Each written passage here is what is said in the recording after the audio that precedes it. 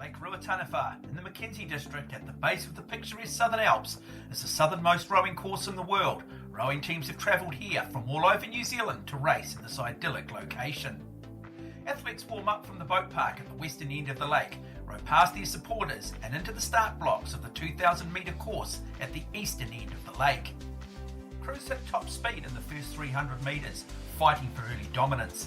They then settle into a rhythm, maintaining a base speed through the race's middle. Around the 900 to 1100 metre mark, decisive moves test opponents' stamina and rhythm. As fatigue sets in, the strongest crews emerge. In the final push, lactic acid builds, ratings rise, and gold medals are decided.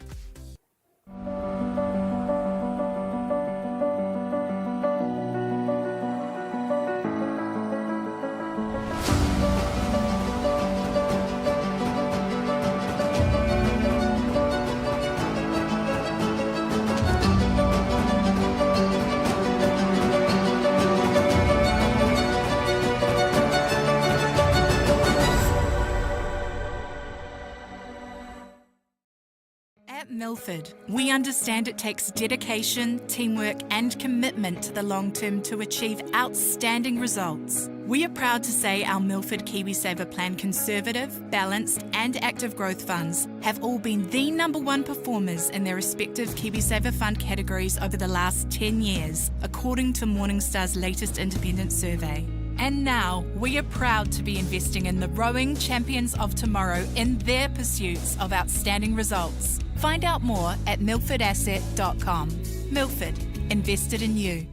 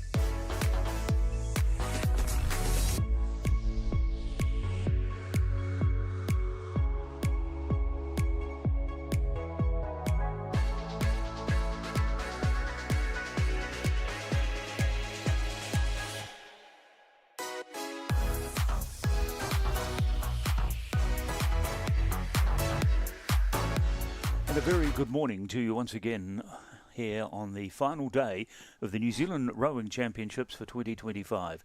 This beautiful idyllic setting, even without snow on the peaks in the Alps of the southern range here in this part of the country, the Mackenzie country. It's still a truly eye-popping scene as these boats prepare themselves for the first final of this final day. This is the men's intermediate fours A final with the full lineup: Hawke's Bay, Canterbury, Aramoho, Wanganui, Hawke's Bay, Timaru, Pororua, Takapuna and Avon. The eighth sitting there ready to go. The B final actually is taking place at the moment about 1,000 metres down the course. And if you want to watch that B final, you can tune in to our other stream and watch that race. But we will concentrate on this, the A final, the top 8 crews in this event. The men's top 8 crews from the last week in this event here. Ready for the 2,000 metre journey. Just going through those crews again. In lane number 1, Hawke's Bay, Canterbury 2, Aramoho, Whanganui in 3, Hawke's Bay 1 in 4, Timaru 5, for Pororua in 6, Takapuna Grammar in 7 and Avon Rowing Club in 8. Yeah, some great racing yesterday. Obviously, some mixed conditions. Got a bit of a headwind, got a bit of a crosswind. Today we're looking like we've got a bit of a crosswind coming from the right side of the lake. So, no, intermediate fours, let's see how they go. Second year in rowing, most of them. So, let's see. Big step up for them to make the final. And probably quite a lot of nerves amongst these young lads as they sit and wait for the hooter to send them on their journey. Yeah, definitely. In finals day, you know, it's a completely different style of racing. It's your final race, so you've got nothing else to save yourself for. So this is where you see some pretty great race strategies and some high quality rowing. So perfectly calm conditions here. The wind has been a bit of a problem over the last few days. We've had a few postponements, as was the case again yesterday. But at this hour of the morning, it's of course only 8:30 in the morning here in this part of New Zealand, and so conditions are very ideal for a good fast time. And there's the course that awaits them, heading basically for the Southern Alps. And even without, as I said, any snow on these ranges, they still cut a very impressive sight and a marvellous backdrop to this world-class venue. Yep, so they're away now. There's Timaru, what a great shot. Pretty fast start from them. They know they need to get off pretty fast if they have any chance, especially in these type of conditions, real washing machine-y.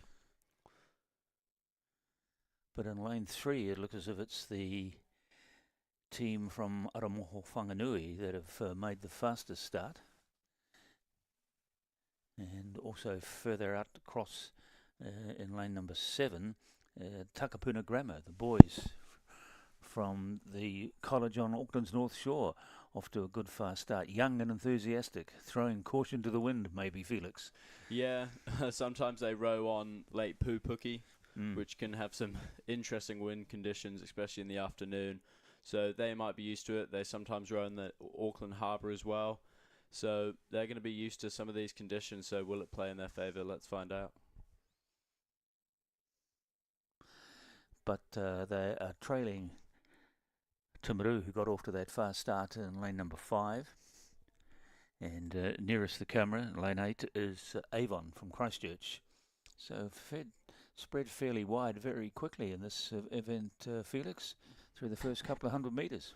Yeah, it's interesting. We're going to see a lot of different race strategies, especially with crews that aren't really favourites. You normally see them go off pretty hard in the start, see if they can just hang on, you know, motivation and determination with all the pain that will keep them going. So let's see if Takapuna have gone off quickly. You know, Timaru, you can't count them out. They're one of the fastest crews in this field, obviously being in lane 5. So let's see how they go and let's see what race strategy they have for us. You can see them kind of moving up. They've just gone through the 500-metre mark. The little green island parked in the middle of the lake there indicates they've completed 1/4 of the journey. And it's Timaru on the far side. And closer to our camera, it is Takapuna Grammar. Yep, so Adamoho on the far side. They're challenging Takapuna now, but Timaru are on the way up.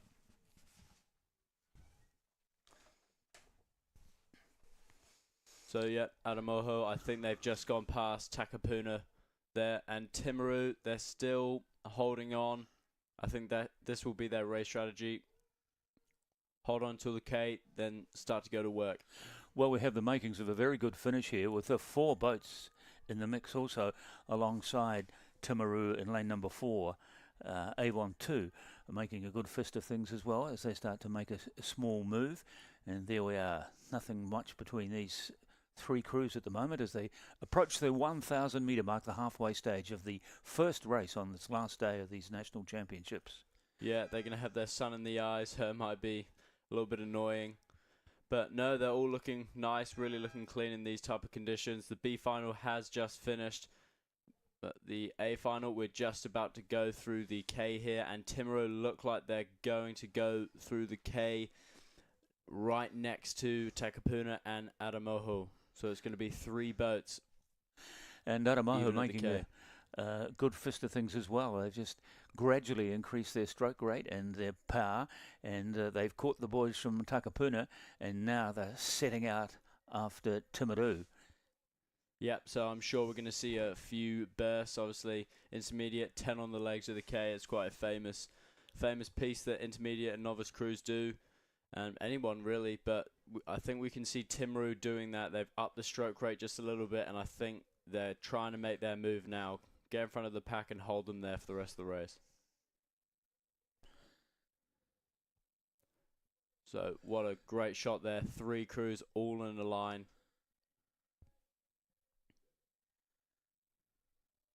So I think Timaru has just gone through. Yep, they've just passed Adamoho, Wanganui, and Takapuna Grammar are starting to drop back. So has that start affected them? Let's find out. There was 3, and now it looks like it could be just 2 contesting this final. Well, the high shot there indicates that there's really only metres between the 3 of them. Yeah, Takapuna have dropped off just a little bit. Let's see if they can pull it back. They've got their coxswain. The coxswain will be making a few tough calls. If they want to hang on, if they've got any chance, it's going to hurt. Coming down to the 1,500 metres, and watch to see if there is the acceleration as they go through this 3rd mark in a short while, and then a straight sprint it'll probably have to be to the finish line with these 2 locked together at the top of the field.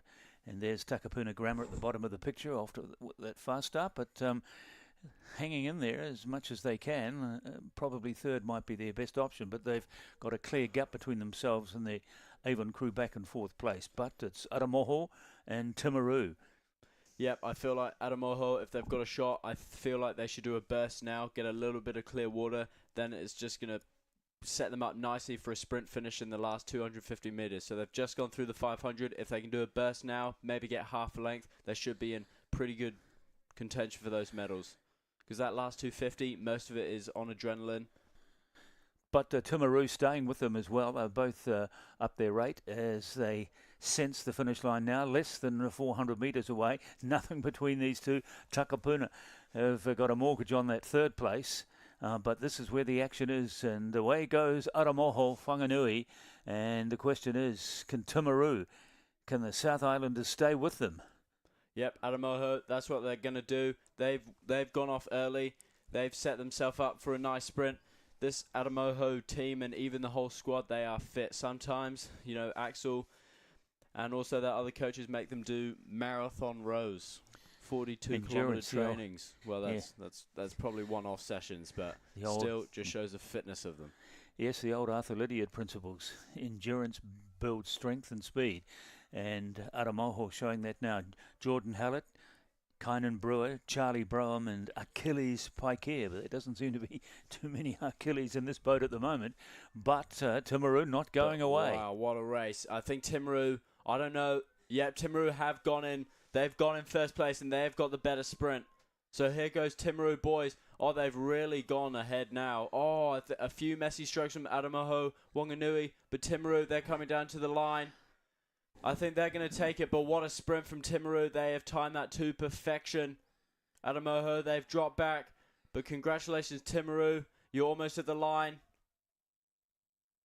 And Timaru, they have won.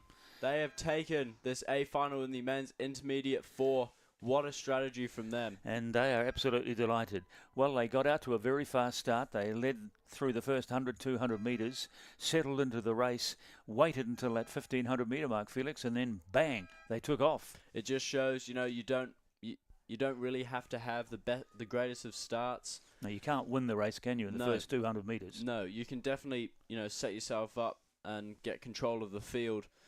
But, they were confident in their work.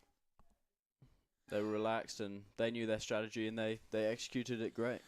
So that's our first final of this final day of the New Zealand Rowing Championships has been completed, and it has set hopefully the tone for the rest of the day. Close, exciting racing as we turn now to our next event, the Women's Club Coxless Pairs, with a full lineup of 8 starters, and they're off. Let's just go through them for you with Hawke's Bay in 1, Waikato in 2, North End in 3, Avon 4, Nelson 5, Waikato 4 in 6, Canterbury, and then Hawke's Bay 2. So 2 from the Bay in this event as they make their way through the first couple of 100 metres. Meanwhile, a shot there of the elated men from the first final today. First A final anyway, won in very exciting fashion by Timaru. Yep, so we're just trying to get the picture on our screen. It will come through now. They're all lining up at the start. You have to be pretty technical. Looking at the flags behind me, it's a pretty strong crosswind, especially in pairs. You have to sit up, really look at the gusts of winds. And this is the starting lineup for the Women's Club Pairs, with Nelson, North Shore 1, 2, 3 across the far side of the course, to Columba College in 4, Waikato 5, Oamaru 6, and the remaining 2 made up of Avon and Auckland.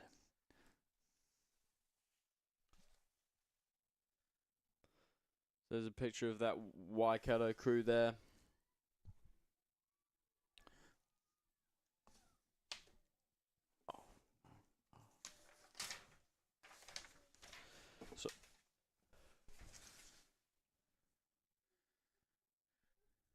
So that is lane 5. That is Francis Casey and Madison Wright there. They've just gone off.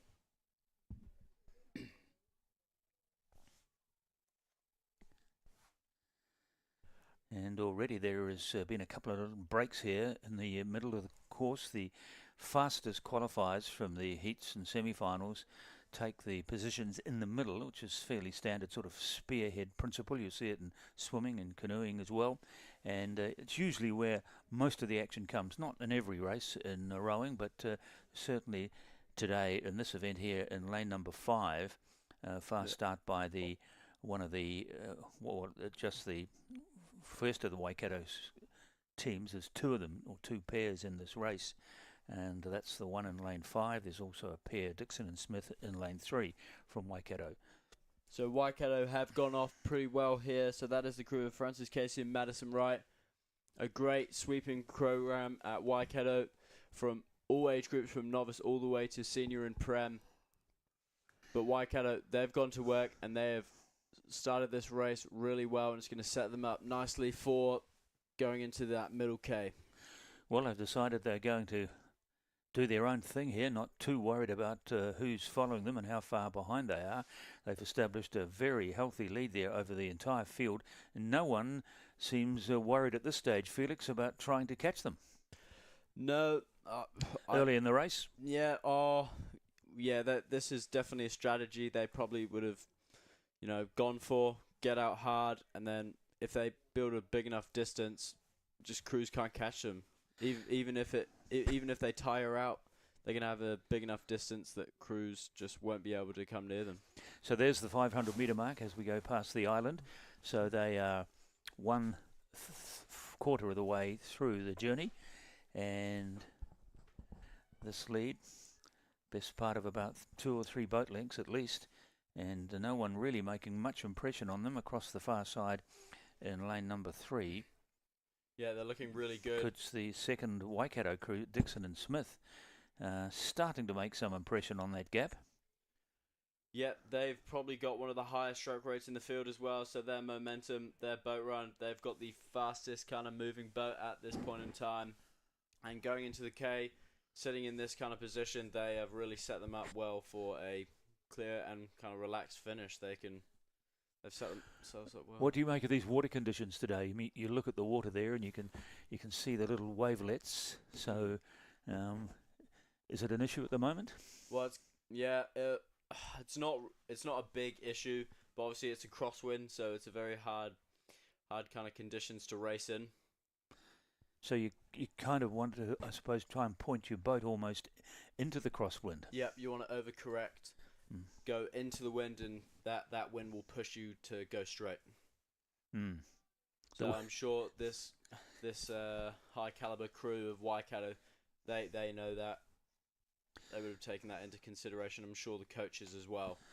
So Francis Casey and Madison Wright coming down to complete the first 1,000 metres, and there was that little surge coming earlier from Waikato 2, but at the moment it's Waikato 1 and 2 probably at the moment. Waikato, good battle going on there for second and third place at the moment with 5 crews in the picture, but all well and truly in the wake. There's the hooter for the 1,000 metre mark as Casey and Wright. Yeah, I think looking at them technically and comparing them to other crews, see, blades are off the water, they've got nice boat run, they're not chopping it with their blades being on the water, but you look at the other crews, a few dragging blades which will cut the boat run, but they're looking really good. I feel for them, if they really want to secure that first place position, they need to do a bit of a burst now, get them even further ahead, and then bring it home. And even if they aren't at maximum power for the last 200 or 300 metres, they'll have enough of a lead. Their only opposition is coming, and they probably know everything they need to know about their opposition at the moment because they're clubmates from Waikato. Yeah. Waikato 1 and 2 in that order. Waikato 1 first, Waikato 2 second. Yeah, they're looking really good. And I think when you have this amount of a commanding lead, you start to relax more. You're not so stressed. Your shoulders start to relax, and that actually makes you row better. More efficiently. So this crew, they definitely have the advantage. Let's see if they've made any more distance. Well, it's pretty much where it's been since about the 300 or 400 metre mark. Waikato 2 in second place, and alongside of them, Columba College in third place at the moment. Yeah, I think Waikato 2, they definitely made a move when they went through the K. That's why they've got a little bit more distance. So a few bursts. But not really making any impression on that huge chasm that exists there between the leaders and their clubmates. In the Waikato 2 boat, it's Pippa Dixon and Elise Smith, who obviously know only too well, I guess, the tactics of their teammate or their clubmates. Casey and Wright ahead of them by now 3 boat lengths at least, but clearly in second place. So this could be a 1-2 finish for the Waikato club. Yep, let's see how they go. Yeah, looking really nice. Blades off the water. Really. Square. You like your square blades? Oh yeah. No, it's just so when they feather, see their blades are completely off the water there, so it's not cutting their boat run at all. But you look at some of the other crews dragging their blades across the water, just a little bit more messy, and also it affects your squaring, and you want to square early. Set yourself up for the catch really well. But yeah, I think it's going to be the race for third or second here. Columba College aren't out of the second place yet. Waikato looking a little bit messy, but I'm sure they want to keep composed going into this last 250 metres. I think Columba College, they need to do a burst now, get inside probably about half a length, Mm. and then they have a chance at go for silver.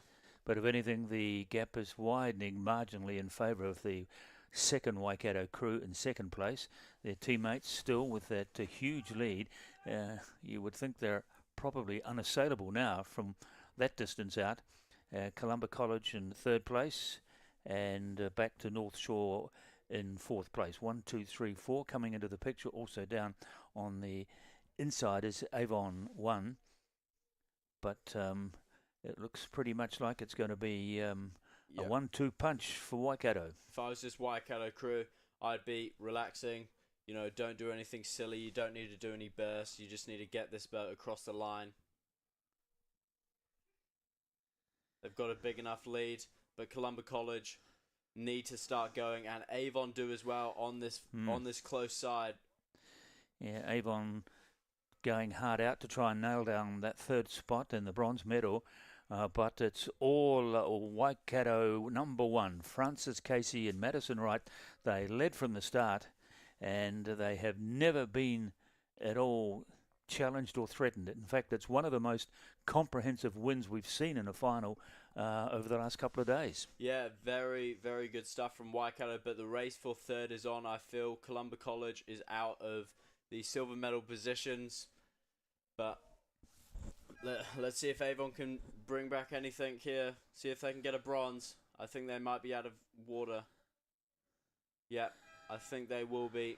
Columba College will take bronze. So that's how it's going to be on the line here. I actually think Avon might have sneaked taken in. that. Yeah, I think they did.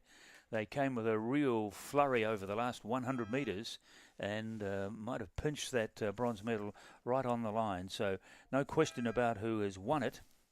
And it was the Waikato number 1 crew.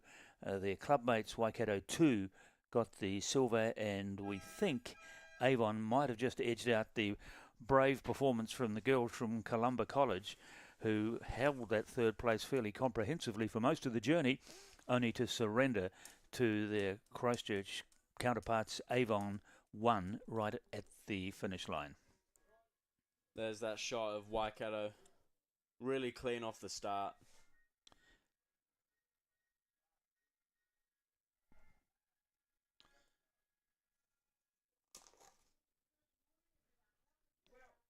Blades off the water, nice tap out together, leg driving together. That's how you move a pair, and they are pumped with it. And Waikato happy as well, going 1-2, looking over at their crewmates. Yeah, a bit of interaction between the club mates, and the club itself delighted, I'm sure, with the performance of those 4 young women. As we turn our attention to the next event, which is the men's senior cockless quadruple sculls. It's underway.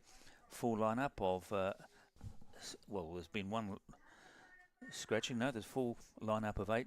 Wairo in 1, Cure in 2, Waikato in 3, Waikato in 3, Avon in 4, Dunstan in 5, Auckland 1 in 6, Aramoho Whanganui in 7, and Avon 2 in 8.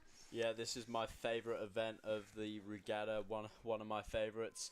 And, crew has stopped, actually.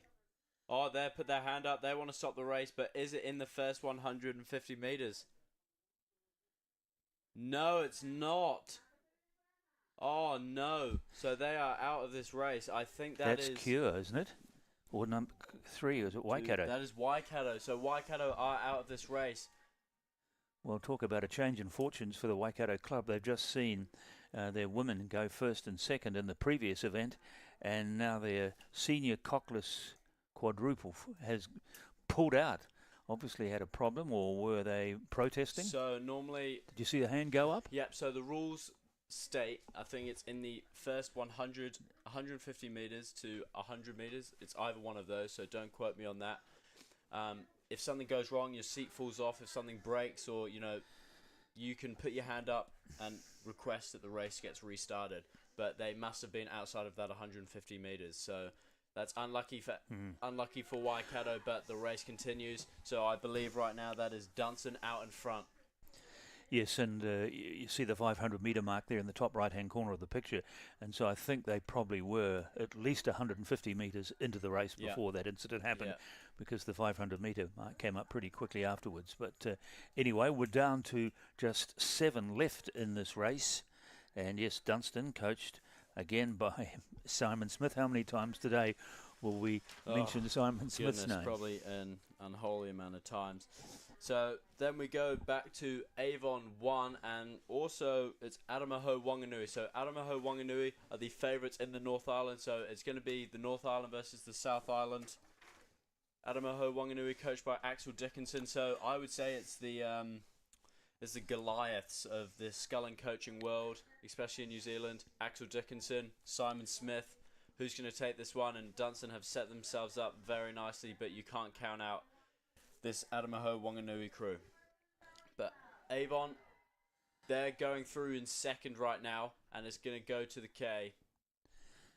That's how it is, 1, 2 and 3, with Dunstan leading possibly from Aramoho and Avon in third place. Nothing much between those two. One boat either side of the leader at the moment. Dunstan made up of Matthew King, Sam Barnett, Matthew O'Meara and Henry Clatworthy, and coached by Simon Smith. They have, incredible. This crew, this club has been incredible. Some of the members of the Dunstan crew have been racing in their Premier Quad, which they've been racing all this season in the South Island regattas. So they have the experience of going in fast quads, and I'm sure this isn't a scary unknown. Well, it will be interesting to see who leaves Rake Tuawhanapa with the Centennial Oar, which is this very significant award trophy that's given to the most successful club at the National Championship regattas. The current title holders are Waikato, who have won it 11 times since the turn of the century. So they've been overwhelmingly the dominant club in New Zealand rowing, but the number of times we're mentioning the Dunstan club at this regatta suggests that who knows, they might very well be in contention for that title as well. Yeah, who knows? It's gonna be interesting. Let's see if any crews do any big pushes here. The gap between Dunstan and Avon has closed.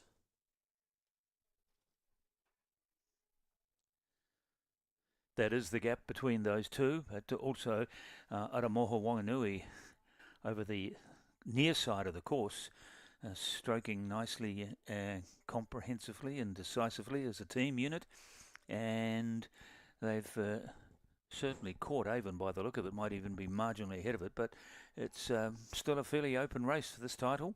3 of them in contention. Yeah, Dunstan, they're looking really good. You see that yellow bucket hat there.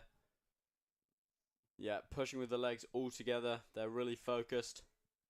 They're looking relaxed in the shoulders, especially that 2-seat there. Really nice. But Avon have dropped back for some reason, and I think Adamaho Wanganui are going to go. They're in the second position, but it's going to be close. They have 250 metres to run, and I think Dunstan have secured themselves the victory, but who knows? Adamaho Wanganui, it's going to be close. Yes, the gap is too big to bridge over the last couple of 100 metres, but the real battle here is for that second place. Yeah, and Avon looks coming like again, are they? Yeah, they're coming again. They've got the momentum. But Aramoho Wanganui doing a good job here as well. Have been steady as she goes since the gun. And yes, they've got a little advantage at the moment. Can they hang on to it? Avon coming hard at them further across the course, both in the wake, of course, of Dunstan. Dunstan will get the gold, but at the moment, the lads from Whanganui may well take out second place ahead of Avon. Oh, but look at Cure on the far side. And Cure. out of nowhere comes the Cure for from Cure in lane 2. They have just overtaken Avon. But can they catch Aramoho?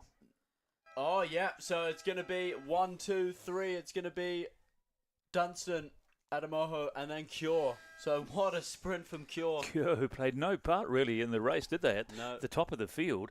But then in the last 100 metres, and you've said a few times that everything can change dramatically in the space of 20 metres. Yep. And we saw an example of that when the Cure 4 of Jostian Leota Butler, Lewis Mates, George Johnson and Alex Fletcher literally flew across the water over the last couple of 100 metres and snatched the bronze medal away from Avon. Yeah, what a race from Cure. Yeah, what a sprint. I love seeing that kind of stuff. But yeah, I think Auckland will be a little bit disappointed with that race. They beat Adamoho in the heats. They went straight through to the A final, but apparently Adamoho had a pretty bad race after talking to the coach. So let's see what happens. Avon will be very disappointed with that, but you learn from these things. And back we go to the start line for the women's senior cockless quadruple sculls final. 8 starters here as well. Yep, so there's Dunstan in your picture again. They're looking like they could be one of the favourites. Who are they coached by? Yes. Someone Smith. John Smith, is it? Oh, my. There's the lineup with Dunstan, one of the favoured crews in this race by virtue of the fact that they're in lane 5. They're expecting a tough race, I'm sure, from Waikato in 4 and Avon in 6.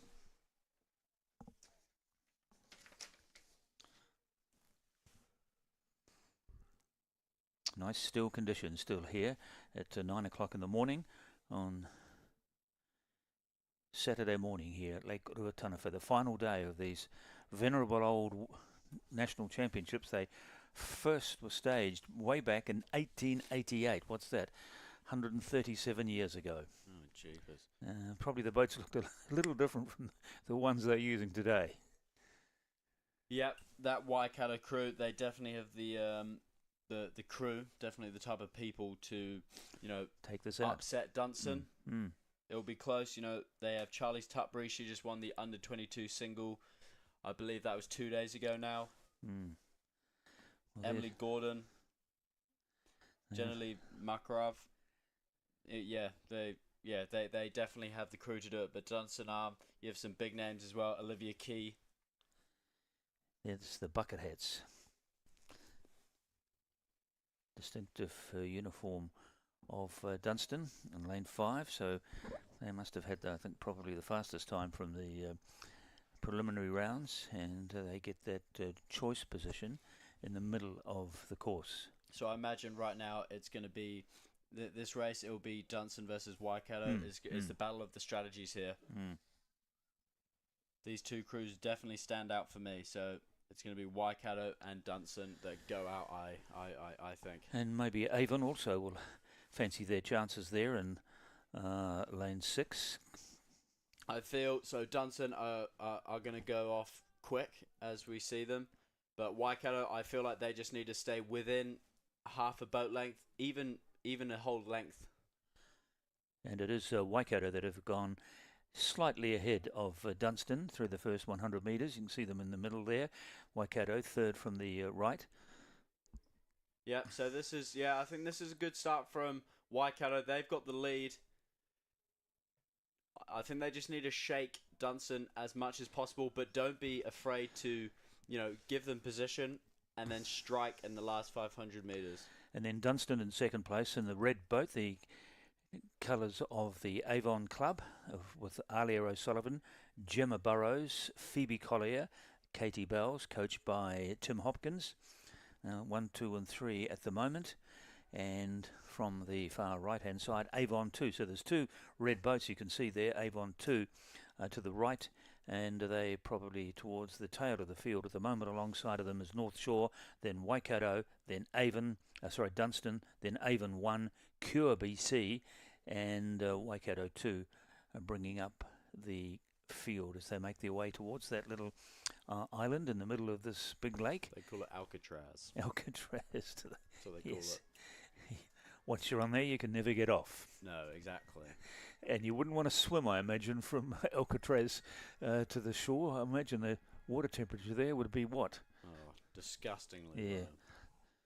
But also, you can just see, I believe Dunstan might have the lead here. Let's see when they go through the 500. Oh, it's neck and neck. So right now for Waikato, they shouldn't be shaken by this. I feel if they sit here or within a length, everything will be okay. They have the people. They have the people to do a sprint. They have the experience. So I feel like this has been a good start for Waikato. They are sticking with Dunstan. But Dunstan and the white boat there and the yellow bucket heads up top to keep the sun off, but there's not much heat in the sun at the moment, I can tell you. But anyway, it is officially Dunstan. So if I was Dunstan right now, I'd be doing a burst of 10 just to extend that lead going into the K, or even just holding this position and then going at the K. But they need to have a big move at the K. So Waikato are still sitting within half a length of them. So they're doing their strategy really well. I imagine the tiredness must be a bit of a issue for some of these rowers now. They've been here for a week, rowing not just in this event and other events as well. Yeah. There's been postponements. The days have been very long, racing starting as early as 7 o'clock in the morning, I think yesterday, and going through to the best part of 5 o'clock. And fitness, an issue. Yeah, definitely. Well, obviously tiredness and overtiredness will be a big issue. But you know, they've been training all season, massive training programs. So I feel like their bodies are used to it a little bit. Sometimes they do a week training camps where they're racing and doing harder work than this. So let's see. So great race from Waikato. They've kept Dunstan in their sight, and they've nearly only back about a canvas. So if I was Waikato, I'd be doing a burst. I wouldn't rush into that burst though. Maybe into the 250. I wouldn't go too early. Don't waste too much energy. But by the K, you want to be almost level. So as expected, it's the two crews in the middle of the field that are calling the shots here. Waikato furthest away in the red dominant singlets, and Dunstan with the yellow hats on top. And they are, well, there's, as Felix Morin has just mentioned, maybe a canvas between the two of them. So it's there for both of them, which one has the stronger finish. Meanwhile, the race for third place is starting to heat up as well with Avon and Cure. Yep, so I feel like Waikato are moving up. They need to do a bit of a burst now. If they can get level or, you know, just behind. So sitting right here, that's probably a good position they want to go into the 500. Well, again, as we've seen a couple of times today, it really does come down almost to the last 50 metres. Yeah, it does. And especially in quads, you've got some incredible sprinting ability from both crews. So Dunstan versus Waikato. So it's going to be who's the fitter crew, who's the stronger crew, and at the end of the day, who wants it more. So Waikato are in pretty much almost prime position to execute a perfect race strategy. The other thing I suppose we should bear in mind here also, I imagine the New Zealand selectors are watching every competitor and every boat, particularly in these A finals, with possible New Zealand squads and New Zealand teams going away this later in the year. Yep, so under 19 teams, under 21s, under 23s.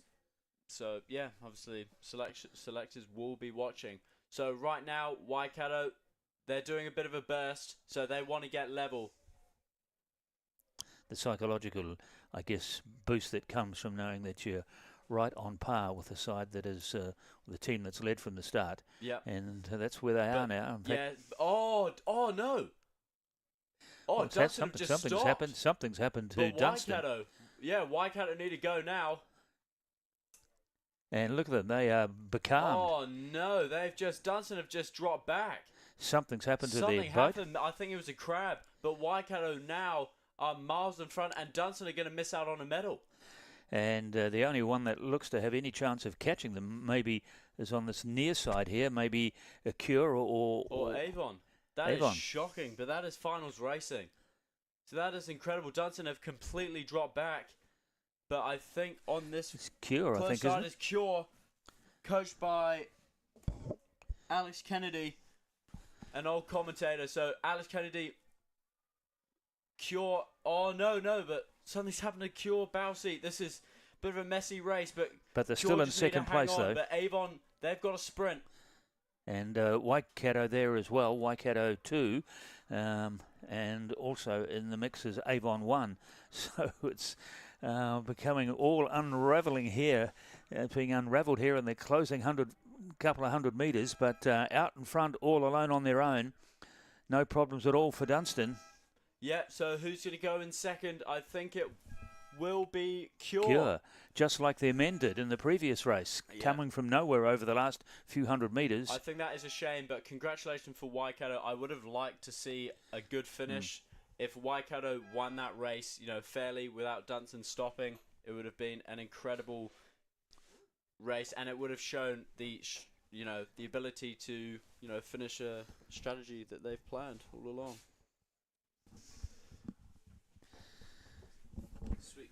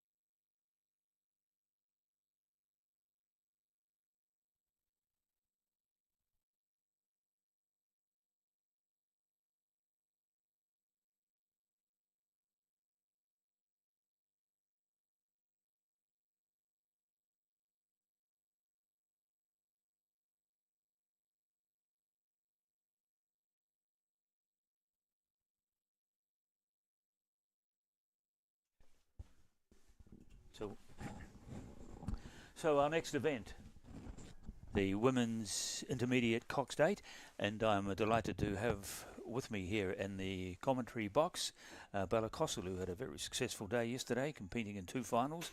I think she finished 4th and 2nd, so well done, Bella. And a quiet day for you today, is it? Well, I've actually got 2 draft events later today, but got the morning off, got to sleep in, so it's kind of fun. That's good, just being a spectator today. So here we are at the start line for these next event, the Women's Intermediate Cox Date, with the fastest crews, presumably again in lanes 4 and 5, Oamaru Composite and Cure BC, ready in the starters' hands for this 2,000 metre journey. What are conditions like out there today? Looking much better than they were yesterday. I'm very jealous right now. Just hope it's going to stay like this. Is it? I don't know. You're hoping it's going to stay like this. I'm assuming it got all the bad weather out yesterday. But the wind does tend to get up, doesn't it? Yeah, around the middle of the day. Line. Yes, they're lucky.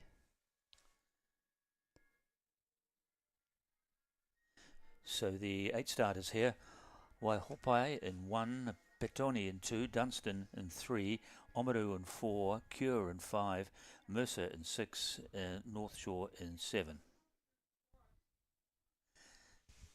7 starters off on this long journey in these very calm waters at the moment, and fairly even start. No one yet showing their hand.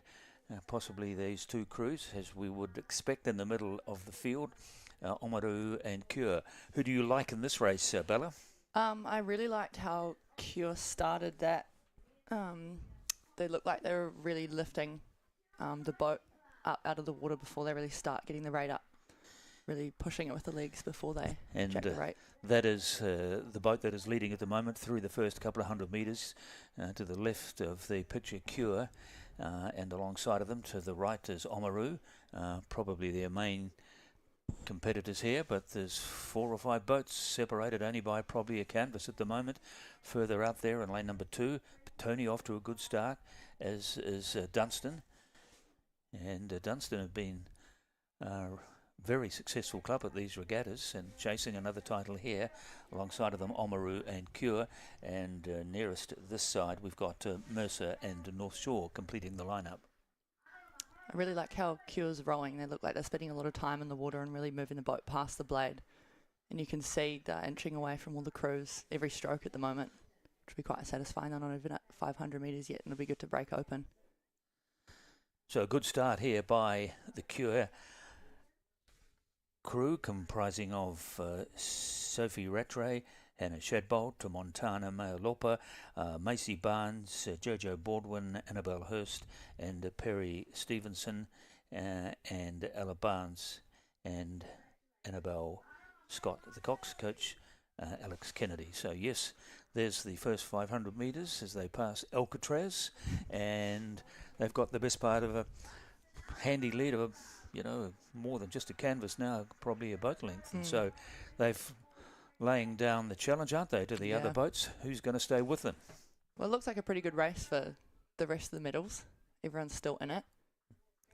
I've just noticed that the Cure boat has what we call a bucket in it, or a tandem rig, where you've got two girls who row the same side behind or next to each other. So you can see how there's a big gap between some of the blades in the middle of the boat in the Cure boat. Yes, you can, yes. And we do that sometimes, depending on who you've got in the boat. You do that if you think someone is better at following someone on the same side, or you want to have the stroke seat be a certain person, or the bow pair be certain people. It kind of helps with the configuration of the boat. How common is that? Pretty common up in the elite level, so it's interesting when school crews do it, because I feel like when you're in school or like club, you don't necessarily need those 1%ers at that point, but I guess they must be pretty on top of everything else if they... It seems to be working very successfully today as they continue to extend that lead over Oamaru to their right, and then Dunstan, Petone, and Waihopai further afield out of the medals, you'd think, at the moment. But there is a good battle, as Bella just said, for the minor medals. There's been no real slackening of the pace set by Cure. They went out hard from the start, and they've maintained that. Yeah, they look pretty strong there, all hanging on the oar. They look very relaxed, which is always a good sign. Well, I assume the body presumably performs more efficiently when it's relaxed, doesn't it? Yeah, exactly. You recruit the big muscles. Petone's coming up for third place, which will be a good sprint for the end. Yes, they're across the far side in lane 2. They're probably in third place at the moment, and they're at the moment chasing Oamaru or Dunstan. So it's fairly widespread, but sort of a one-horse race so far from the start, and no one has really even tried to challenge them. Are they going to leave it to a 500-metre mark, some of these other boats? Yeah. You'd think they'd be looking to make a move about now, wouldn't you? Yeah, well, they're all kind of having their own battle back here for second and third, which is still quite exciting. It keeps the race going. And, they'll be pushing hard, trying not to lose that spot that they've got. They've still got 750 to go, but that's not far in an 8. Doesn't take long when you're in a fast-moving boat. But they all look like they're working, which is exciting. Dunstan and Oamaru there, but very much in the wake of this crack Cure crew, who've had a good morning so far. In a couple of events, they've sneaked up over the last 100 metres to claim a medal, and it looks like they might claim the big medal here. Well, it's a very significant gap now. Yeah, they've just kept moving away, which would be really satisfying being in that boat. Pretty tough being in these crews, but having the second and third fight going on helps you keep pushing for that medal, which is really helpful when that crew is that far away. Dunstan, very distinctive, of course, in their bucket caps and going hard at it, but they can't make any impression on this Cure 8. Oamaru looks to be pushing away. Oamaru there in second place at the moment. Dunstan pushing away from Petone, so they're probably solidifying their medals, but coming to the last 500, anything can happen in an 8. Exactly, so there's a good battle over across the other side of the course for the minor medals. 3 crews chasing 2 medals, but... Mercer's coming up on Petone too, that's exciting. They've got a good wind going on. But no one's going to touch Cure. No one has the Cure. They are in a league of their own, and one of the most comprehensive victories I think we've seen in these finals in the last couple of days. And that will bring a great deal of satisfaction to their coaching staff, Alex Kennedy and Peter Mills. Oamaru looks to have just tightened up their catches a little bit. They look like they're going a bit more direct for that sprint, and that's helping them push away from Petone and Dunstan. And here's a slightly different view of the race, but it doesn't change the fact there's a huge gap between Cure and the rest of them. It really was I wouldn't say a training run, that's a bit condescending. No, but they're still racing. Yeah, but they've kept pushing away, which is really good to see. Done it all on their own. They haven't had to key off any other crew or any other boat in the race. They led right from the start and have secured a huge victory here in the women's intermediate Cox State final. It's a good race going on for second and third between Petone and Dunstan Arms. Yeah, at the moment it probably is Oamaru, marginally, I think, just ahead of Dunstan and Petone. There we go, last few strokes. Oh, can they hold on? And it's Oamaru from Dunstan and Petone across the far side. So Oamaru get the second place and Dunstan third. So that's how it's finished in the women's intermediate Cox State final. But no question about it, one of the most impressive performances we've seen at these championships this week from that Cure 8. Sophie Rattray, Hannah Shadbolt, Montana Mayalopa, Macy Barnes, Jojo Baldwin, Annabelle Hurst, Perry Stevenson, Ella Barnes, Annabelle Scott, coached by Alex Kennedy and Peter Mills. A very special moment for that Cure BC composite team.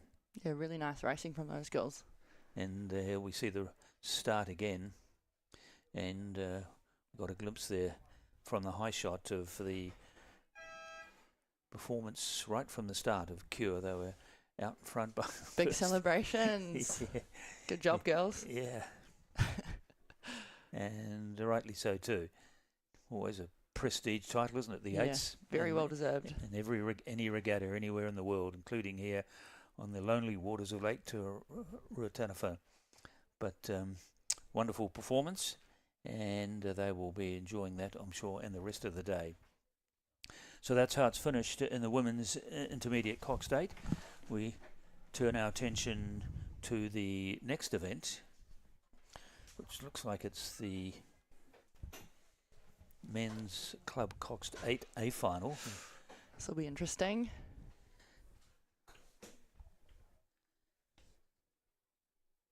St George's, Auckland, Wairau, Joe University, Avon, Oamaru, Waikato and North Shore. They are the 8 starters in this event, with one imagines Joe University, the Japanese team that's here, and Avon, the 2 fastest from the earlier rounds, along with Oamaru in lane 6. Is where probably some of the action, if not all of it, will come from. The men's club Cox 8A final. Well, it looks a very calm and peaceful kind of setting the lake at the moment, Bella. Yeah, sorry, it's Ella. Ella, sorry. No, you're good. It looks like it's flattened out almost a little bit more than it was this morning. So how far away are you from your start in terms of time? I'm starting at 12 in the quad, and then the draft 8 as well, which is later in the day, so I've got time.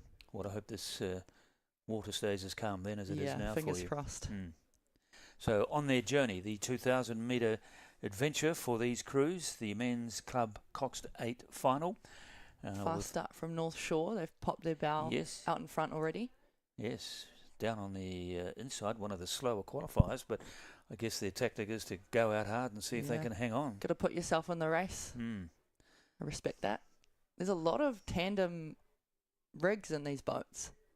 Almost all of them have some sort of tandem rig, which is really interesting.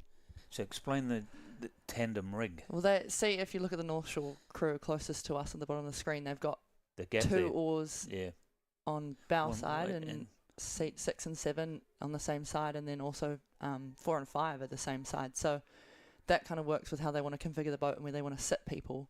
But it is hard. It is hard to make a bucket or a tandem work. It is a different feeling for the rest of the people in the boat. So if they can make it work, that's pretty cool.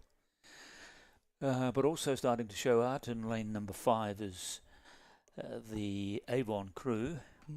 And alongside of them, to their right, is the Chiyo University crew, the Japanese presence here at these championships. Yeah, it's good to give Avon a run for their money.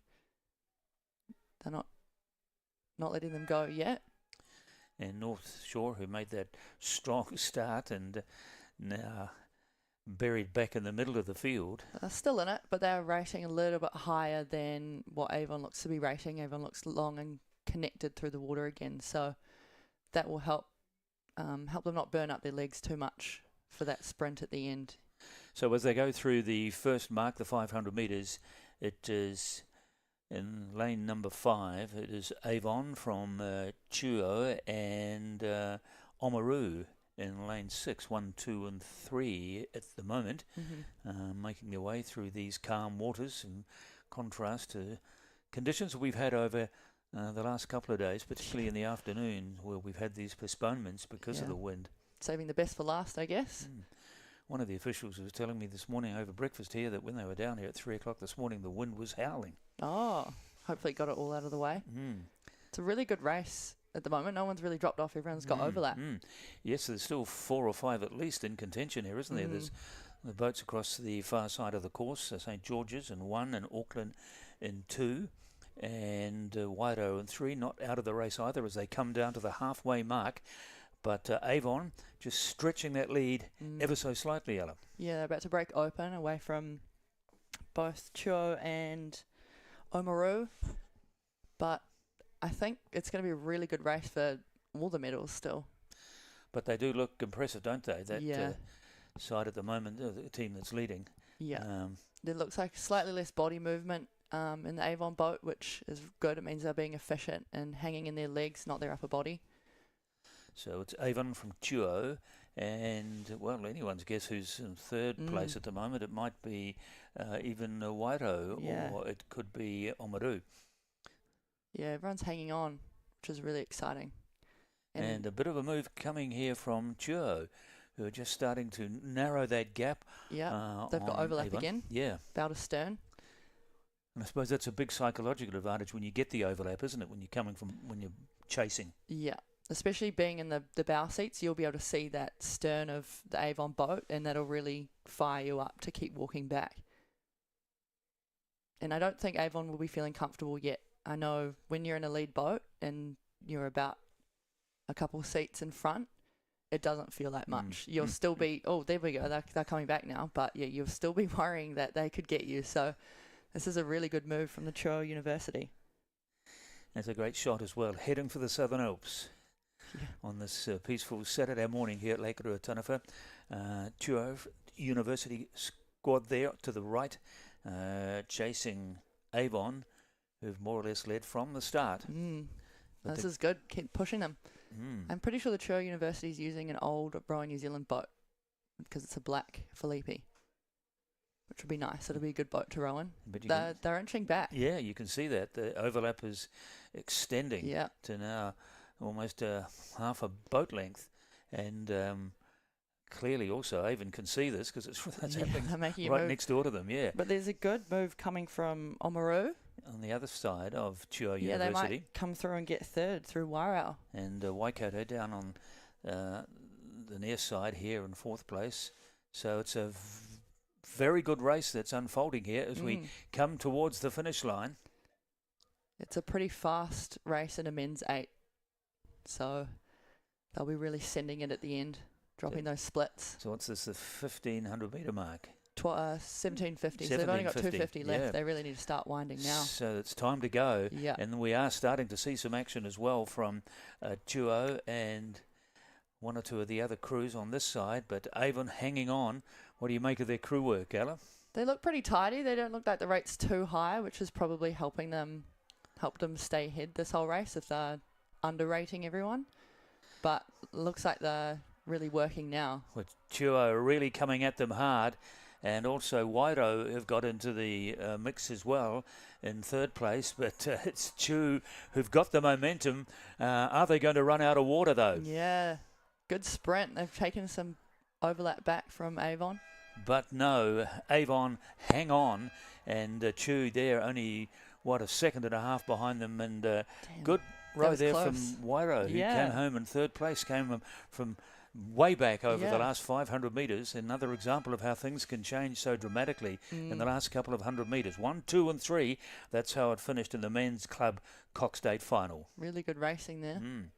One of the best and closest finishes we've had so far today. There's been a couple of really big wins as well, but the eights there was right down to the wire virtually. It's always nice to have some tight racing for the spectators. It is, yeah. Not as nice being in the boat, but There's the replay of the start. And the Avon crew comprising of George Kinder, Lachlan Nicholas, James Tavendale, Benjamin Ashman, Charles Beale, Luke Tompkins, Bede Guerra, Danny Webb, Timmy Heritage, the Cox, and coached by Leon Barraclough and Alice Drummond. So a very successful conclusion to the national championships for the Avon 8 as we go back to the victory ceremony for one of the earlier events today.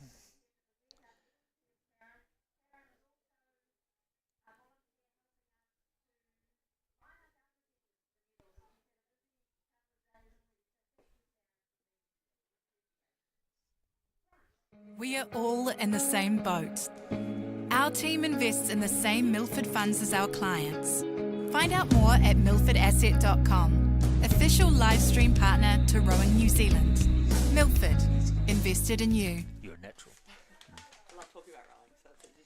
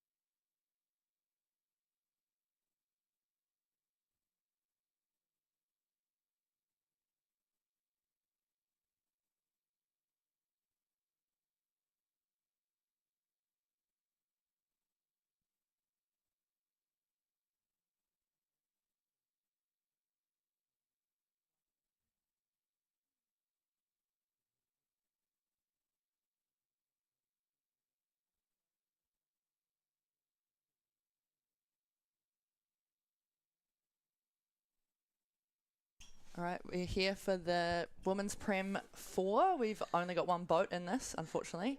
I think we only need one commentator, Alice, so take it away. Well, all right, so we've got Alana Sherman in stroke, and then Isla Blake sitting behind her in 3-seat. Oh, no, Kate Haynes, sorry, sitting behind her in 3-seat. And then Izzy Watson in 2-seat, and Isla Blake in bow. So Sorry, it's can't actually see what's going on right now, but I'm it's pretty a- sure that's the seating. it's a fairly lonely journey, isn't it? Yeah, this So is a shame. How does this happen? How come in this country with so much depth in rowing, we can only get one boat into this particular final? It's a great question. I think part of it is because it's post-Olympic year, so a lot of the elites of course, yeah. are taking a year off. So we've got Alana, who is in stroke seat, and Kate behind her, who are two of our returning elites this year. They were in the pair at the Olympics last year. And then behind them, they've got Izzy, who's a club athlete who won an under-23 medal last year in a 4, and then Isla Blake in bow seat, who is in the Waikato hub. So she'll be aiming for a trial for the elite team this year. But a lot of the other clubs prioritise their big boats. It's pretty hard to go up against some elites in these Prem events, so they do prioritise the bigger boats. So this might rank as the most inane question of the year, but so did they have any heats or semi-finals, or is it just one race for the week? They were supposed to have a prelim race for lanes earlier in the week, but they cancelled that because it was only them racing. I think Avon had a crew in there, but they've pulled out to prioritise the bigger boat. So it's a real shame for these girls, but they're putting on a good race. I think it's a nice morning for it, so they'll be satisfied and hoping to set a fast time and just get a good race in together, because they wouldn't have raced this combination before. So this is their first race together in this boat at this regatta? Yep. Wow. Yep. I think presume they took it out for one Yeah. row earlier in the week, a practice row, but... So the 4 women in the boat have been competing in other events as well? Yeah. So Isla Black in the bow, she won the Prem pair yesterday with Alana, who's in the stroke seat. Alana was also in the single. She's not really a sculler, but her and I were next to each other battling it out in the waves, which was fun having her there for company when we were battling a little bit. And then Izzy came second in the Prem pair with Katie Lush, and Kate, I think today's Kate's first day of racing, so she's got this Prem 4 and then she's in a draft 8 with Alana. So yeah, a bit of a shame that they've waited all week for this, but they're looking really good. Their catches are looking really in together. You can see the hull of the boat, the stern of the boat's moving pretty smoothly. Nice little yellow boat there.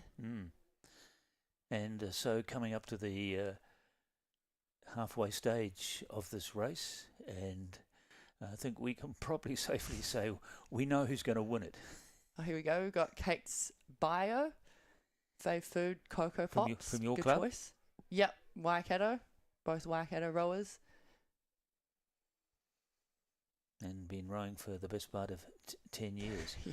So you mentioned there before about some choppy conditions that you've had to encounter. How difficult has it been at times here this week coping with the wind? Pretty bad. Like, they've had to delay both our Yeah. races. The double and the single yesterday got delayed because of the weather. Cause You it were was happy white with the capping. delays? Happy with the delays for the single, because I'm not quite there yet with how I handle choppy water. So I was glad that they waited for it to calm down a bit. It was still pretty tough, but definitely easier than handling white caps. And then with the double, it was an annoying delay. It was like 10 minutes. So we just sat on the bank for 10 So minutes. what's the technique that you have to try and embrace when the water starts to get a bit choppy? Loose.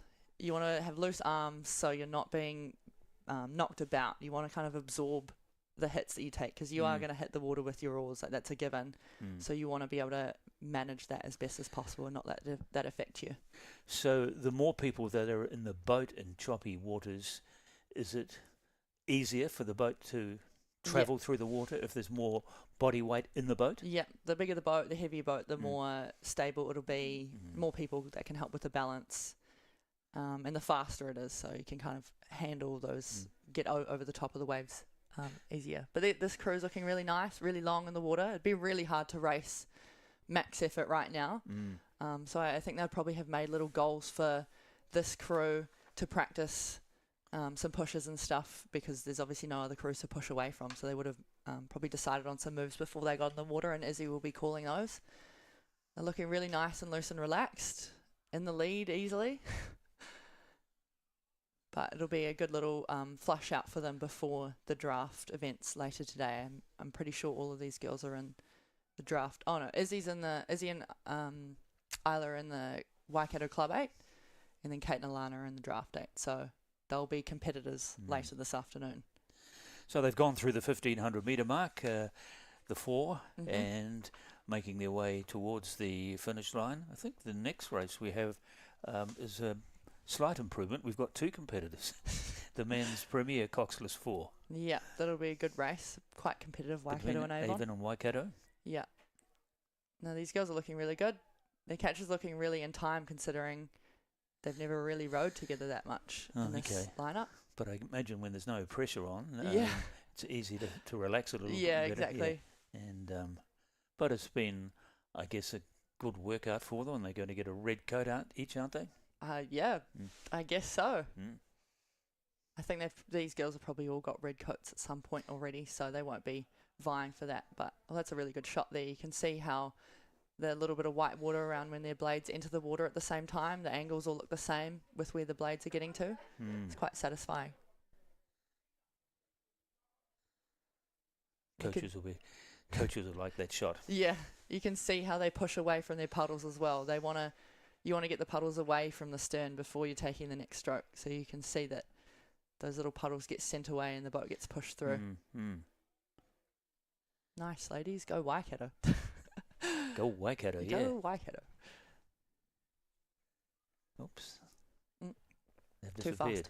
Oh, no, we've caught up with them again. So making their way to the finish line now. Nice. They look like they're winding, so they're giving it a good send. Yeah. I respect that. They want to just push themselves a bit, I suppose, Yeah. over the last few hundred metres. And there is the finish line right in front of them now. Nice. And no surprise.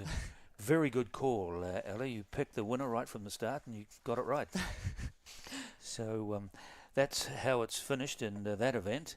And we'll turn our attention now to the next event,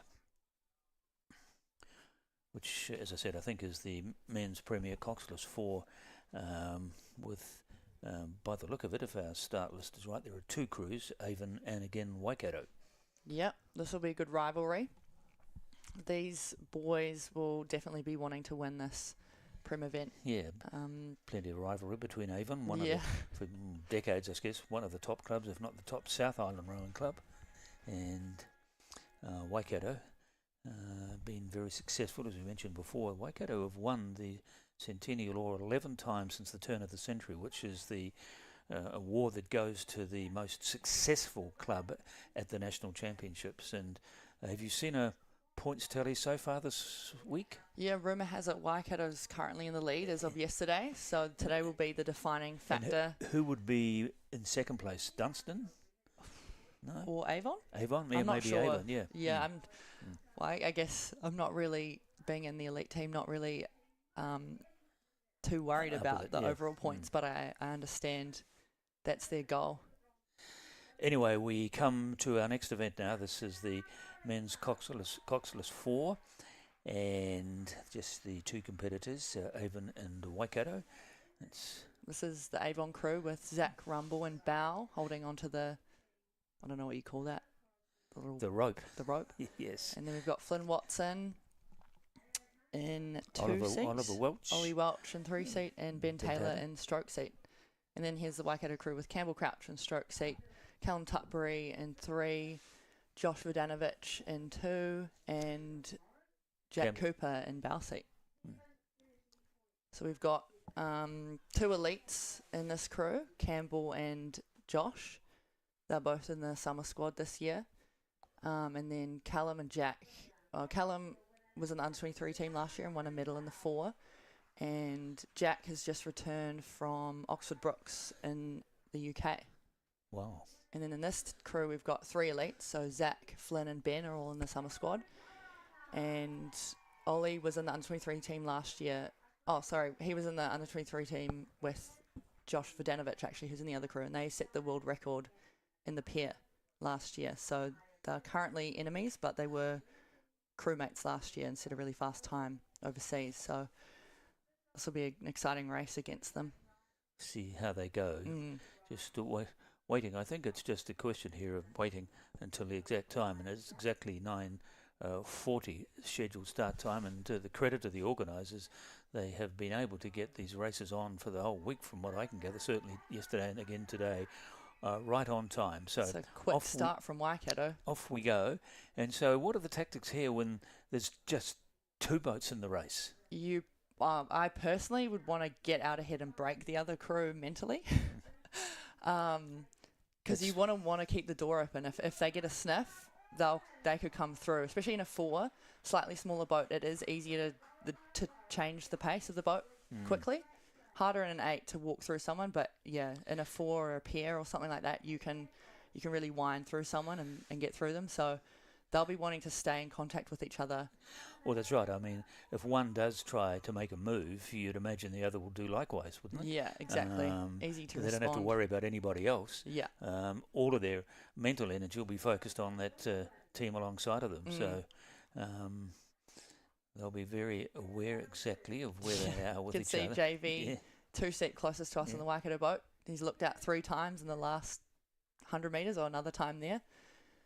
Yeah, I think They did their prelim race earlier this week, and Avon won the prelim, so Waikato will be wanting to really stay in contact with them and give themselves the best chance at coming back at them at the end. So there we are at the 500 metres, and a little move there maybe from Avon. I think they would have relaxed into their base pace now, so Waikato seems to be rating a little bit higher, maybe a beat or two higher, so Avon's maybe a bit more efficient through the water at the moment, which will be helping them push the boat away. And that's the gap between the two, the only two in the race, of course, for this, the men's premier final in the Coxless 4. And Avon, yes, just gradually, almost imperceptibly increasing that lead to now nearly half a boat length. They're not walking away as comfortably as I think they would have liked to have at this point. We've got the stroke seat of the Waikato boat on the left is Campbell Crouch, and then stroke seat of the Avon crew is Ben Taylor, and they were in the pier last year through the elite campaign. So they know how each other race, which will be really helpful as stroke seats in this to know when to go and when they're going to go. But we've got a pretty experienced crew in this Avon boat. We've got Ben was the spear for the Olympic team last year. Oh, okay. Ollie obviously set the world record in the under-23P last year. Flynn Watson and Zach Rumble were in the quad that went to the final qualification regatta for the Olympics. They didn't quite qualify it, but they were, up there trying to qualify another boat for the game. So they're a pretty good crew. And then in here, it's a slightly younger, fresher crew with Jack and Callum, who are still in the club. Well, they're in the hub system, actually. But they're doing a really good job to hang on to Avon right now. And Campbell and Josh Vodanovic are also in the elite team, so they'll know how the Avon boys will be racing. So it's Waikato nearest the camera now, and Avon, who have assumed the lead for the last... I think Waikato's coming back. I don't know, maybe it's the angle, but they're no, really they are. holding them. Their bow number is sitting on Ollie, and it almost looks like it's slowly surging through him. But I think Avon's just responded with another move because the bow ball's moved back a bit. It's just classic cat and dog, isn't it? Yeah. Here, you watch me, I watch you. Yeah. You make a move, I make a move. And so it may come down to the last 100 metres. Yeah, honestly, if Waikato have a good wind, they could get them. These boys look like they are working. They're not having getting to chill yet, which is a really good effort from Waikato to push them because it was a slightly bigger gap in the prelims earlier this week. So I'm excited to see how they finish this race. See if they can burn them out. Ella Collis, needless to say, from the Waikato Club. Yeah, I'm loyal, but I could also recognise that there is a lead in this race right now. But no, the Waikato crew's looking good. Yeah, they wouldn't want that lead to get much bigger, though, would they? No, they're doing well to hold contact, and they've also got a tandem in there, which is interesting. I think tandems are quite hard to make work with a new crew. That's something that you need to kind of practice because the balance is different. You've got a bigger gap between different people, so they're looking good. Nice. These boys are working. Yesterday, the stern pair, Ben and Ollie, won the Prem pair in some really choppy conditions, so they did really well to handle that. Well, they'll be enjoying these calmer conditions today. Yeah. Then that's the Avon 4 of Zach Rumble, Flynn Watson, Oliver Welsh and Ben Taylor, coached by, or part of the Rowing New Zealand summer squad. They've just broken open there. Wow, now a little more significance attached to this gap now as we get into deep into the second half of the race.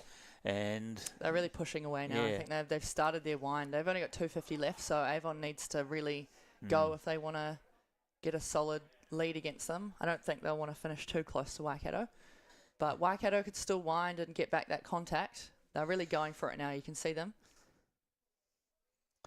Nice. The quick catches. With their legs, aren't they? Yeah. Pushing hard to try and get that gap.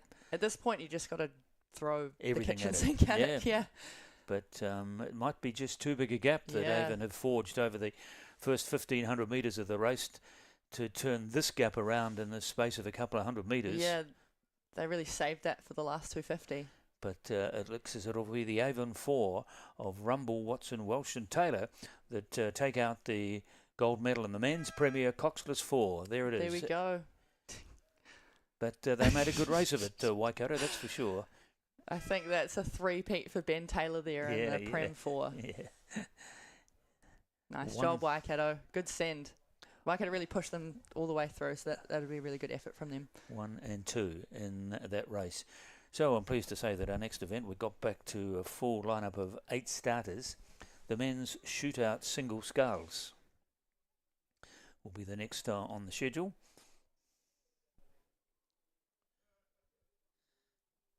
Here's an absolutely beautiful day here at Lake Karuatanafa. This is the view that you get, and one of the things I've noticed when the victory ceremonies are taking place and there's people crowding around in front of the victories ceremony dais, the number of shots that have been taken of the background as well as the medalists on the victory dais. Yeah, it's a much more aesthetically pleasing race course than Karapiro. Love Karapiro, but it is beautiful down here. And it's really nice to mix it up and come down here every 2 years and race on some different water and on a different course. So here's the start again. It was very even through the first 400 or 500 metres. It really was only at about that stage that Avon started to execute their superiority over Waikato and never really relinquished it from then. So in the end, it was a clear-cut victory to Avon over Waikato. Yes, I can only imagine the beauty that this venue must offer in winter with the snow on the Southern Alps. It'd be pretty chilly here. It would be, yeah. Do you know what the water temperature is here? No, but it feels warmer than it normally does. Okay. Yeah. Yeah, it's definitely warmer than normal. Like, we'll sometimes stand in it for recovery. And this year it hasn't been that bad. We've been able to go fully under. Oh, here we go. They're practicing their race starts now for the 250.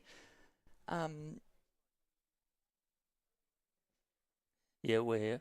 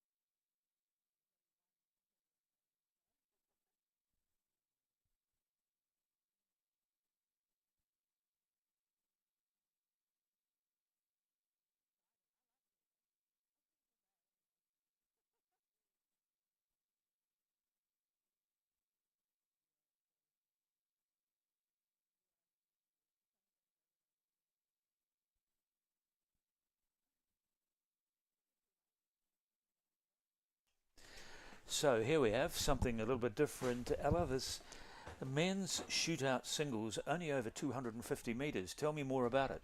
I mean, this is a pretty new addition to Nationals. This isn't a normal event that's offered really anywhere else in a serious regatta like we have here. But I think this is just kind of a fun event for slightly different athletes. I think, personally, I would love to just race 250s all the time. It's good for those power athletes who can get the rate up, pick up the boat really quickly and just get it going. But also those of us who might burn out pretty quickly. So it is a bit of fun, but it's also cool to see those kind of athletes who are a bit more dynamic and maybe a bit stronger. So we have got a full lineup of 8. We've got 3 there at the moment in front of us. I presume these are the other contestants coming into line. Yeah, there's a full heat of them. So they should all be spread out against lanes, but maybe they haven't picked a lane. They're just first in, best dressed. So is this being entertained as a potential Olympic event sometime, or is it just a kind of as you say, a bit of a fun event? No, I wish rowing had some different distances, maybe like a K and then a 2K. Coming from swimming, obviously there's every single distance you could hope for, and that just caters to different athletes. So it would be ideal if rowing eventually did that, because I think it would turn it into a bigger sport. Oh, yeah, I think if the distances were shorter, you'd get more spectacular racing. Yeah, exactly. Much better for spectators. Like you'll be able to see the start and the finish of this. So this will be quite exciting. Well, there is this sort of kind of obsession sometimes with speed. I mean, you look at yachting, for example. Yeah. They've introduced all sorts of different classes and different types of racing where boats can go faster for shorter distances. Yeah. And also satisfying television audiences with people's concentration span. They don't want to sit and watch a yacht race anymore for 2.5 hours. They want it all over in 20 minutes. Yeah, exactly. And kind of in a way, it's something that rowing could look at as well, as you say. Yeah.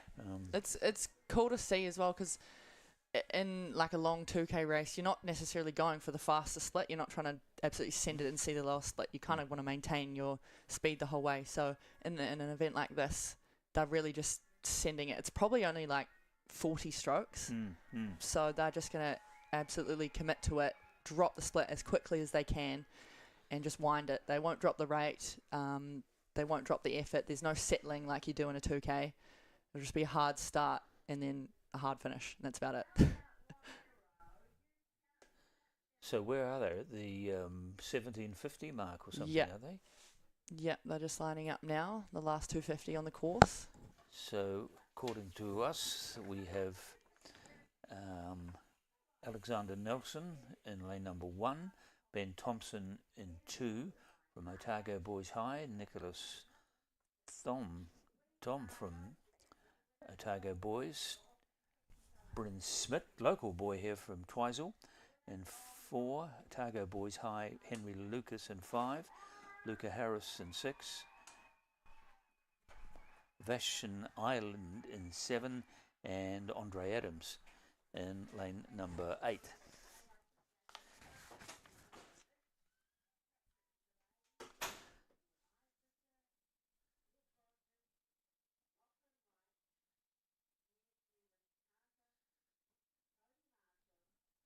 So I guess they're trying to get them into a starting lane and then get them to remain as still as they can, so there's no cribbing at the start of the race.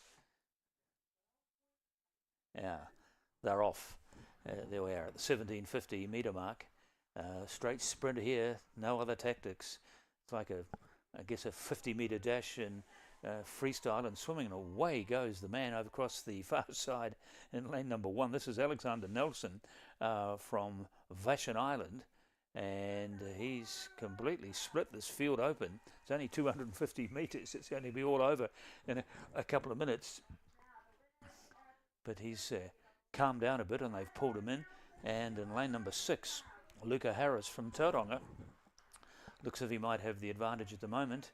But it's still Alexander Nelson, coached by Richard Parr, across the far side. Very congested look about the rest of the field as they make their way down towards the finish line, going hammer and tong at it, of course. And a big move coming here from Luca Harris in lane number 6. In fact, he may have caught Alexander Nelson. And right at the finish line, it's going to be a blanket finish. And the man who went out hardest might just have his nose in front. Yes, looks like we've given it to Alexander Nelson, who got easily the best start. And a couple of the oarsmen got close to nailing him, but they couldn't peg back that big gap he opened up. And he's won this fun event.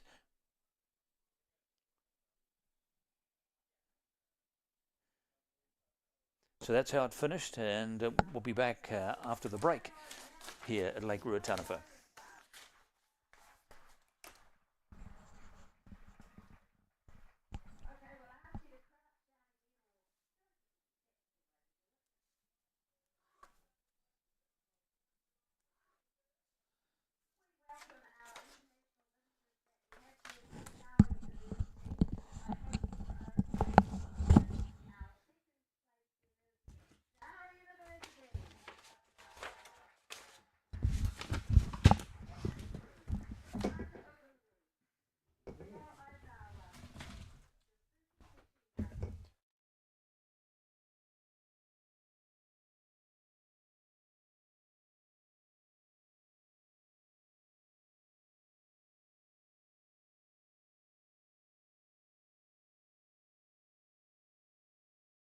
We are all in the same boat. Our team invests in the same Milford funds as our clients. Find out more at milfordasset.com. official live stream partner to Rowing New Zealand. Milford, invested in you.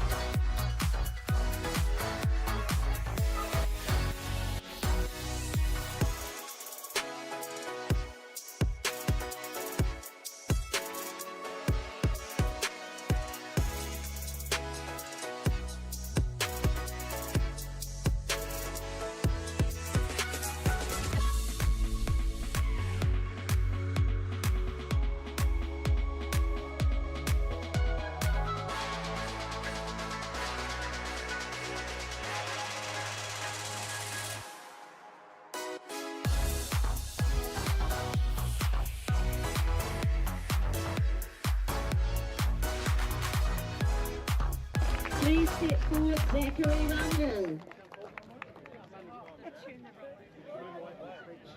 Flynn Watson.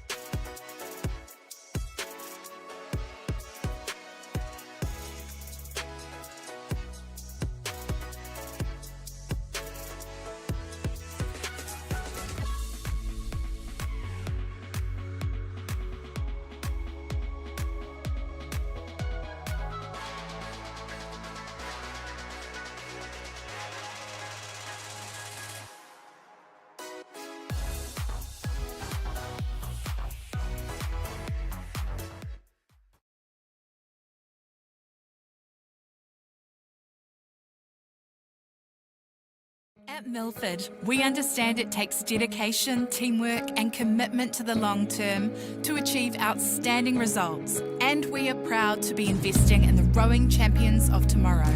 Official live stream partner to Rowing New Zealand. Milford, invested in you.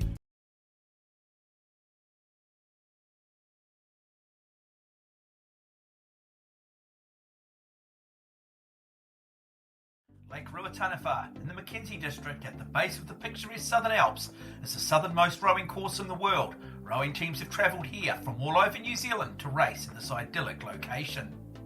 Athletes warm up from the boat park at the western end of the lake, row past their supporters and into the start blocks of the 2,000 metre course at the eastern end of the lake. Crews hit top speed in the first 300 metres, fighting for early dominance. They then settle into a rhythm, maintaining a base speed through the race's middle. Around the 900 to 1100 metre mark, decisive moves test opponents' stamina and rhythm. As fatigue sets in, the strongest crews emerge. In the final push, lactic acid builds, ratings rise, and gold medals are decided.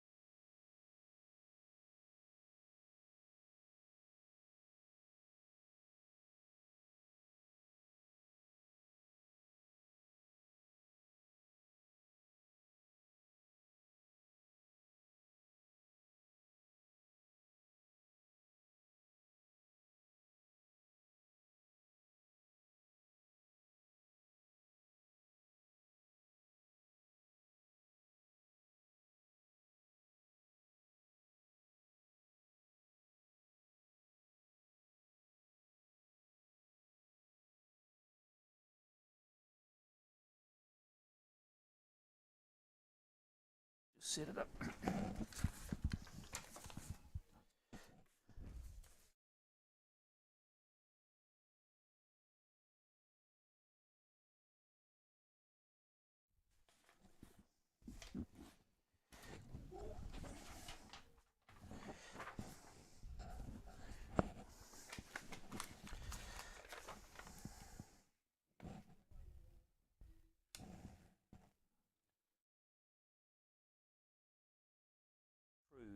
This unusual event with just two finalists. This is in the men's eights and no, I'm not sure. That's So women's Novice 8 in the A final. We've got two boats. Waikato in lane 5 and Oamaru in lane 4.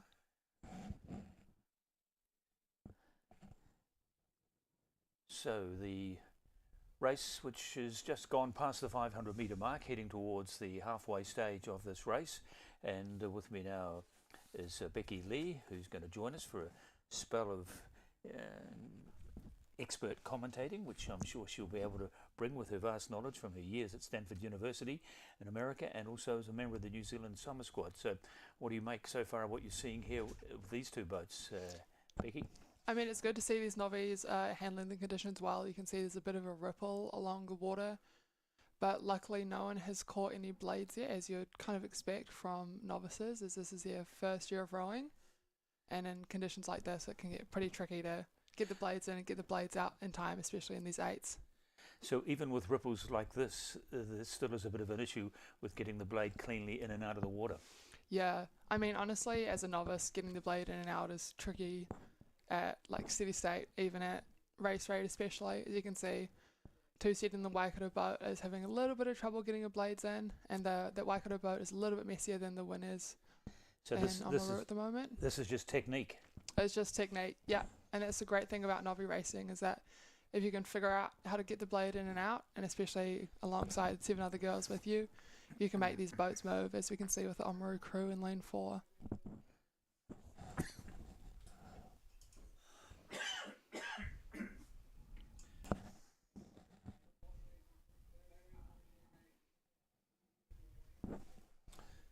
So who's at Oamaru and?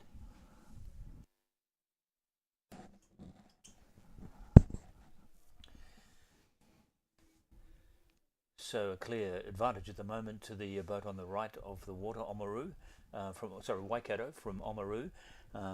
Unusual, I suppose, when you've only got one other boat on the water, mentally to try and, well, I suppose it's a little easier, isn't it, when you only have to key off one boat? Yeah, 100% easier. Yeah, easier, but then harder in the situation where if you're the Waikato crew, most of the girls can't see that boat in front of them, and so just kind of pushing as hard as they can to try and make up space and trusting that their coxswain is giving them the right instructions to do just that. Whereas the girls in Oamaru will be happy that they can see the whole boat of their competitor. Mm. Yeah, so it's Oamaru in lane number 4 with this quite clear advantage. Is this a bit of a surprise that Waikato are training by so much? I mean, Waikato, historically one of the strongest clubs in New Zealand, and I think they might be leading in the Centennial Oar competition again this year. Oamaru, a lot smaller, but showing the way here. Yeah, I mean, it's cool to see that these smaller clubs are definitely putting their foot in the door. And as if we pan back to the Waikato crew, you can see that there's actually different row suits. So I'm guessing there's some schoolgirl clubs, or this is a composite crew. I think there's 2 Waikato row suits, and then not sure what the rest are, but they're definitely a different colour than the Waikato is. I guess everyone is, who even has a passing interest in rowing, delights at the sight of 8s in action again in New Zealand in particular. Yeah, 100%. The 8s are definitely a cool event to be a part of, and definitely brings that teamwork aspect out that everyone loves within rowing. But I suppose inevitably travelling an 8 around the world and the preparation and the time spent preparing for those trips is a very expensive exercise when you've got nine rowers in the boat. 100%. And the shell itself is awfully expensive when you think of the number of blades, and even just like the carrying capacity, like moving an 8 around the world has to be broken up into 2 pieces and then carefully Put back shipped together around. Mm. Yeah, that is a great margin from Oamaru. Those girls will be stoked. Mm. But a learning experience for all of these young women in these boats. 100%. And I'm guessing that it's all of their first nationals as they're racing the Novi 8. So it's a cool experience and definitely great. Hopefully we'll keep them in the sport and enjoying it for the years to come. And with a number of age group squads being named later in the year, and the selectors here watching closely all of these races, it's an opportunity, isn't it, for these young competitors to make a claim? Yeah, these girls are probably a little bit out of the league for the age group stuff, but there could be some names that in the future the selectors will be looking at. So Oamaru coming down, they led from start to finish, and they will take the winner's gong any moment now.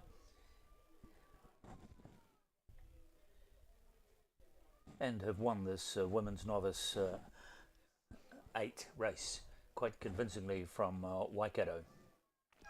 And then they cross the finish line. It's a great race from those girls. They'll be happy, as you can see, with the arms up, splashing the water. Well, not so joyful for Waikato, but it I'm sure has been a very important experience for them to be able to row as an 8 in a final at the National Championships at their age. And they will be, I'm sure, much the better for that experience. So back here at the finish line, and the victory ceremony dais, which will be in action soon.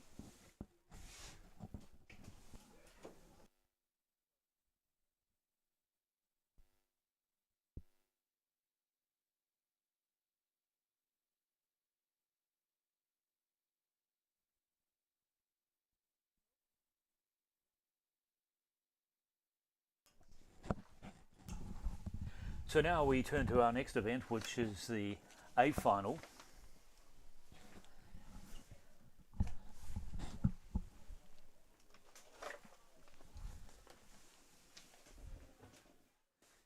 Beautiful setting here at Lake Ruatana for today. The winds, which have been a bit of an issue over the last 2 or 3 days, have largely disappeared in relatively calm waters, but as Becky Lee was telling us there still is a few ripples out there, which places a skill on the technical ability to negotiate your way through the water.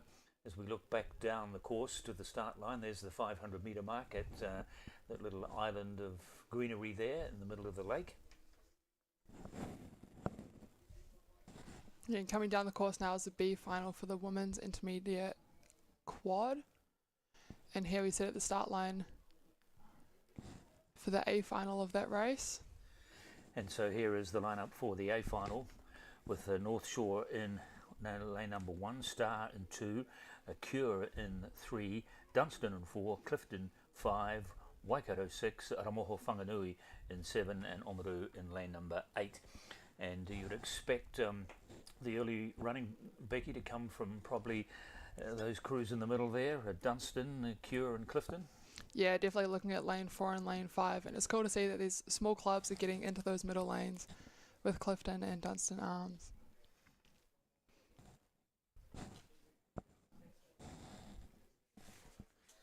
So all is in readiness for the start of this women's intermediate Cox quadruple sculls final. There in lane number 6 we have the Waikato squad of Caitlin Cotter, Louise Goodwin, Zoe Middlemas, Alex Sorensen and Cox Bradley Kingma.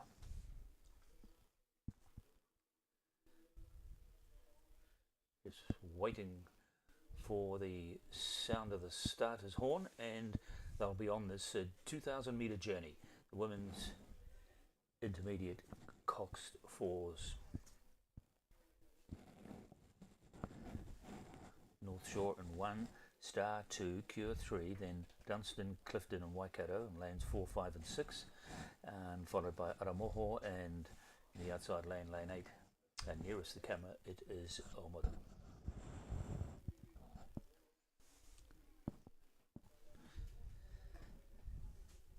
Just waiting for the exact moment. They do start these races exactly on time. It's 10:49 by our time, now 10:50, so they will go any moment.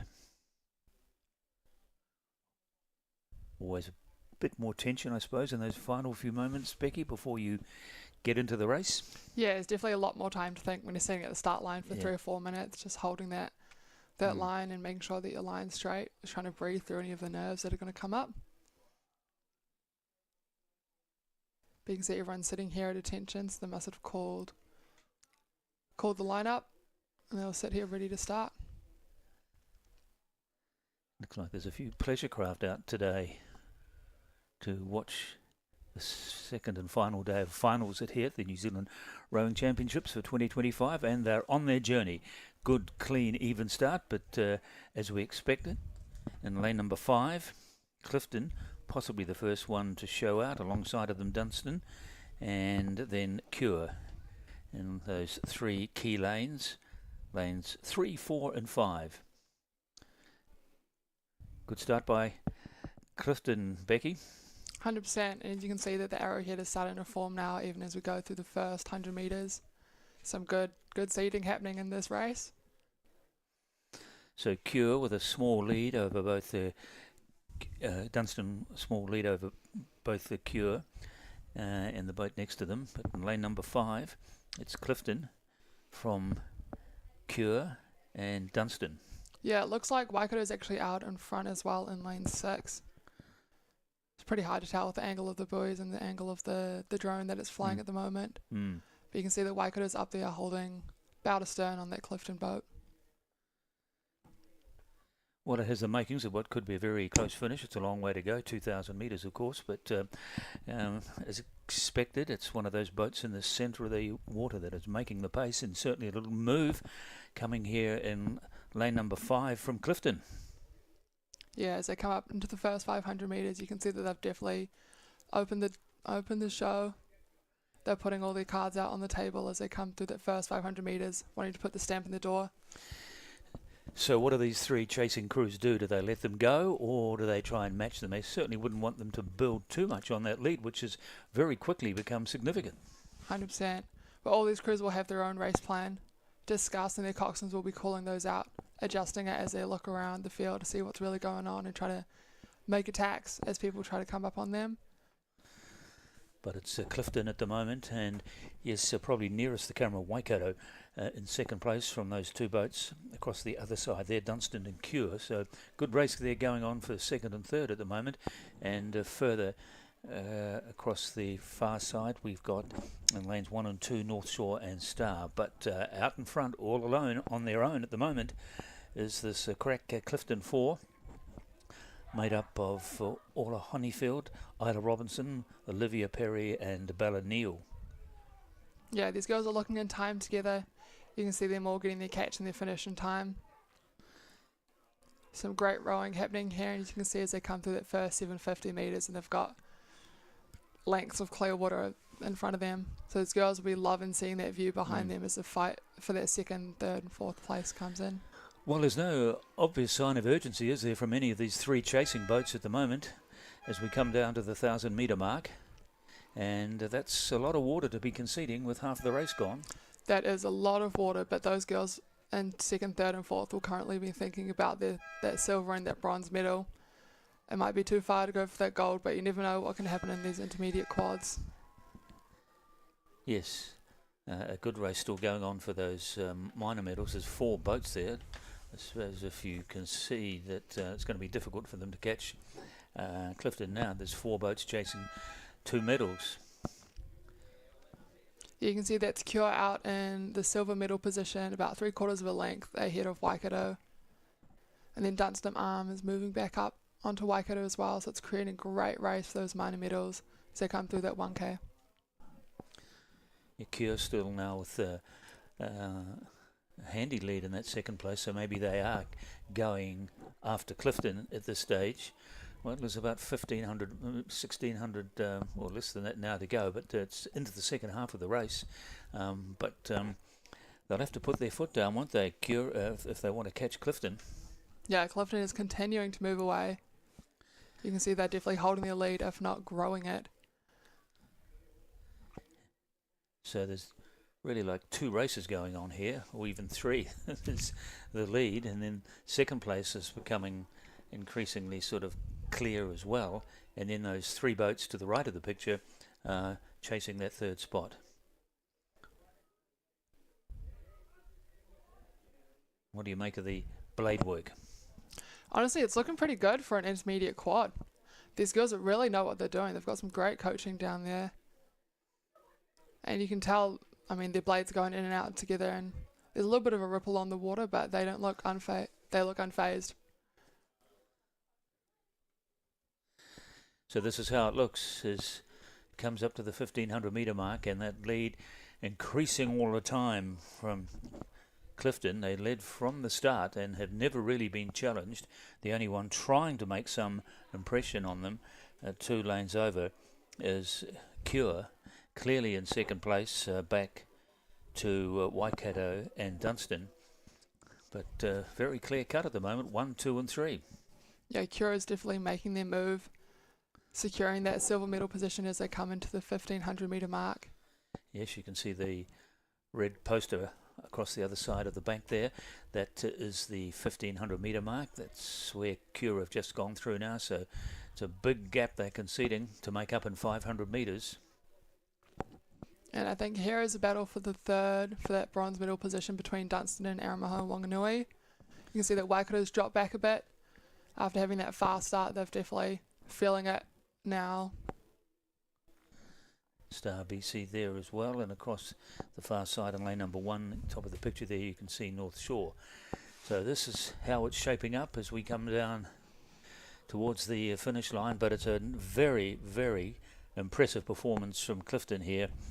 This 4 and their coxswain have controlled this race completely, have never really been challenged at all, never really been pushed at all, have they? No, and this is a great race to see from these girls. They were out from the start and they just kept trucking away. 1, 2 and 3. The only real race now is for that third spot, with Aramoho Whanganui trying to catch, is it Dunstan, I suppose, in the middle of the... Yeah, Dunstan out in lane 4. Yeah, who have got second place at the moment, and their only real threat, I'd imagine, does come from Aramoho in lane number 7. Waikato in lane 6 tried, but couldn't maintain their momentum. As the strength of this Clifton crew continues. They're on that last 100 metres now, and they would know that they've secured that gold medal as long as nothing happens. So these girls will be happy making that last 100 a lot easier to get through. Yes, they'll be nice and relaxed, which usually makes them makes the body perform a little more efficiently anyway. And so down to the finish line comes Clifton with Orla Honeyfield, Isla Robinson, Olivia Perry and Bella Neal and Gabriel Robinson, their Cox. Absolutely worthy winners of the Women's Intermediate Cox Quadruple Final. Very impressive start to finish winners. Second place going to Cure, and Dunstan I think just gets there ahead of Aramoho in third place, and Waikato and Star and North Shore further back. It was a great race from these girls. Yes, no one challenged them when they went early inside the first 500 metres, and really for the last 1,500 metres they were all alone on their own, weren't they? They sure were. No one was prepared to have a go at them, which is perhaps a little disappointing, but full credit to Clifton. Yeah, I guess it's hard in this age group to know that whether people are going to fly and die, whether they'll get out in the first 500 and then completely cark it, or whether they'll continue to push through as Clifton did. It's cool to see these girls putting in a good fight as they continue to increase their lead out the front and not wanting to give up. As we look at the replay of the start again, and you can see there right from the beginning in lane number 5, it was Clifton that went to the front. Yeah, we got the celebrations coming from those Clifton girls.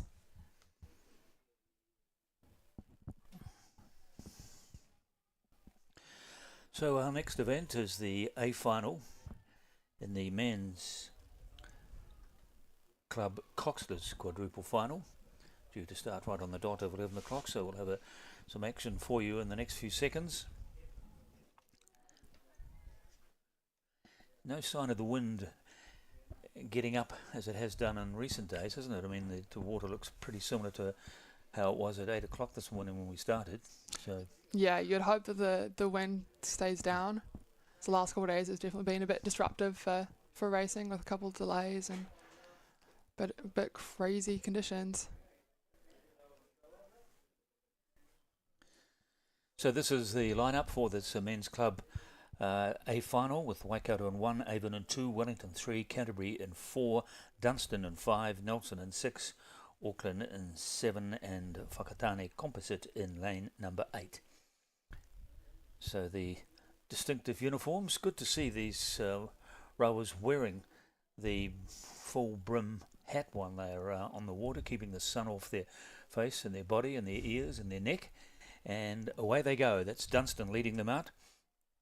Another Simon Smith coached crew, of which there have been many in the finals this week.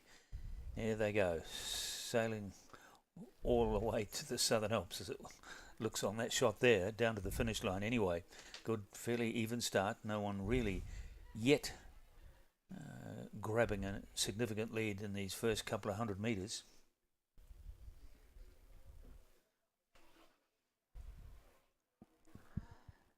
Wellington, Canterbury and Dunstan in those lanes 3, 4 and 5.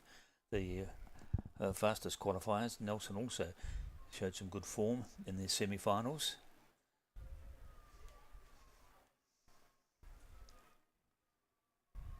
And now we get our first aerial view, and yes, there's those two boats in the middle. Looks like it's Canterbury and Dunstan contesting the lead at the moment as they approach the 500 metre mark.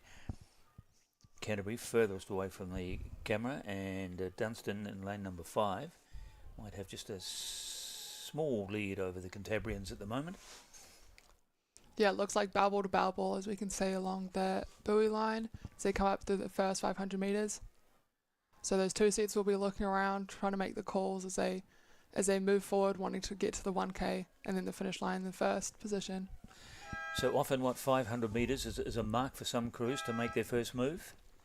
I'd say 500 metres around the time we settle into your rhythm. You come out at the start pretty hot, and then you just want to settle into a nice race rhythm so you don't blow yourself too early.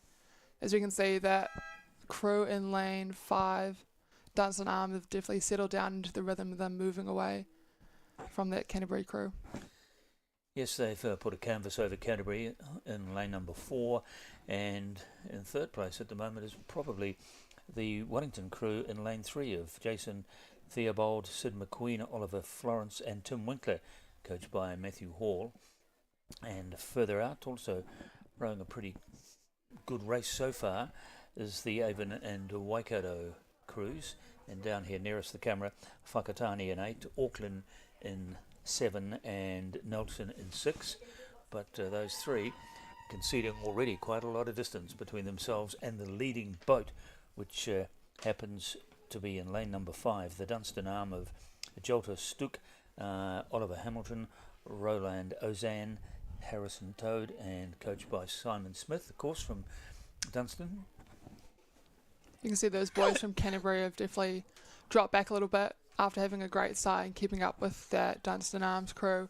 They dropped back, and we've got lanes 1, 2 and 3 and lane 6 catching up to them. Yes, there's plenty of boats there chasing Dunstan at the moment, so they've got to be careful and aware of not just Canterbury alongside of them, but further across the course. They're in lane number 2, Avon, putting in a good showing here through the first 500 metres, or at the 1,000 metre mark. Less than 1,000 metres left in the journey now. There's another little push coming here from Dunstan. Yeah, they're definitely getting some open water here as they push away from that Canterbury crew and away from that Avon crew. We'll see if they can keep that as they come through to that 1,500 metre mark and then through to their final 2K. Well, Canterbury are trying to stay with Dunstan there on the inside lane of theirs in lane number 4. And then further across you've got Avon and the Waikato also in the picture. This is the Canterbury crew here, nearest the camera. Yeah, that race for second and third is looking pretty tight at the moment. But as we can see, that Canterbury crew is starting to drop off. That Avon and that Waikato crew is starting to pick up as they go bow ball to bow ball, and potentially going towards that Dunstan Arms crew in lane 5. And Waikato also having a pretty solid race at the moment. They're in lane number 1. Even alongside of them in 2. Then the S4 that you can see is the stern of Canterbury, the bow, should I say, of Canterbury, and coming down to the 1,500 metre mark, and the challenge really coming from the Waikato crew on the far side, Becky. Yeah, you can see them on the outside lane on the top of our screen here as they push so into that last 500 metre mark. These have been one of the slowest times coming in, but you can see that they're definitely making their mark here. This is the Dunstan crew. You can see them starting to look out of the boat as they see that Waikato and the Avon crew come up. I suppose you don't want to spend too many times looking around, do you? Because you could probably lose a bit of your timing and a bit of time in the boat every time you look away. Yeah, a little bit. But I will say that these coxless crews really rely on their rowers to know what's going on around them and to push when they really need to. Well, the challenge is certainly coming from Waikato across the far side at the top of the picture there. In fact, now they're probably only less than half a boat length behind Dunstan. So nicely timed run coming here from the Waikato 4 of Jaden King, Harry February, Jasper Mailing and Jason McConaughey. And you can see that Waikato crew's just gone as they've gone through the about 200 metre mark to go. We'll see if we can see their sprint come up as they push towards that Dunstan Arms crew and away from the Avon crew. Getting plenty of support from the crowd on the bank there as they make their way to the finish line, but at the moment it looks like Dunstan Arm, who've led from the start, and they've probably got enough in the tank just to get them to the finish line, but Waikato really coming at them now. This will be close. Yeah, I think that Waikato crew's definitely run out of space. Maybe left their sprint a little bit too late as that Dunstan Arm crew comes through that finish line in first place, securing the gold medal for that Coxless Club quad.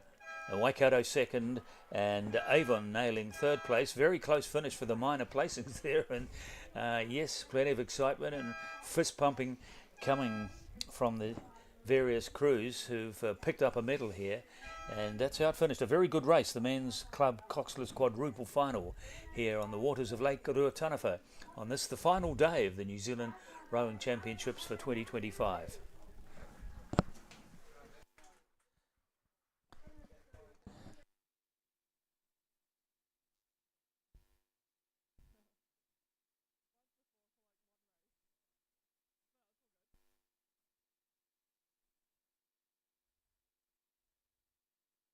So just looking at the replays from earlier in this race, the Dunstan 4 took control, and really there was a couple of challenges that came from various boats throughout the course of the race, but by the time they got to the 1250, 1500 metre mark, they very much were in control. As we go down to the victory dais for victory ceremony, is there a better backdrop for a ceremony presentation than Ruataniwha, Lake Ruataniwha?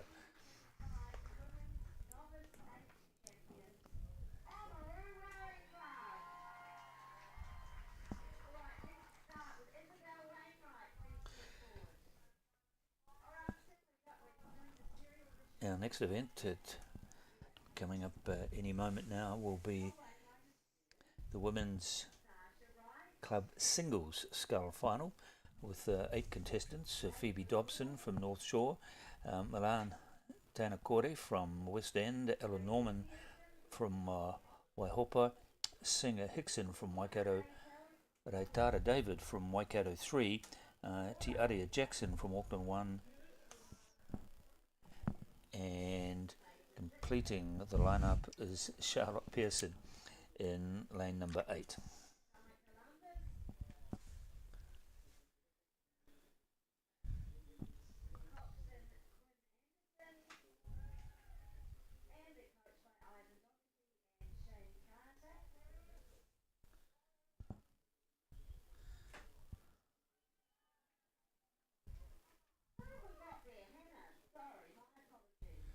So orders and readiness for the start of this women's club singles sculls A final, 2,000 metres.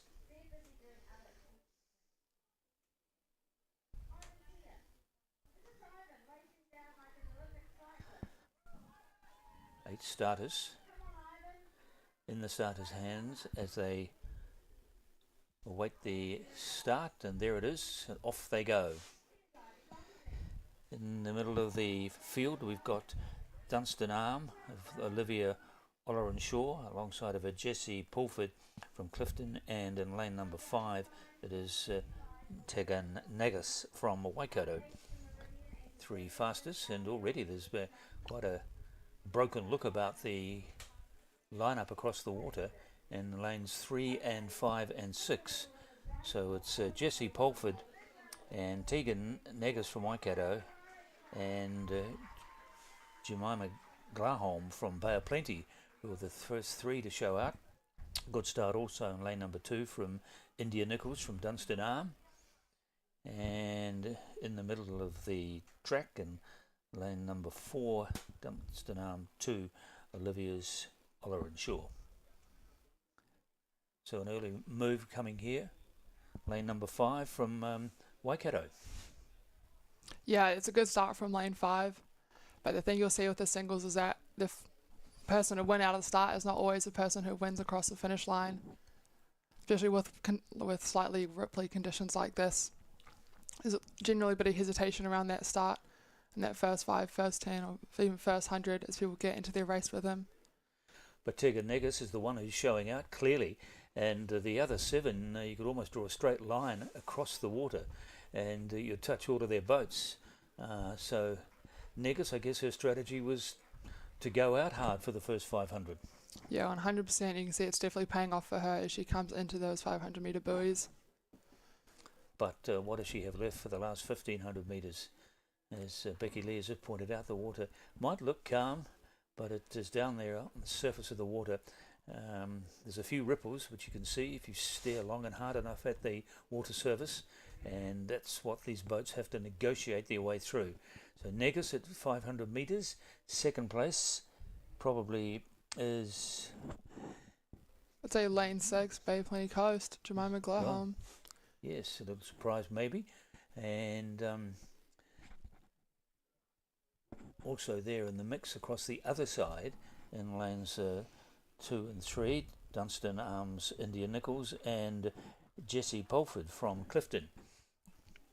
So there's 3 who've got, I'm sure, sights on Tegan Negus at the moment, keeping her within reach, not letting her get it too far away, not letting her stretch this lead. And Jemima Glaholm from Bay of Plenty also in the mix. So be interesting to see how Negus copes now. She hasn't been able to really kick clear from any of these challengers who would all fancy themselves, I imagine, over the last 300 or 400 metres. Yeah, you can see that she's definitely opened up some water, sitting about a length or 2 in front of lane 6. And trying to open that gap, looking pretty composed out there in lane 5. So is lane 6 in these slightly tricky conditions with that side wind. So good race going on there for second place again, with Dunstan, Clifton and Dunstan 2. But all of them are chasing Tegan Negus from Waikato.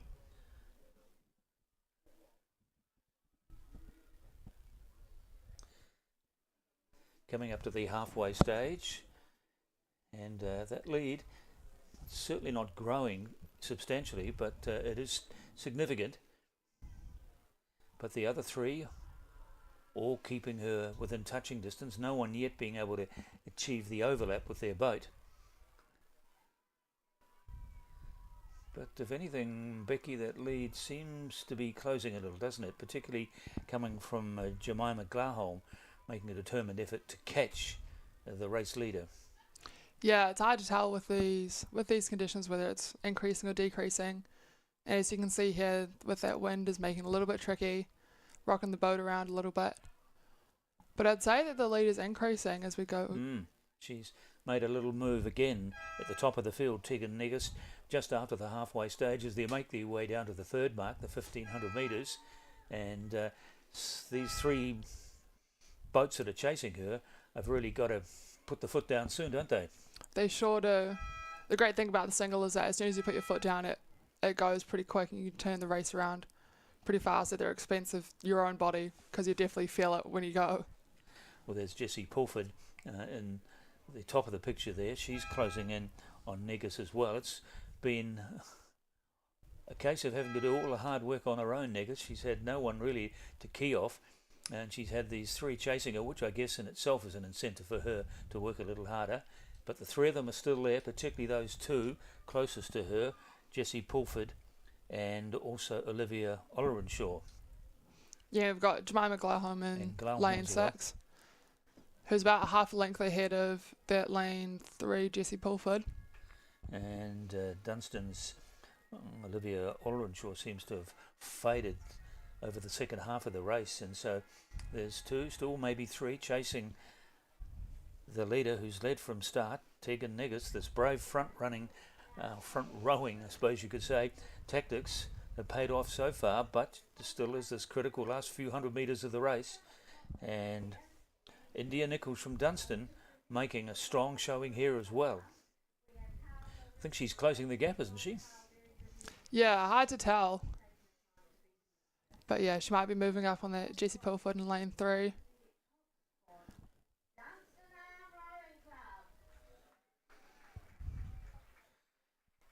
But it's a clear definition who's first and second at this stage.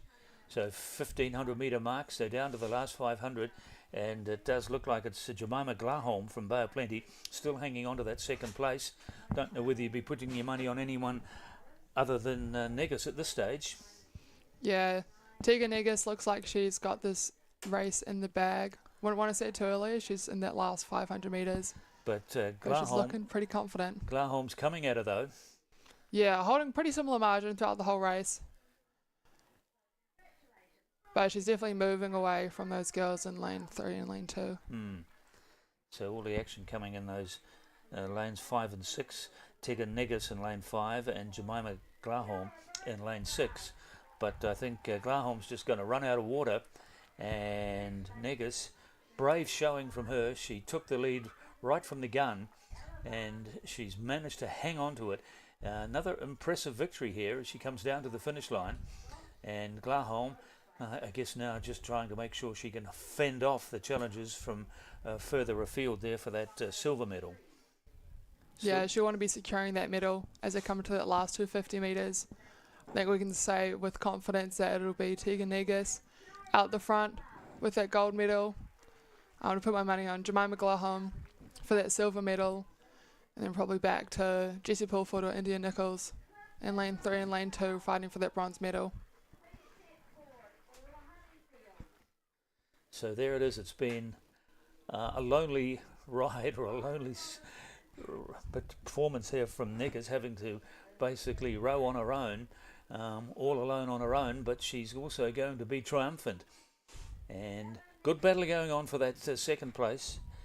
Pulford from Clifton trying to get into the picture there with Glaholm for the silver medal, but no one will catch this rower, Tegan Negus. You can see she's handling the conditions well. You can see she's getting rocked around a little bit, but staying relaxed, going with the legs, looking long. She comes down into that last 100 metres here. She knows she's got it won now. She's done all her hard work and she's going to enjoy the last few metres to the finish line. And a clear-cut victory to Waikato's Tegan Negus. Second place. Did Pulford get up ahead of Glaholm? No, I think that was Bay of Plenty Coast, Jemima Glaholm. Yeah. And then out to Clifton with Jessie Pulford coming in third. 1, 2 and 3. Clifton, Waikato, Clifton and Bay of Plenty. That's how they finished in the women's club singles scull final. And clear and impressive victory it was as well. As we look at the start again, and this is where she made her first move, virtually in the first 100 metres. She had assumed the lead and never conceded it from that point on. Yeah, she definitely did a great job at getting out at the start and then holding her place, not letting anyone else push against her and not letting the conditions rock her around. So here we have a close-up of our winner in the women's club single, Tegan Negus. The celebrations as she comes across the line.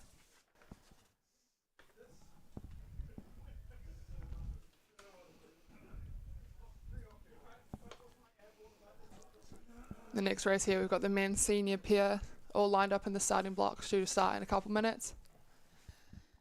Yeah, this is the A final, the best in the country in the men's senior cockless pairs with 8 starters. Oh, and off they go at the start. We've got St George Rowing Club number 2, lane 1, North Shore in lane 2, Cure Boating Club lane 3, Avon 2, 1 and then 3 in lane 4, 5 and 6 to no surprise. And finally Waikato out in 7 in lane 8. Well, the 3 fastest crews from the preliminary rounds in the semi-finals are the 3 avid crews. That's why they're in lanes 4, 5 and 6. So you would expect them to be amongst the medals. I guess in the quietness of their own team talks, they've probably even discussed the thought of a clean sweep here, Becky. Yeah, they'll be trying to, but I bet those Waikato crews will definitely be pushing back, as well as the Cure North Shore and St George's boats. And already we can see Waikato 1, the Waikato crew in lane number 7, going out hard, along with the Waikato 3, the 2 Waikato crews nearest the camera at the moment, and Avon 3 has fallen off the pace fairly quickly, but the other 2 crews in the red boats in lanes 5 and 4, doing a pretty good job at the moment, probably first and second, and Waikato probably third. Yeah, pretty good start from that lane 4 crew from Avon. They're pushing against their teammates in lane 5. Josh Syme and Fergus Johnson in that leading boat for Avon, and alongside of them their clubmates Harry Galvin and Matthew Glenn, both coached by Leon Barracliff, so he'll be very happy with the side at the moment. His 2 crews, 1 and 2, no sign of the third crew. They kind of fell off the pace fairly early, and down here in lane number 7 it's the Waikato pair of Zach Brownlee and Aria Mangasiva who are trying to stay with the 2 Avon crews in the middle of the water. Yeah, they're doing their best to hold on, but we can go to the top of the screen and look at lane 2 and lane 3, who are also pushing back on that Waikato crew, giving Avon in lane 4 and lane 5 a run for their money as that crew in lane 4 starts to drop back. And who is it in lane number 2? Is it the North Shore crew that also making the running here? In fact, they may well have just about caught the Avon pair of Galvin and Glenn and Simon Johnston. So there we are, 2 red boats. They're the Avon crews, and alongside of them is Cure, and then is it North Shore? Yeah, North Shore, we've got Blake Bradshaw and Ethan Blight. So there it is, there's 4 of them, two from Avon, and then the Waikato crew. So down at the bottom of the picture as well.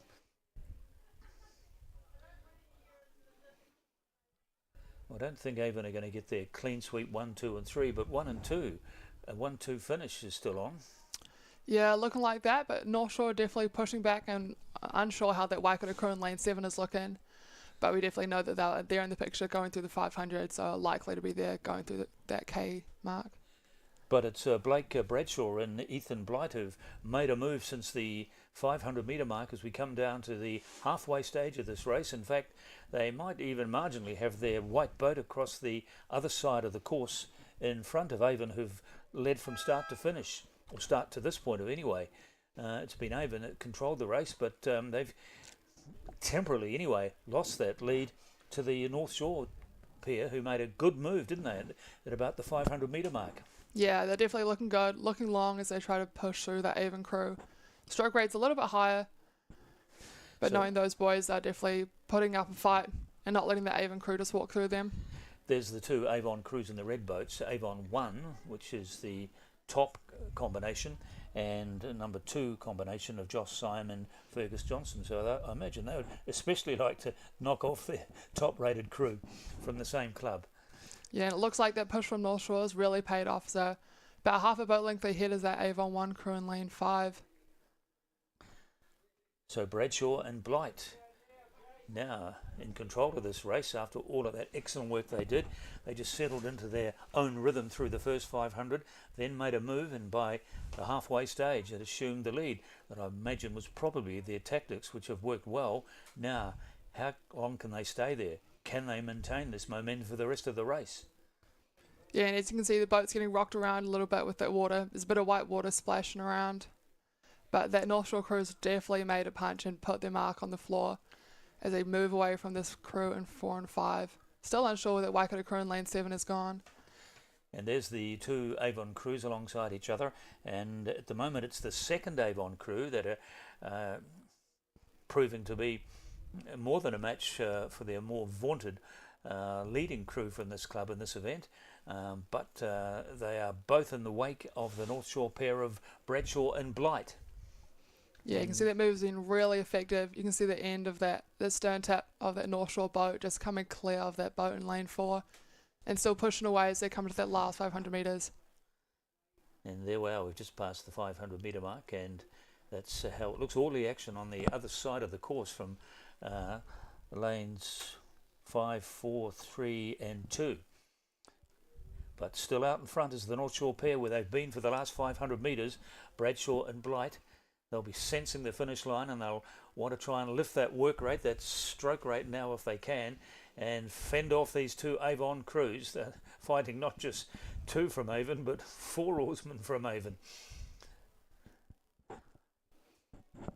And Avon 2 at the moment doing better than Avon 1. The pair in that second boat is Josh Scheim and Fergus Johnston getting the better of their club mates.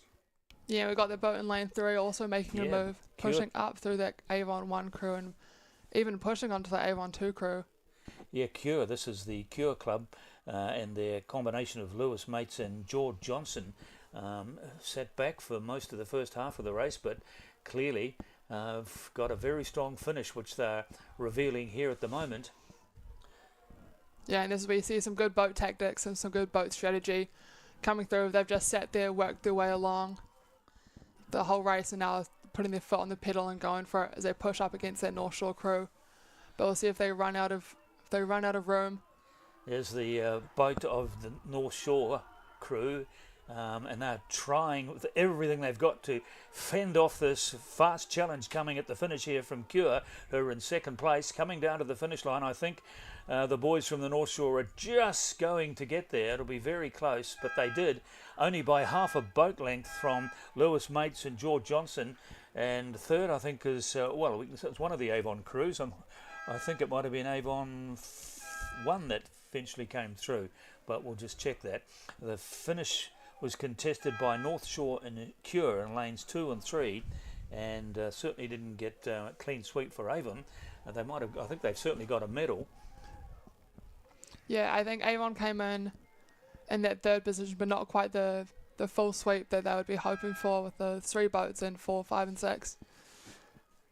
So let's have a look at some parts of the race again. It was the Avon crews that got out well alongside each other there. Avon 2, 1 and 3 in those lanes 4, 5 and 6.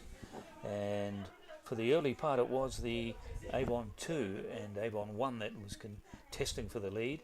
And then as we got into the second half, it was North Shore that made the big move, and they hung on. Bradshaw and Blight fended off the 3 Avon crews, as well as a very fast finishing Cure crew of Mates and Johnson. So a very exciting race there. The men's senior cockless pair final here on the waters of Lake Ruataniwha.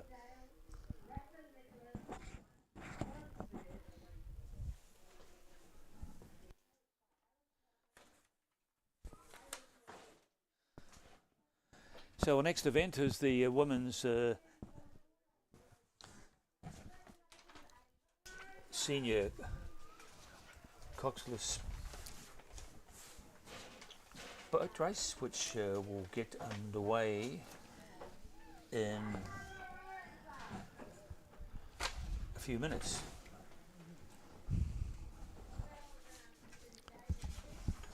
In this race, we've got 3 Avon crews, 3 Waikato crews and 2 North Shore crews. Yes, it's a closed shop, isn't it, to some degree? As you said, the Avon crews in lanes 2 and 3 and 5, and North Shore, they've just seen their clubmates record a very impressive victory, but North Shore are in lanes 1, 6 and 8. So and here we can see the fastest qualifiers, lane 5 with Gemma Burrows and Phoebe Collier sitting ready for that start. These girls from Avon 1. Well, we really haven't seen North Shore feature much in the medals up until now, but this distance and this event seems to be where the club has obviously put a lot of their focus on. Yeah, we've got quite a few girls here who have represented New Zealand at under 19 and under 23 levels. So it'd be cool to see them out on the field racing each other rather than racing with each other. You can see the wind there just blowing the bow balls around a little bit as they come off the start. Very even start. No one really showing out at all in those middle lanes. In lanes 3, Avon 2, Waikato 1 and 4, and Avon 1 and 5. And also there in lane number 7, Waikato 3, with Maybe and Tattersfield making a good fist of things. But looks like some steering issues coming out of lane 4 as they cross into that buoy lane of lane 3. It's definitely a hard thing with this wind and in these pairs. You got foot steering, but you don't want to overdo it in lane and go into someone else's lane. So maybe the wind is getting a little stronger, Becky. Yeah, definitely could be. And in a pair in this event, it's pretty hard to keep your boat balanced and keep yourself going straight.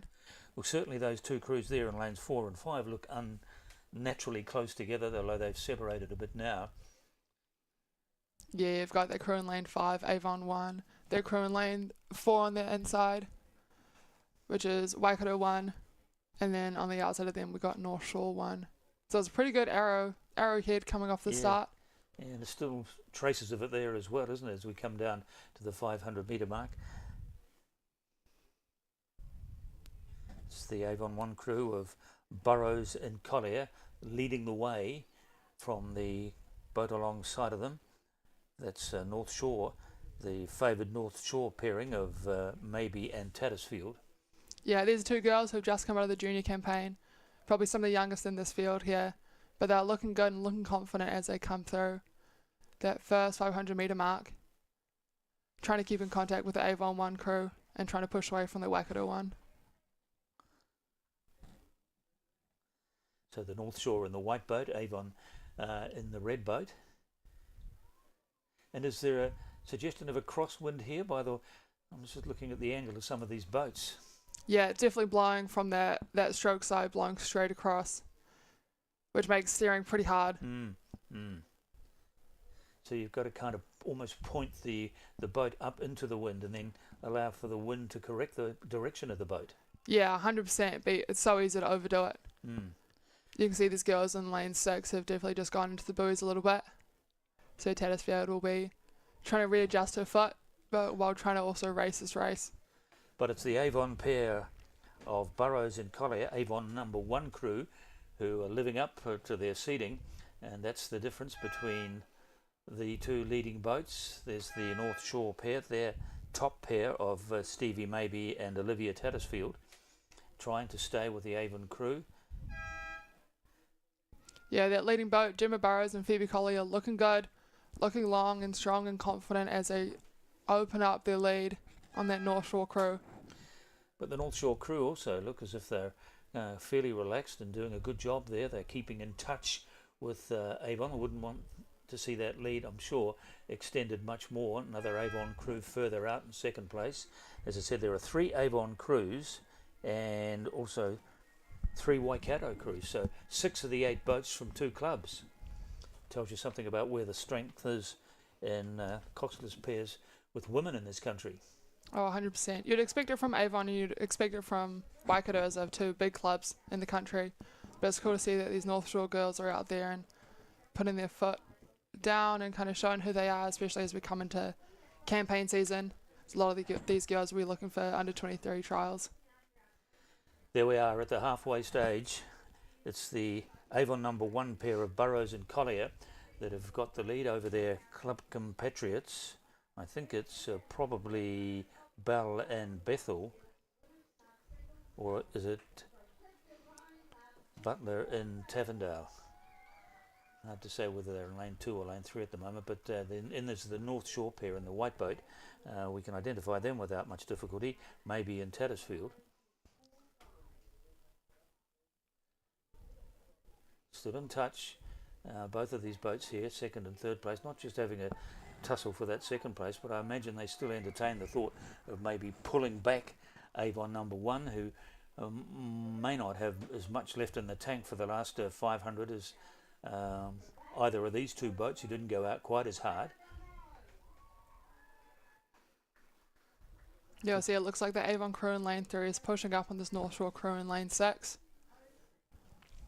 With Bell and Bethel trying to make their move as they come through that 750 metre mark. Definitely putting the stamp down.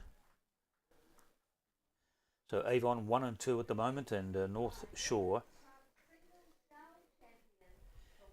maybe, and Tattersfield in third position, but they just seem to be losing a little bit of ground to both the Avon crews.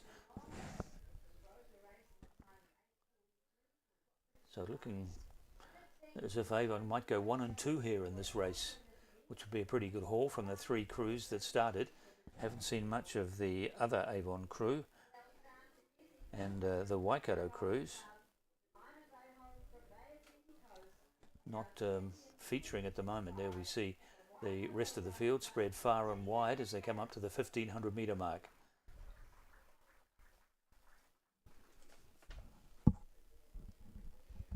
Yes, it's a very disparate look about this field at the moment, thanks to the work that's gone on from that Avon crew of Burrows and Collier and their clubmates staying with them, Bell and Bethel on the other side of the course.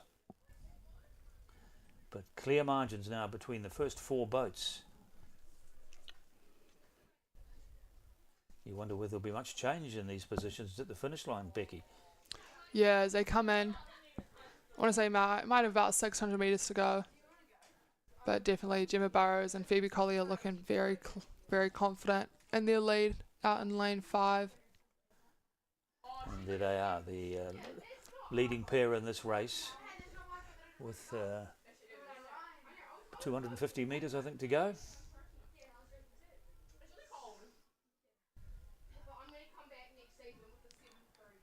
Yeah, these girls looking good. We'll see if they open it up for a bit of a sprint or save themselves for later, knowing that they most likely have this gold medal in the bag. The Southern Alps providing this magnificent backdrop. I was talking to one of the officials here today, telling me in October of last year they had the senior championships here and it was snowing at the time. But different conditions today. But it's Avon 1 and 2. It's going to be a very special day and a special race for the Avon Club. And North Shore of maybe and Tattersfield going to have to settle for third place. A 1-2 punch coming from Avon here with Gemma Burrows and Phoebe Collier taking the gold medal from their clubmates Katie Bell and Georgie Bethel.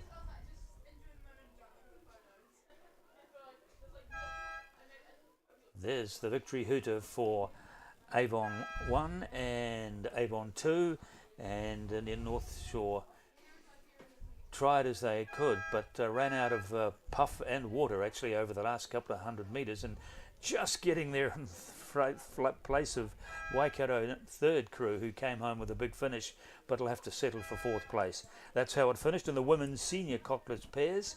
A very special day for the Avon Club, finishing 1 and 2 in this final.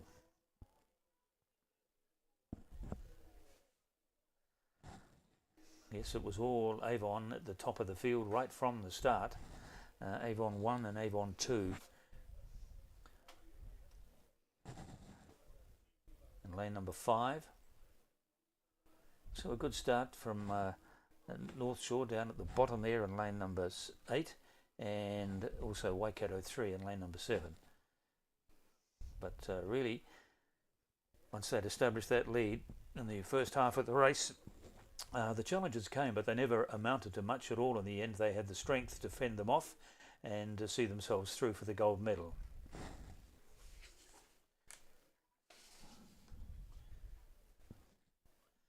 Our next event is the men's novice Coxed 4 A final. 8 starters in the starters' hands. Let's just go through the lineup. Nelson in 1, Timaru in 2, Hamilton in 3, Hawke's Bay 4, Petoni in 5, Oamaru in 6, Aramoho Whanganui in 7, Hawke's Bay in lane number 8. 4, 5 and 6, fastest qualifiers, Hawke's Bay, Petoni and Oamaru. So no Avons, no North Shores, no Dunstans.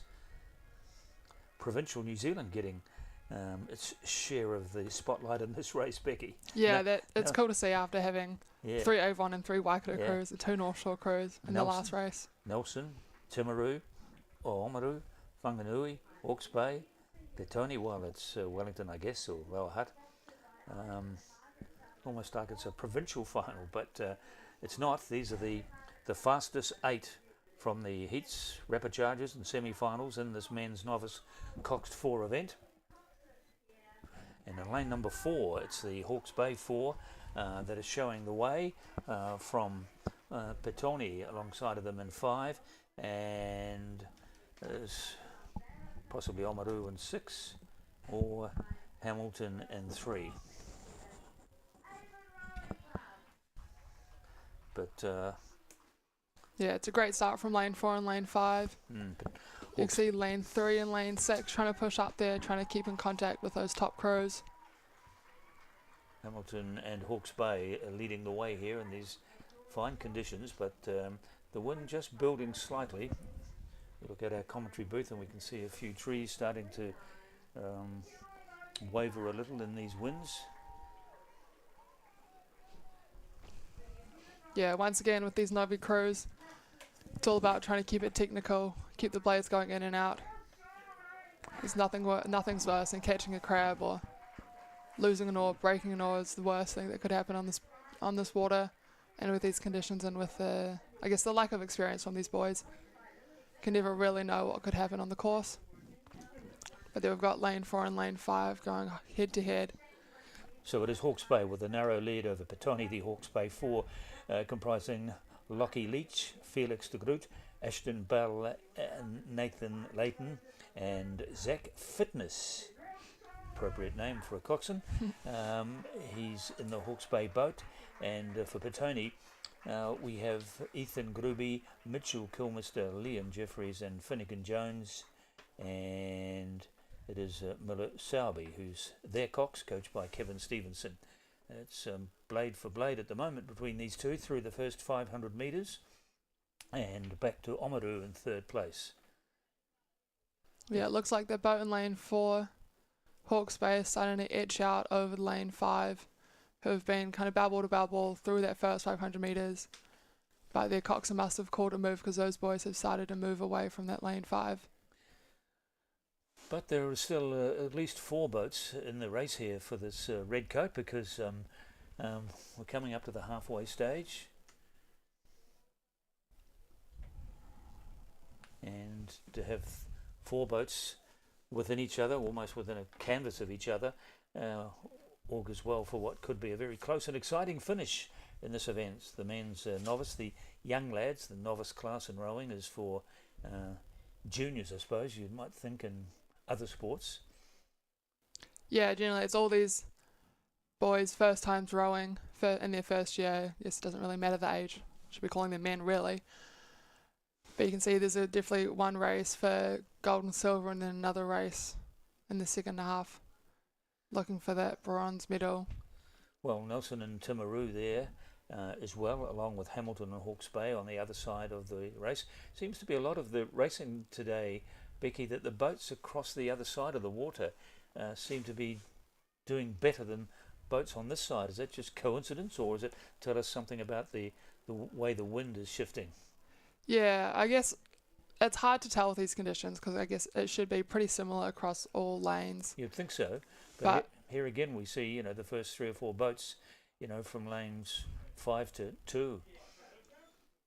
Yeah, I'd have to agree with you there. I guess the outside lanes take the brunt of that wind first, and it could be slightly more protected looking at lanes 1 and lane 2, but if there was any real trouble, the umpires would redraw the lanes and put those who are fastest qualifying into those preferred lanes. Yeah. So past the halfway stage in this race, the novices in this Coxed 4 event, and Hawke's Bay still out in front, alongside of them Petone on the other side, Hamilton and Timaru. So it's still a pretty open looking race, isn't it? It is. Petone's just started to come back.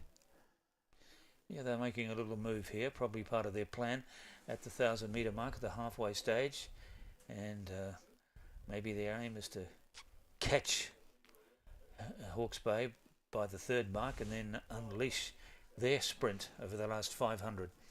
But also at the top of the picture there, and what is that lane? Lane 1, it's got Nelson. Nelson, yeah. It's starting to show out as well. Yeah, definitely starting to make a move there as the field starts to close back up in those first 5 positions. Yeah, very quickly. They've closed the gap on Hawke's Bay. I think that's the beauty with these novice racing, that anything can happen throughout the race, and so it's kind of anyone's game until the final hooter and that buzzer as you go across the 2K line. Hawke's Bay hanging on to a very narrow lead from Nelson at the top of the picture there, and in between them Timaru, I think it is, or is it Hamilton? Might be Hamilton, in fact.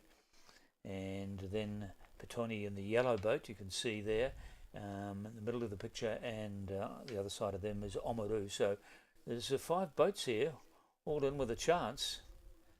Yeah, you can see it's going to be quite an exciting last 500 metres. Yeah, we've just passed the 1,500 metre mark, so you'd imagine the sprints are about to unravel, aren't they?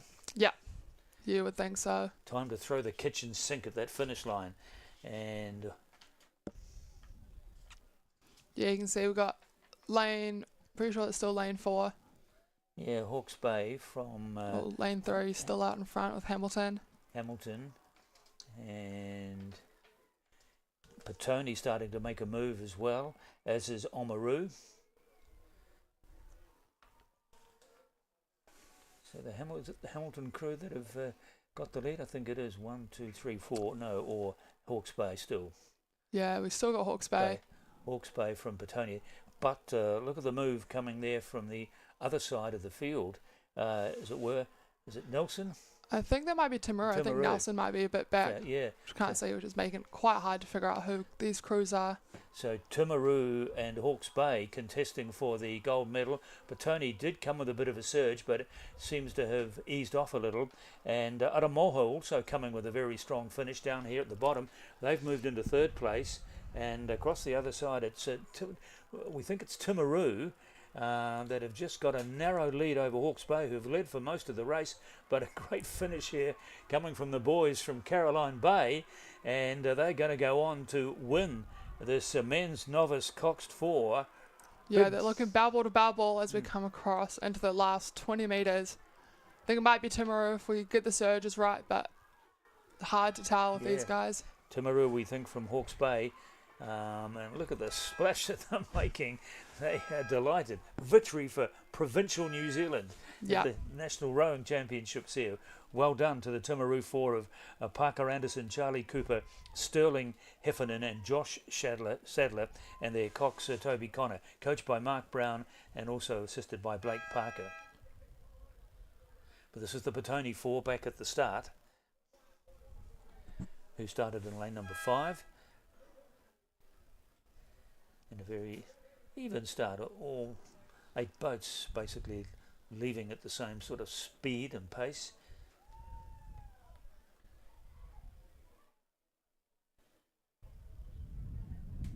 So an exciting race there, one of the closest finishes we've had so far today in the men's novice Coxed 4.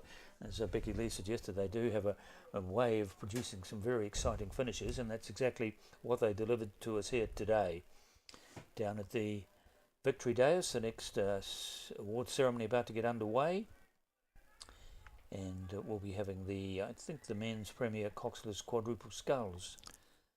Yeah, so we've got a couple club crews in here, as we can see the Waikato crew here, and we've also got some draft boats all sitting up likely in their first time in the boats together.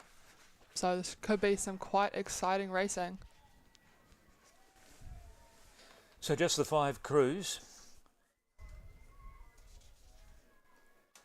In the men's premier quadruple sculls, Clifton, Aramoho, Whanganui, Dunstan, Waikato and Avon, lanes 2 to 6.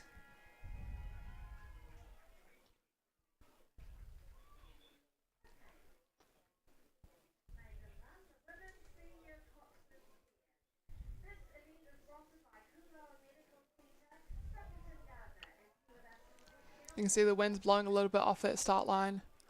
Just going to make steering off the start a little bit tricky in these boats and in these conditions.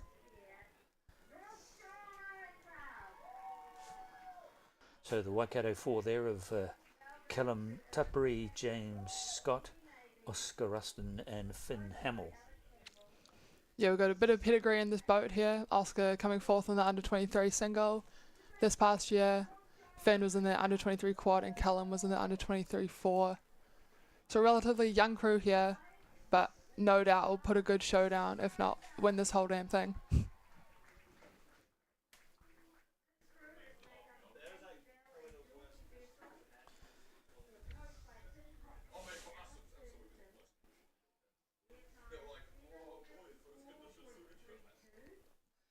It's the scene of the start from high above here in Twizel.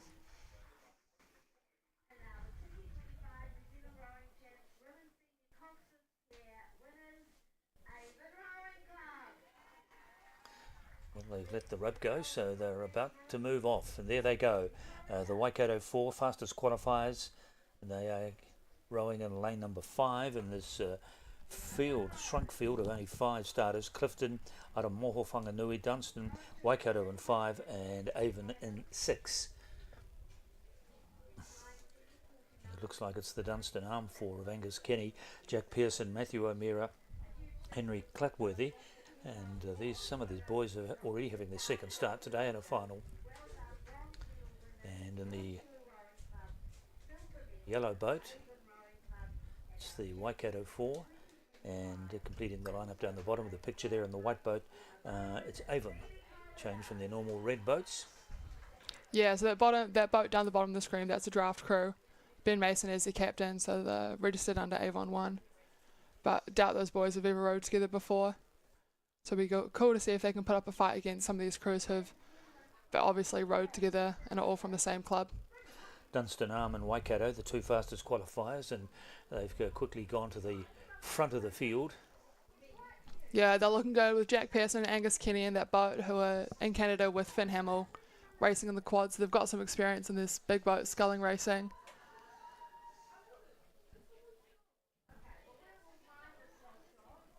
Far side lane 2, we can see we've got another draft crew there with a mixing row suit, and then Aramaho, Wanganui, a club crew, and then down the bottom of the lane we've got that draft crew from Avon. So this is what, essentially a race between Waikato and Dunstan, you think? Yeah, looks like it. Aramoho Whanganui there in lane number 3, trying to stay in touch with these 2 more fancied crews as they pass the 500 metre mark. Yeah, there's 2 boats out the front looking good. Pretty much going bow ball to bow ball as they come across, but you can never know what will happen in these races. We've got Finn Hamill stroking that Waikato boat, known for his sprint after winning the Prem Single yesterday. But that Dunstan Arm crew is looking good and looking composed.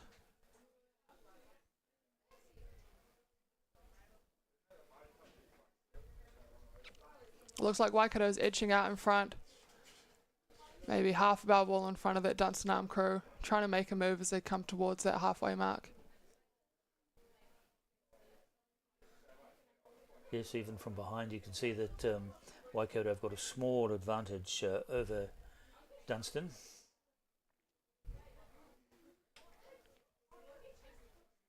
And these great shots we get from the water, which show just how much effort each body is putting into it as they drive with their legs and they snap their legs back into a straight position, and then the pullback, and then the attempted clean transition through the water with the blade. Yeah, and it's cool to see these draft crews out here. As you can see, this one close to us, Ben Mason stroking it, giving the community rowers a bit more of a chance to row with some of the elites in the summer squad this year, and also just trying to fill out these big boat races in the Prem events. Without those 2 draft crews, this would be a 3-man race. And it looks like Waikato's found half a boat length ahead of that Dunstan Arms crew, finally pushing away, making a move.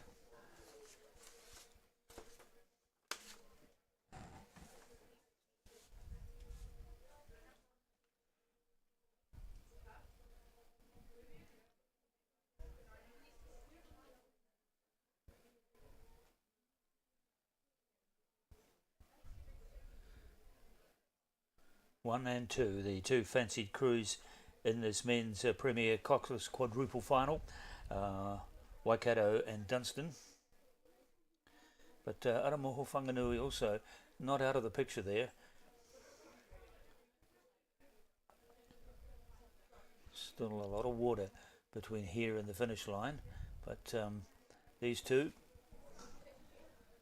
setting the pace for the others, but not really making much of an effort, the others, to try and get to them, or good enough to get to them. Yeah, you can see that Dunstan Arm crew is starting to drop back. That draft crew is starting to pick up ahead of them. This is the Dunstan crew there of Angus Kenny, Jack Pearson, Matthew O'Meara and Henry Clatworthy. Simon Smith, of course, their coach.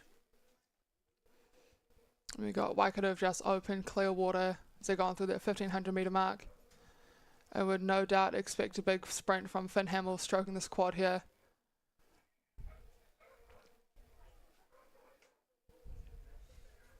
These boys will be going for that red coat event. So cool to see if they can do it in style and hold the race from start to finish. And so have Dunstan got anything left? They're losing ground at the moment to Waikato, not a substantial amount, but it's Waikato in a comfortable position here as we get down to the finish line, and they should have enough in the petrol tank to get them home ahead of Dunstan, who are trying to put together a fast finish. And third place, it looks like it's going to be probably... Yeah, it looks like Lane 6 is draft crew, captained by Ben Mason there. coming through down on the inside, but Dunstan and Waikato, but at the end it is going to be the Waikato crew with Finn Hamill stroking his teammates.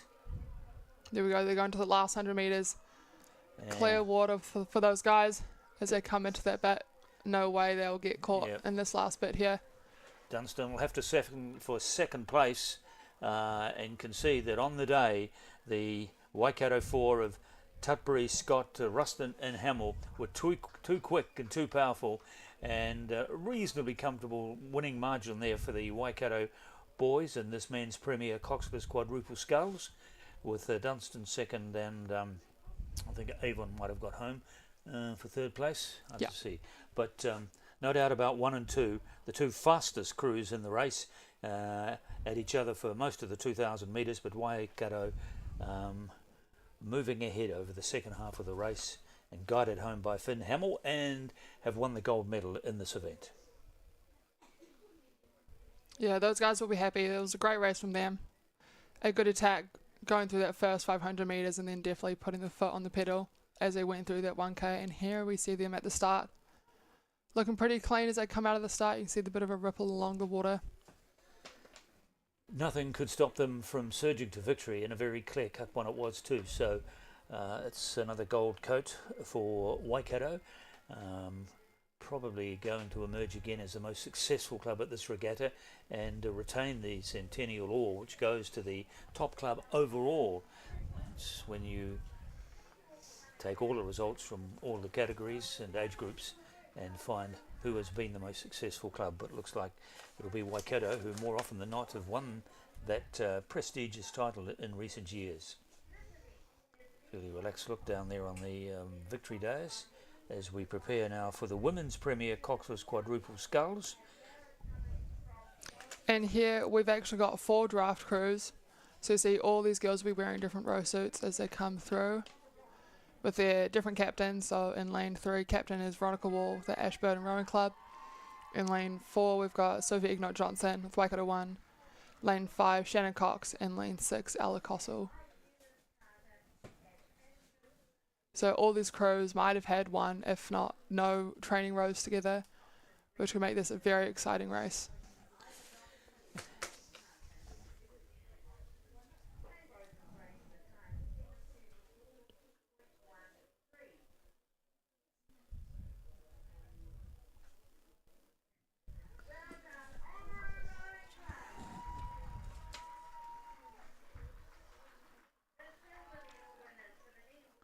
Just the 4 starters for this 2,000 metre journey in the women's premier Coxless sculls, with Ashburton, Waikato, Canterbury and Waikato 2. So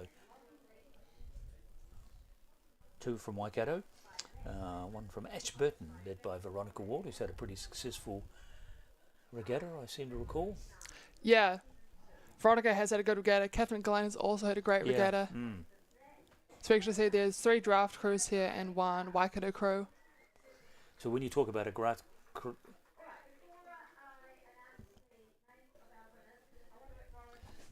we'll just glean a few more details about Catherine Glenn before the race gets underway from the Avon Club. And, well, she likes burgers. There's plenty of them in this town, let me tell you. It's about all you can get. And her current club still is Avon. And she's had, as I said, a successful couple of days here in finals. She's been quite a few of them.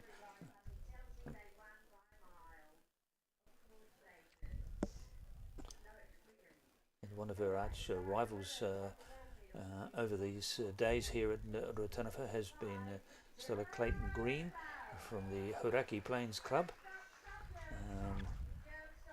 Arm span 174, 178.5 in height, just 24 years of age, but already she's been rowing for 12 years, and her favourite boat is the double, the pairs. Yeah, both of these girls in the New Zealand summer squad at the moment. Cool to see them out here rowing with some of the club girls in these draft boats. So when we talk about a draft boat, it's people that have been pulled in from other clubs. Yeah, so after the single heats there was captains assigned, and those captains got to choose their boats kind of from a list.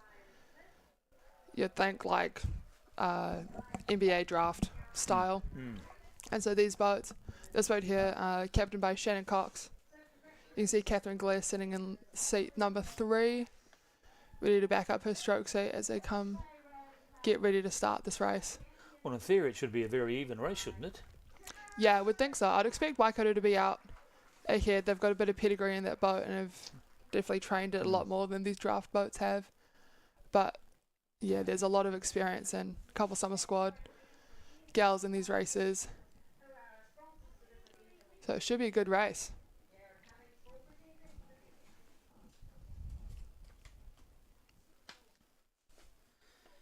Yes, and that water is getting almost choppy now, isn't it, Becky, when I look at it?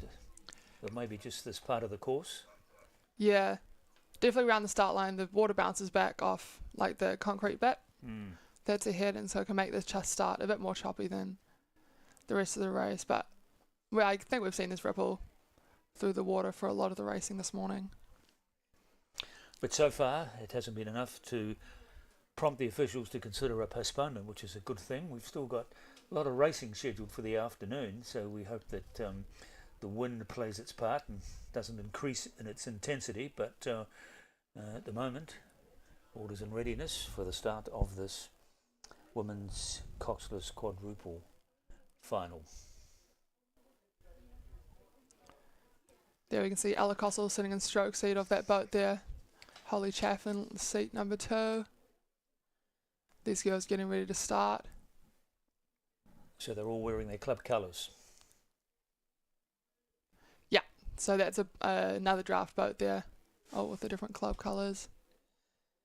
And Ashburton looked like they might have just taken the kudos from the more fancied crews in this race by getting out fast. They're going hard to see how far they can go, stay in front and hang on.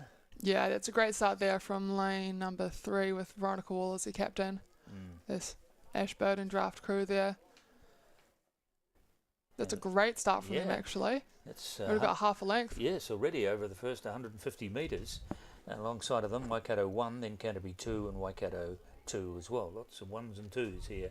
But it's Ashburton 1 as they make their way towards the 500 metre mark. Just the 4 in this women's quadruple final.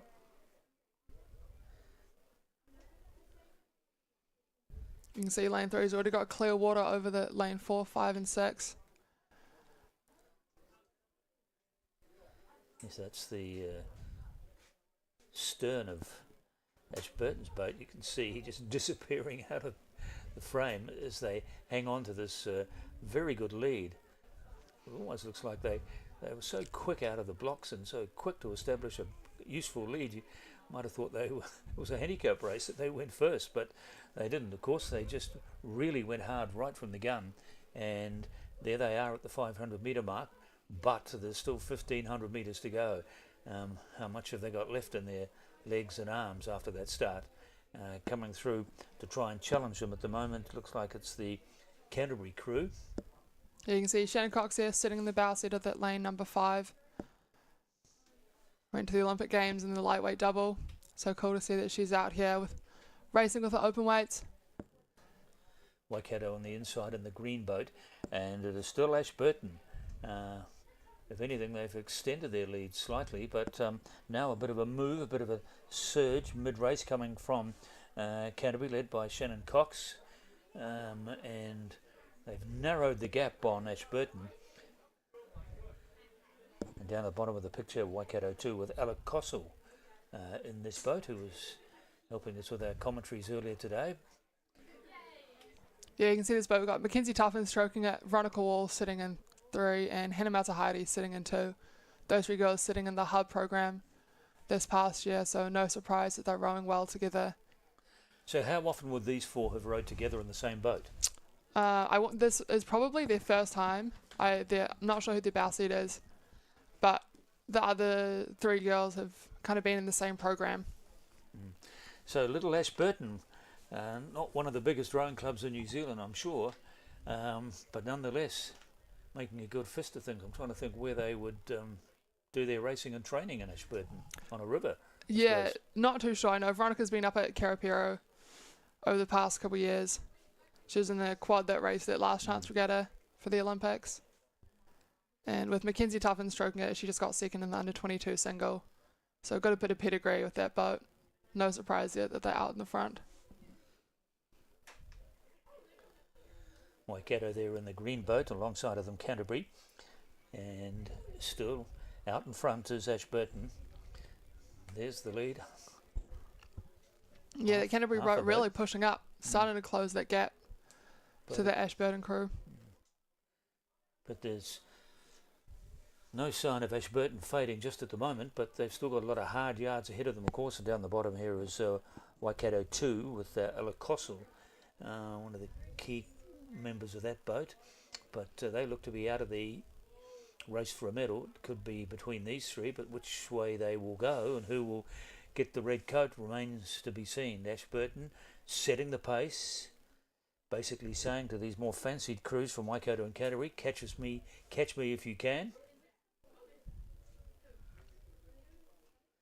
Nice and relaxed, don't they? Yeah, they're definitely not letting the water phase them. These girls currently sitting in 4th place, kind of at the back of the field. But no doubt putting in their hard work to try to take every inch that they can towards that crew from Ashburton. Well, captained by Veronica Wall.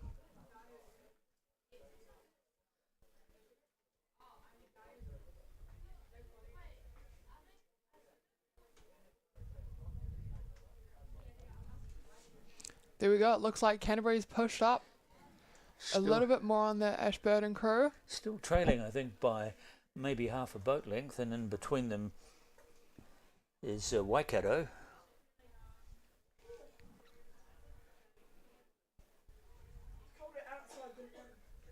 That's how it looks from the side. So yes, comfortable lead still from Ashburton. Veronica Wall edging on these probably less experienced competitors in her boat, but doing a good job as she keeps them focusing on that finish line, which is still a few hundred metres away.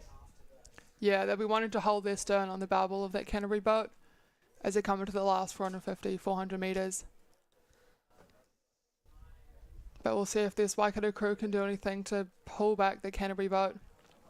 It's the Waikato boat there, the green machine, in 3rd place at the moment, behind the boat in 2nd place, but the gap has narrowed very quickly, and the really fast finish coming here from Canterbury. Can they catch Ashburton? Well, Ashburton don't look as if they're in any mood to simply concede this race yet. They are going hard at it as well. Yeah, in that last 200 metres, Sean Mackenzie Tuffin there in stroke seat of the Ashburton crew is taking the rate up, really leading her crew into that finish line. So I'll be looking for that red coat and that gold medal. So hanging on here, Ashburton doing an excellent job with Veronica Wall calling the shots, one imagines, and coming down to the finish line, but Canterbury haven't given this away yet. They are surging at them,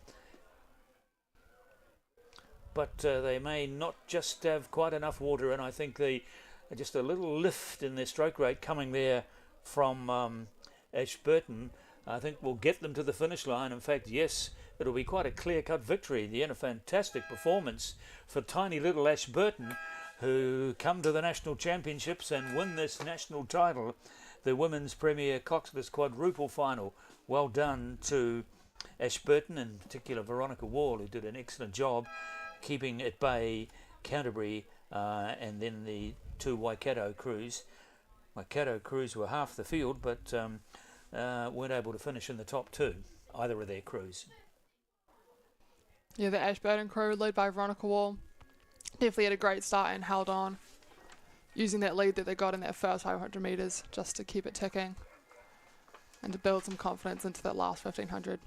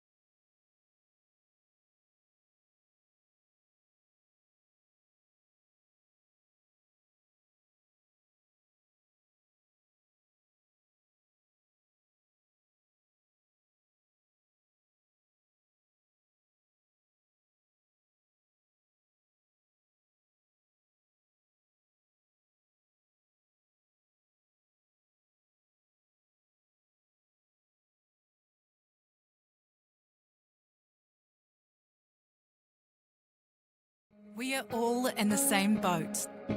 Our team invests in the same Milford funds as our clients.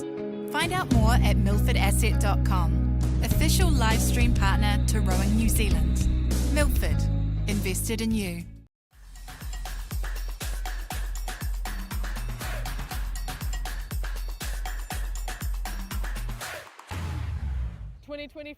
NZ Beach Sprint Champs. See you there.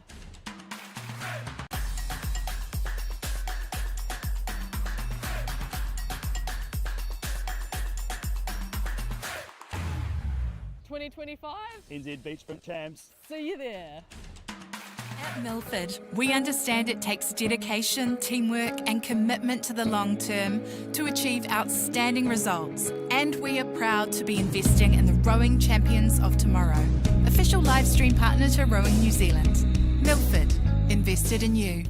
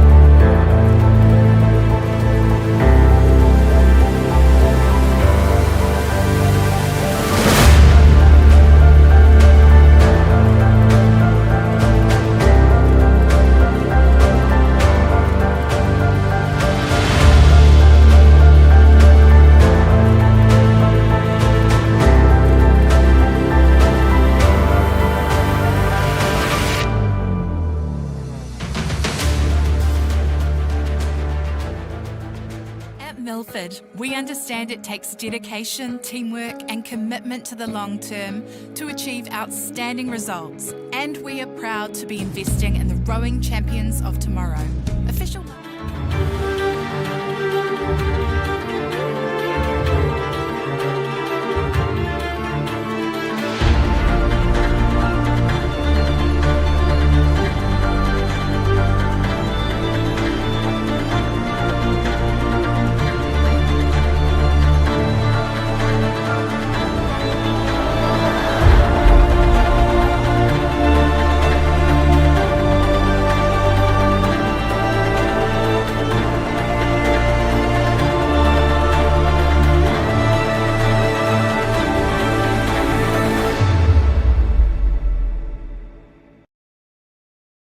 So, just woken up, down in Twizel. I'm going to give you POV for a day in the life of an old buck rowing with a young buck fin hamel. That's what a day down here looks like.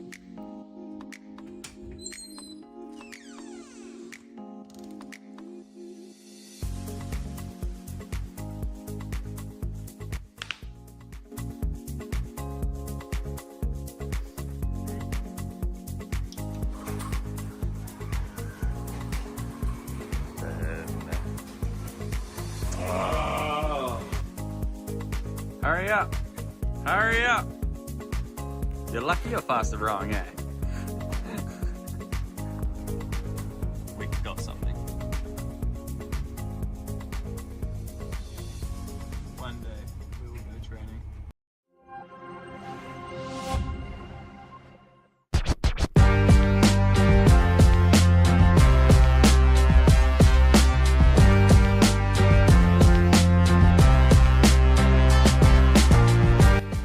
Always important to warm down training with a little bit of a dip in Twizel.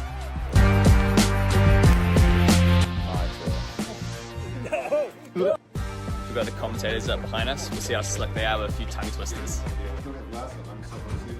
6 slippery sails, slightly seaward on silvery sand. It's not even hard. That was very easy.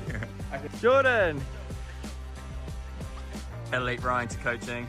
How is it? It's so different. There's so many different dimensions. It's not what you would expect. Plus. Plus, do the plus symbol. Plus symbol. Plus. Now I've forgotten what I need to say. Next question. Fred fed Ted bread and Ted fed Fred bread. Oh, he's done it before. This is radio school. Another recovery swim. How are my girls going? They're going great. Everyone's happy. We all get along. Do a pan. They look stoked with their results. How are you guys going? Really good. How's coached by Jordan Perry? I'm a bit soft, but He's a bit soft. Yeah. Jordan, do you agree with us? Yeah, I am a bit soft. Those are my notes, my work on. Right, level 3, let's max it out. Here we go. Betty bought a bit of butter, but the butter Betty bought was bitter, so Betty bought a bit of butter to make the bit of butter bitter. That's not right, but it's close. That's good. He's fun. What does he do that's so fun? I don't know, he buys us food. He's quite funny.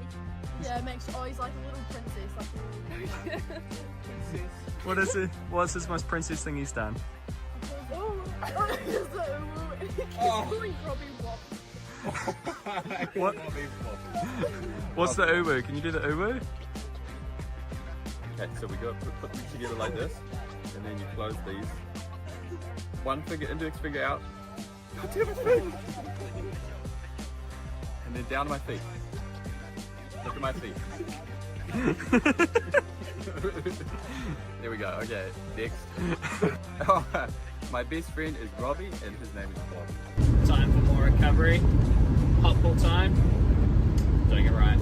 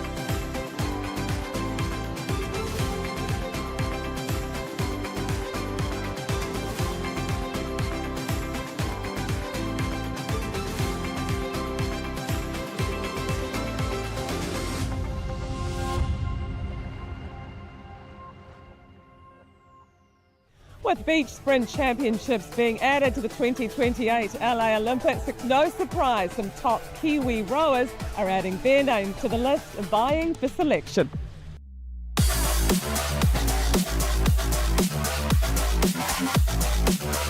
Maybe just go out to the first buoy, around the first buoy and back in, just so you get a bit of a feel for it. Get as many people through as possible. If you can come in at more of an angle, you've got less turn. Exciting, it's new, it's a different challenge to going out for the flat water, and even though it is rowing, it is a very, very different sport. Yeah, I think that unpredictability is really cool. Like, there's so many things that can go wrong in a race, and you can be 3 or 4 lengths ahead and still not have won the race. Top tips from the Olympians: how do you do well in this sport? Getting to know the waves, getting to know how the boats work in the waves, but also entries and exits are crucial. You can win and lose a race getting in or out of a boat. 100%. And turning as well around the end buoys is quite important. You can lose or gain a lot of time on that turning, but probably my biggest tip would be getting out of the boat. When you hit the beach with the boat, you actually run the boat up onto the beach, and so you hit the beach with a lot of speed, and if you don't get your feet moving quickly after racing for the last 2 minutes, you'll just face plant.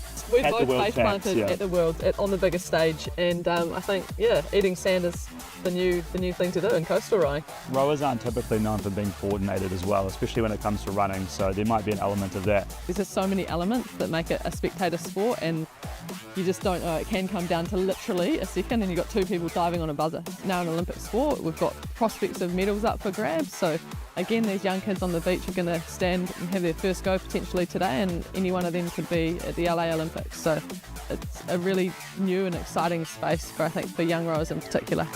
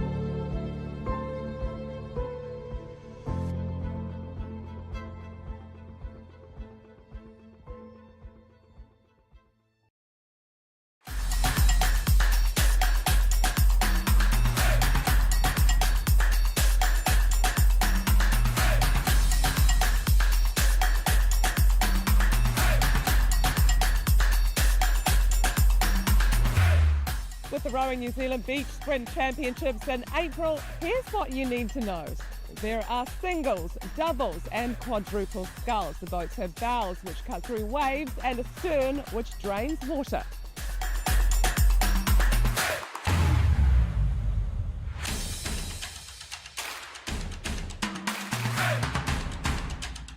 Let's talk about the beach sprint finish where your fastest athlete guns it out to the finish line.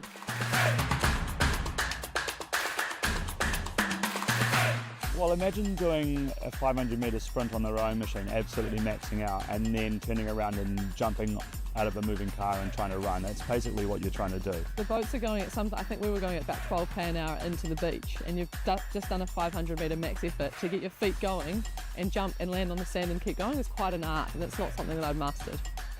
All the action from the New Zealand Beach Sprint Championships will be live streamed thanks to Milford partnering again with Rowing New Zealand and Altitude HD capturing some epic drone footage. So the drones will go up, there'll be good vibes on the beach, and I think it's going to be a big part of the Olympic program in the future. At Milford, we understand it takes dedication, teamwork and commitment to the long term to achieve outstanding results. And we are proud to be investing in the rowing champions of tomorrow. Official live stream partner to Rowing New Zealand. Milford, invested in you.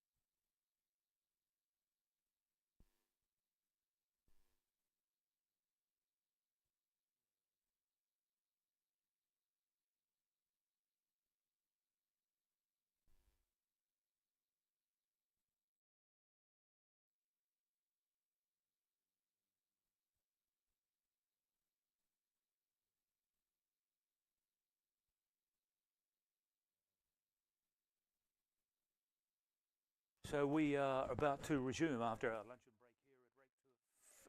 break here at Tanafa, the final session of these 2025 National Rowing Championships. And to kick off this session we have the women's novice quad sculls, coxed quad sculls. Yeah, we're here for this woman novice quad. It's gone more into a bit of a headwind here, so it's better conditions, better than a crosswind, so hopefully these novices will, have a nice, enjoyable race, obviously a hard race. You're confident that we can get through this session without a postponement? Yeah, I think we can. It's not too bad at the moment. Hopefully it doesn't get any worse, but these novices, it's better to be a headwind than a crosswind. Anyway, they're young and they're fearless, aren't they? They are. It's good. They're finally in this A final. That's Aramaho Wanganui in your picture there. Fastest qualifiers from the semi-finals, or best qualifiers: Dempsey, Shika, Sophie Sua, Karali Hanna, Ruby McIntyre and Morgan Wood, the Cox. And out they go. Just the 6 competitors in this final. And in the middle of the field, as you'd expect, the 2 fastest off to a good start. Aramoho and alongside of them Clifton as well, going with the Aramoho boat. Don't want them to get away earlier in the first 500. Yeah, so obviously being a, final, you can see some boats that you wouldn't expect out front, obviously at the start of the race. Bit of a fly and die strategy, but for me it's going to be Clifton and Aramaho Wanganui, who are the main challengers for the title. Clifton have had an amazing regatta. They've been doing incredibly well across all age groups, senior, intermediate, club, novice, and we're seeing it here, so they've gone off to a really good start. Yes, there's a lot of clubs, smaller clubs, have had a very good regatta, haven't they? Which, from my outside view, it looks like the spread of talent isn't just concentrated on the big, powerful clubs. No, yeah, definitely. Especially when you get to smaller boats, you're going to start seeing a lot of smaller clubs smaller clubs go through, especially in those singles, because you don't need the depth. You just need one individual person or even two. But as the boats get bigger, you need more depth as a club. So it is still Aramoho showing the way, and Clifton alongside of them. In third place there we've probably got Canterbury 1. Yep. Or Waikato 1 actually. Yep, so that's Clifton out in front, and then Aramoho next to them. Sharing the lead through the first 500 metres of this post-lunch event here at Ruataniwha. Well, the wind out there, I was thinking, to my mind, is as strong as it's been, but I think the point that you make is valid, that it's where it's coming from that can determine whether a postponement is justified, and if it's not a crosswind, well then it's a little easier to contend with, I guess. Yeah, definitely. So it's a lot easier to row in a headwind than a crosswind. You know, a headwind, it's heavier to row and it feels heavier, so there's so much more on the leg drive, swinging it back at the finish. And that's exactly what that Clifton crew is doing.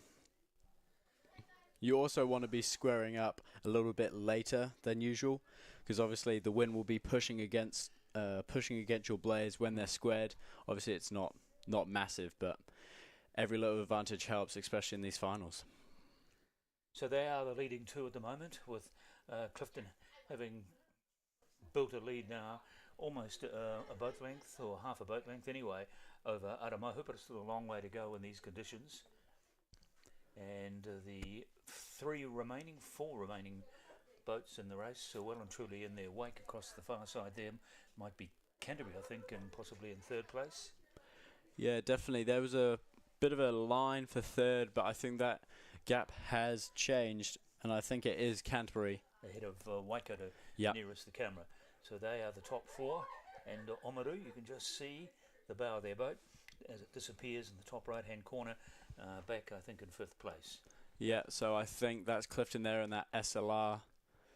What could be, I think it is an SLR, so they're going to be happy, and I think Aramoho Wanganui are in a SLR boat as well, so they're here at the regatta.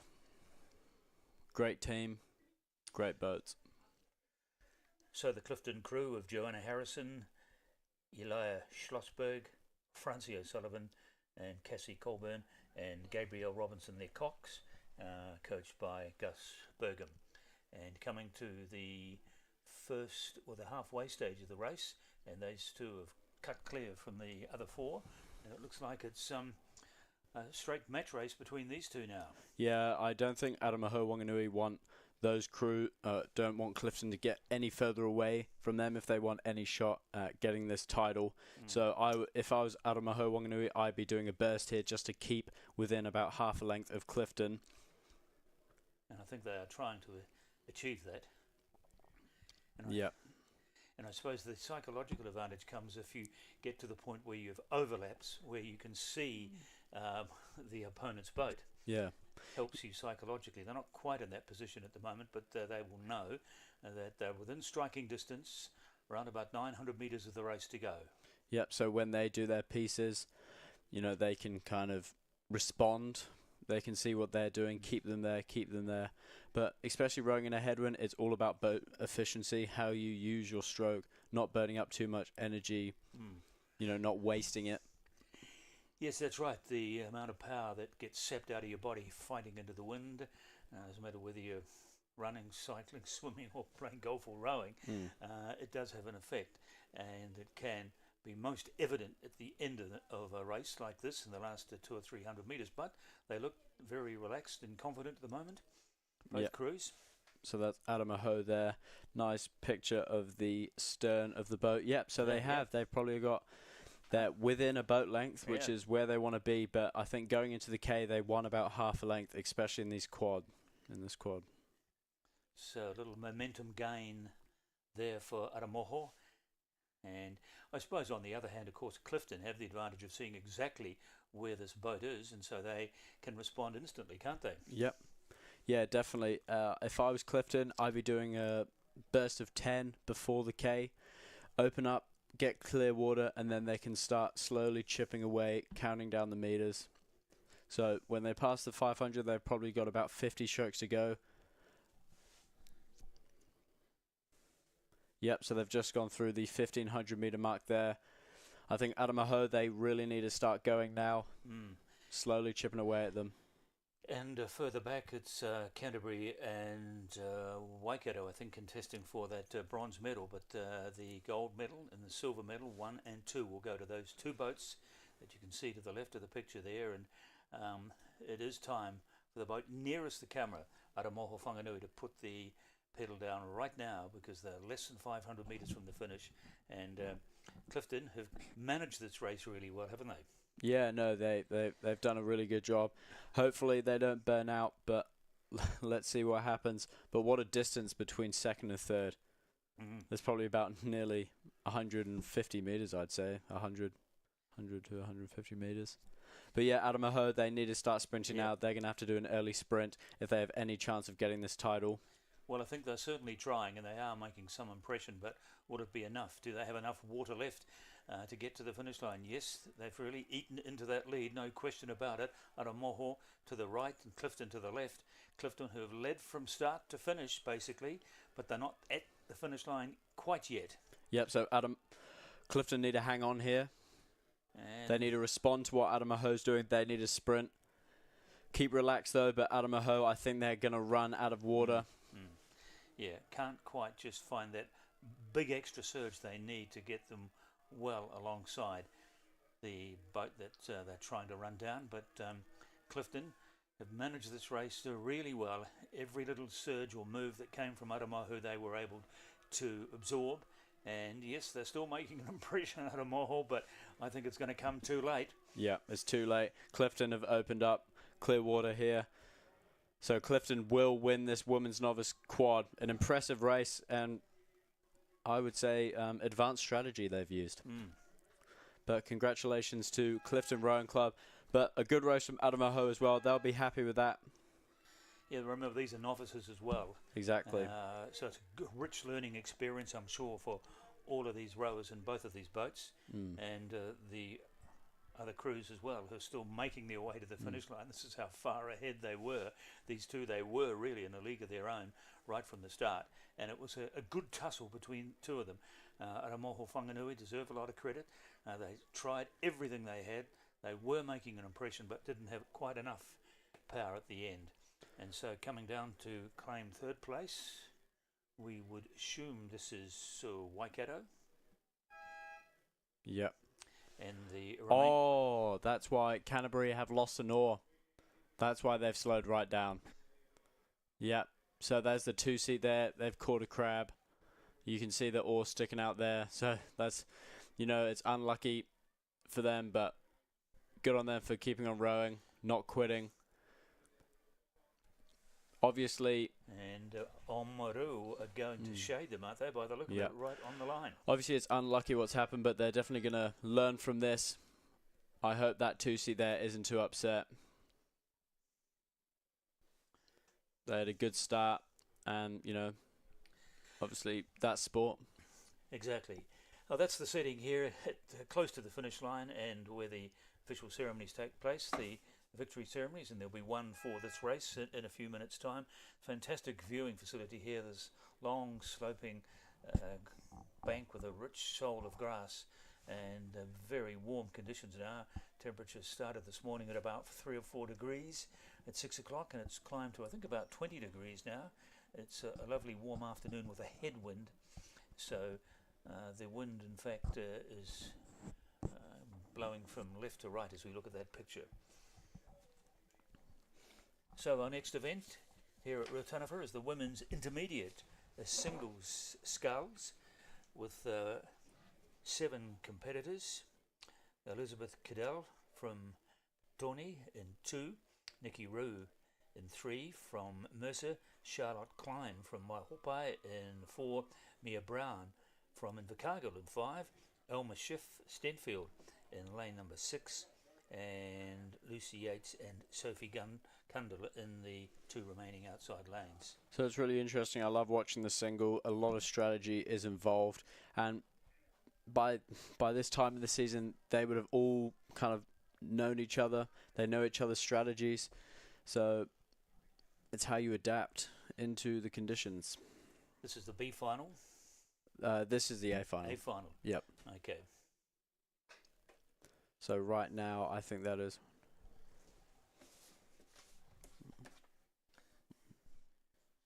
That is Waihopai, I believe.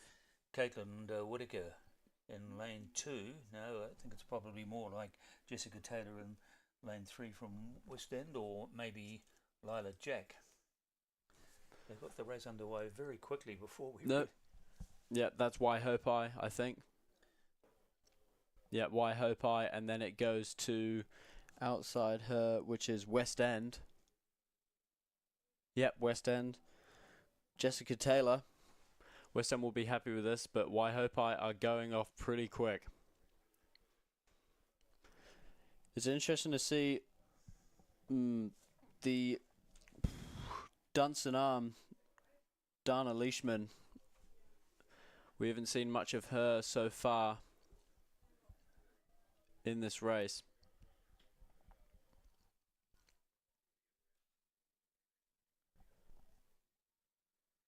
So Lila Jack there, leading sculler through the middle stages of the race from the Waihopai Club, coached by Danny Young, and very much chasing her down. Those two boats that you can see there from West End and also from Waihopai. So very strong presence here. 2 Waihopai crews in this final. Yeah. So you can see on the outside, Waihopai 2, which is Caitlin Whitaker. She did a burst at the 1,000 meter mark, and she is coming up on her teammate. Yes, she's eaten into the lead, and this is seen Jessica Taylor from West End slip back into 3rd place. Yeah.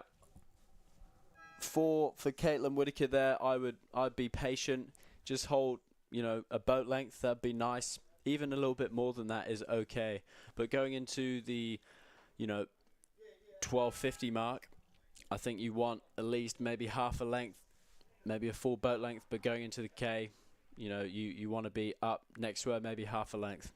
Well, the thrust at the moment is with her teammate out there in lane number 3, Waihopai number 2, Caitlin Whitaker, and she's closing in on her clubmate Lila Jack and West End's Jessica Taylor, still hanging on to 3rd place. Yeah, for West End here, Jessica Taylor, I would be hanging on with Waihopai number 2, Caitlin Whitaker, and go with her. Well, this would be something special for not one of the big clubs of New Zealand rowing, is it, Waihopai, to go 1 and 2 in an A final. Waihopai, though, they have a lot of history in New Zealand rowing. It's a small club. I didn't even know the club before I did some research on it, but they have a lot of history, especially in small boats events and even big boat events. That was probably about 10, 15 years ago. Must have some good coaches there. Yep, a lot of history. And now it's the 2 clubmates battling for the red coat here, and Jessica Taylor from West End struggling to stay with this pace set by the 2 from Waihopai. So not a red coat in this event. That's only for the premier events. Oh, okay. But I think that Caitlin Whitaker has made a successful move, and I would call that a very successful third 500 for Caitlin Whitaker. And I think she might even, she has taken the lead from her crewmate Lila Jack. And on the outside, Dunson Arm for the first time, Dana Leishman, she's just taken over 3rd. So this could be an insanely well-rowed race for Dana Leishman if she can get the result here. But Caitlin Whitaker has just turned on the afterburners here about 500 metres back and has just swept all in front of her here, including a teammate who's trying to hang on to her, Lila Jack. There's only, a canvas between them, and Leishman coming with a very strong finish as well. She's getting herself into contention here for a silver medal, if not the gold medal. Yeah, who knows? In the single, you don't really want to rush into your work. Obviously, it's all about what everyone else is doing, and it's so tactical. But this is a great race, and so many different strategies are on show. Well, Leishman certainly has the chance here to nab the silver medals somewhere over these final 100 or couple of metres. but I don't think there's any stopping Lila Jack at the moment. She's in the best form, I imagine, of her life, and she is just powering away from her clubmate, who's now back, possibly in third place. Yes, I think you would give it to Dunstan's Dana Leishman at the moment. Yeah, Dana Leishman's looking really good. It's a shame. So that's Lila Jack. She needs to start moving if she has any chance. It's going down to about, 250 metres to go. It's the 1750 metre mark, and no sign of Caitlin Whitaker. But Caitlin Whitaker, no, she is starting her sprint, and I think she is going to overtake Lila Jack. So Lila Jack really needs to get a move on here. Maybe she flew too soon. But Dana Leishman, but Caitlin Whitaker, what a sprint. So it's between Leishman now and Whitaker as they come down to the last couple of 100 metres. And now Caitlin Whitaker's still there, just out of shot at the moment. Oh no, there's Caitlin Whitaker there in the West End boat. Yeah. I think there's a secure 1, 2, 3 right now. I feel quite bad for Lila Jack. I feel so didn't obviously race the race she wanted to race. But you can't take any credit away from Caitlin Whitaker. No. Superb race, bite at her time, and then when she struck, she went with everything that she had, mustered plenty of power to overtake her clubmate, and will hold off Dana Leishman as well with a fast finish coming from the Dunstan Arm sculler Dana Leishman. But there's no catching Caitlin Whitaker. Another gold medal for Waihopai. Second place going to Dana Leishman, and it looks as if it will be Lila Jack. No, it will be Jessica Taylor. Jessica Taylor takes third. And so Lila Jack, who did a lot of the work for the first 1,000 metres or so, just couldn't stay with the pace for the full 2,000 and misses out on a medal. Yeah, definitely. She's going to learn from that. So that is Lila Jack. She will learn from that, and it'll be good to see her race next season. So that's how it finished in that event. As we come back to the spectator facilities, nice to see a good crowd building here for the final events this afternoon. Before the curtain comes down on the 2025 National Championships. Back to the finish line we go, or sorry, the start line we go for our next event, which is due to get underway in just a moment. It's the men's intermediate single sculls with Dunstan, West End, Clifton, Timaru, Waikato, Clifton 1, Otago 1, Porirua 1. So 2 from Clifton in lanes 3 and 6. Yeah, so obviously it's only intermediate, these rowers. This is the first season racing the single. But you still have some big names. You know, you have George Talbot, Jack Hurley, Sean Brooke Adams as well. But, you know, the thing about intermediate racing is, you know, anything can really happen, especially by the outside lane. So right now you can see Porirua, Jack Clark. Yeah, he's made a good start, nearest the camera, probably in about second or third place.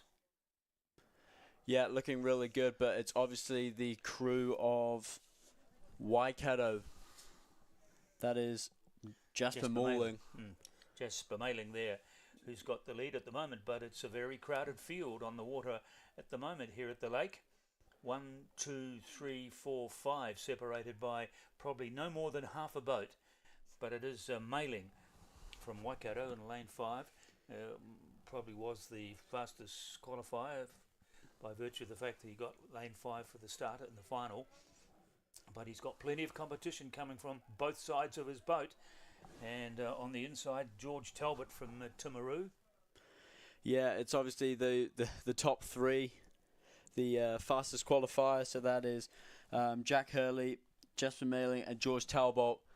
But these outside crews, that's pretty good from Jack Clark there. If he can stay within half a boat length, even a length, you know, he's got a chance. Yeah, you can't count him out. If he goes into the K and he goes to work, you know, real big bursts. It's gonna be a painful race if he wants to succeed, but let's see if he's got it in the tank. But it remains Jasper Mailing with the half a body length over George Talbot on his inside there in lane number 4, and Talbot making a small impression, and Jack Hurley from Clifton trying to stay with the pace of those two men to his left, and even Alexander Hattrell from or Jack Hurley from Clifton and Alexander Hattrell, and particularly Jack Clark from Potarua, all in this race. Look at them, 1, 2, 3, 4, 5, all 8 boats. I would say, yeah, everyone is kind of in this race. It's a single scope at the end of the day, very small boat, and it takes small changes to make a big, to create a big effect on the race. So right now that's Waikato, and then next to him is George Talbot of Timaru. So Timaru, he's got the highest stroke rate at the moment. Going into the K, it's going to be interesting to see where they put their bursts in and how they strategize this last K. We haven't seen too many races here over the last 2 days in the finals where so many of the 8 starters are so close together at the halfway stage. Yeah, definitely.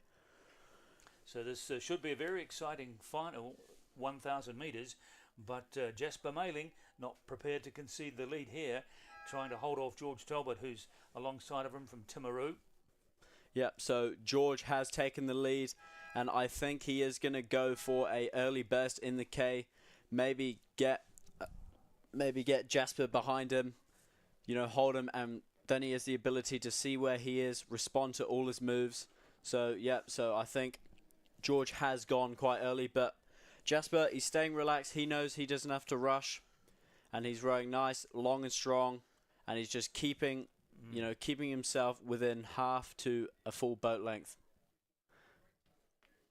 But Talbot decided to make his mark right at the 1,000 metre mark, and has put half a boat length on the man alongside of him, Jasper Mailing, who led through those first 1,000 metres. The rest of the field now slightly more spread since the halfway stage was passed.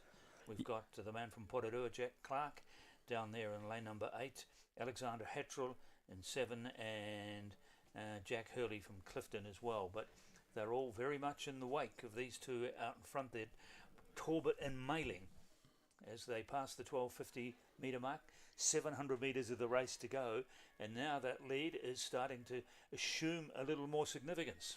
Yep, so George there, he's gone to work, but Jasper is within striking distance, so that's okay, but the battle for third is very much still on for all of these crews. So right now leading that kind of race is Oliver from Clifton. There's a nice shot of George there in that Mardi Cup winning boat. So that boat goes to the winners of the under-17 single. And that boat, another one of those boats are being given out this regatta. Sorry, not this regatta, in April at the Mardi Cup. What did one of those boats cost? Oh, one of those, that's a nice one. So probably about 10 grand, nearabouts. Okay. Nice prize. Yeah. So they've just gone through the 1,500 metre mark, and I feel that... Still Talbot, but Jasper, I feel like he needs to go to work. He needs to climb within about half length before the 1250 mark. The 250 metre mark to go. But no momentum at the moment with Mailing, who put a lot of effort into leading the field through the first 1,000 metres. Maybe he's starting to pay for it now, and a more conservative approach through the early part of this race looks to be paying a dividend here for George Talbot of Timaru, coached by Brian Smith, and now got a full boat length lead over his rival. The rest of the field he doesn't need to worry about. I don't think anyone else can get into the search or the chance for the gold medal. Talbot from Mailing, and then I think it's going to be Oliver from Clifton in third. That's Collassi, yes, from Clifton, coached by Jody Haskell. So going in 250 metres to go, I think that Talbot will take it. If he can just make a little bit more of a push, really sprint now, he will lock that in. He's going to take first place. But Jasper, I feel like he's going to run out of water. But Talbot, with a comfortable lead now as he comes into the last 150 metres. Mailing trying to stay with him, but he's got to do more than that. He's got to somehow try and get himself up with this man and then surge into the finish line. But I don't think he's got the power left to do that. No, I don't think so either. Yep, Talbot's opened the distance up, clear water, but Jasper will take second. And Oliver Colassi, by the look of it, I think is probably now safe for the third place as well. Yep. 1, 2 and 3.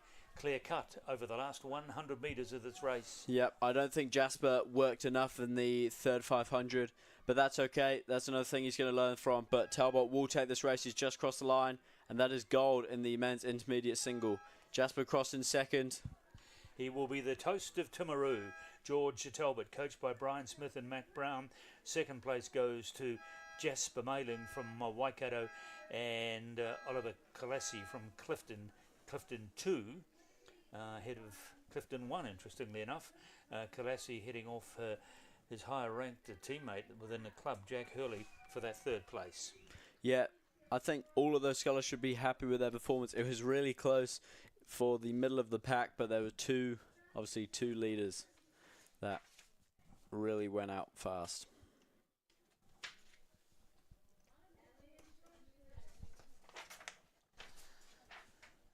So we make our way through the calendar of events as we stop here for a victory ceremony.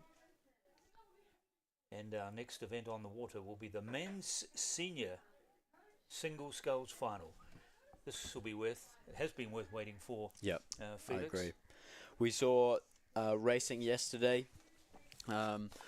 We saw Herbie Austin Baker beat Sebastian Fulton in that heat there.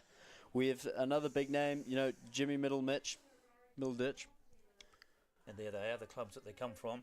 Ryan Gass from Auckland, Lewis Mates from Cure, Sam Barnett from Dunstan, Herbie Austin Baker from Aramoho, Jimmy Middleditch from Avon, Sebastian Fulton in lane number 6, Angus Cool from Canterbury 1 and 7, and Matthew O'Meara in lane number 8. So is there another Mahi Drysdale, another Rob Waddell, any of these great men who have dominated single sculls, not just in New Zealand, but across the world as well?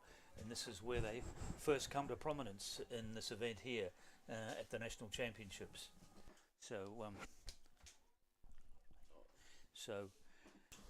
we'll just wait for them. Yeah. So for me, you have some incredible names here. Obviously, there's a few rivalries that's been teed up on social media between Lewis Meets and Sam Barnett. But, you have Herbie Austin Baker. He's got the momentum right now. Also, Jimmy Middleditch. He's the fastest qualifier, isn't he? Yep. So he rode for Kashmir, an incredible sculler.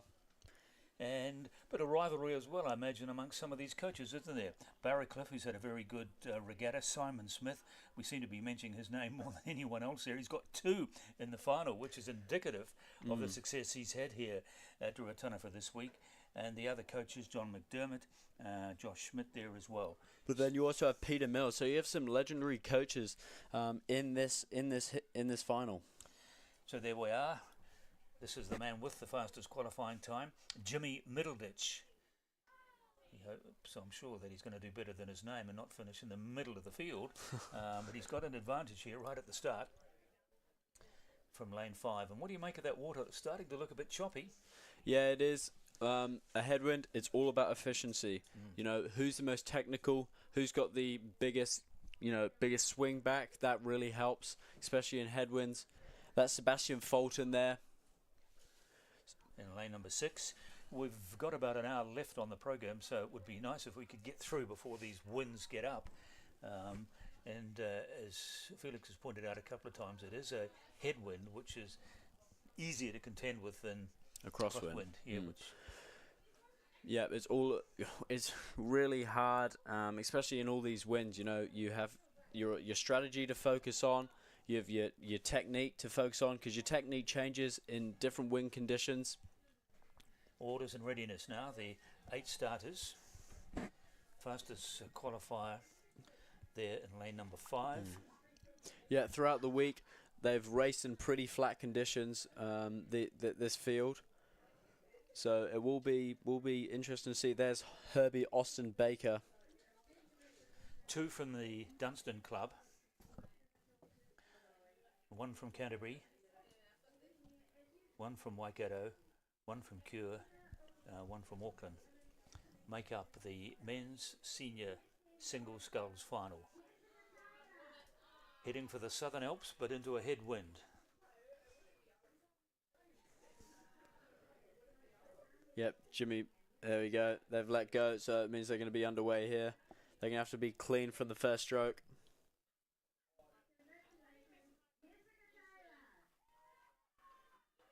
Off they go on this 2,000 metre journey into this headwind. It's not a gale, but you can see there it's more than just a ripple. A few white cliffs, small water coming around, particularly the concrete wall at the start there, and as they get into the race they might get some clearer water. But at the moment in lane number 6 it looks like it's Sebastian Fulton that might have got the best start. Good start also by Sam Barnett and 3 from Dunstan. And lane number 5, Jimmy Middleditch. Yeah, so Sebastian Fulton, I think that is Herbie Austin Baker. He hasn't had the best start, but you remember from his race that he had yesterday, he was a bit of a slow starter, but he ended up winning the race and overtaking Sebastian Fulton. So who knows, maybe they've played to his weaknesses, his start. But yeah, let's see what happens in this race.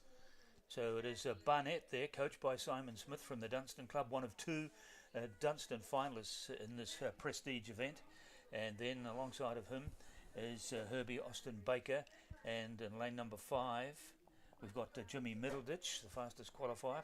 Good start coming here from Sebastian Fulton in lane 6 from Waikato. And also from Angus Cool in 7. And bringing up the field is Matthew O'Meara from Dunstan, the second Dunstan competitor in lane 8. But he's a little bit off the pace at the moment. But there we have 6 boats, all basically within a blanket of each other. Yep, so Sebastian Fulton, he's gone off pretty quick. Let's see if he can hold it. He got overtaken yesterday in the final 250 metres or even 500. But he's got the lead at the moment as they get to the 500 metre mark. 1/4 of the race gone, and Sebastian Fulton from the Waikato Club, the number 2 sculler from that club, but he's doing an outstanding job so far. But there's a long way to go. Further out also, a move starting to come from, again, Sam Barnett, who got a good start and is possibly in 2nd, maybe 3rd place. Also there alongside Fulton in lane number 7 is Angus Cool, also having a good race so far. Yep, so obviously you also have to focus on that rivalry between Sam Barnett and Lewis Meets. But, yep, Sebastian Fulton, he's in commanding position. Has he gone too early? Let's find out.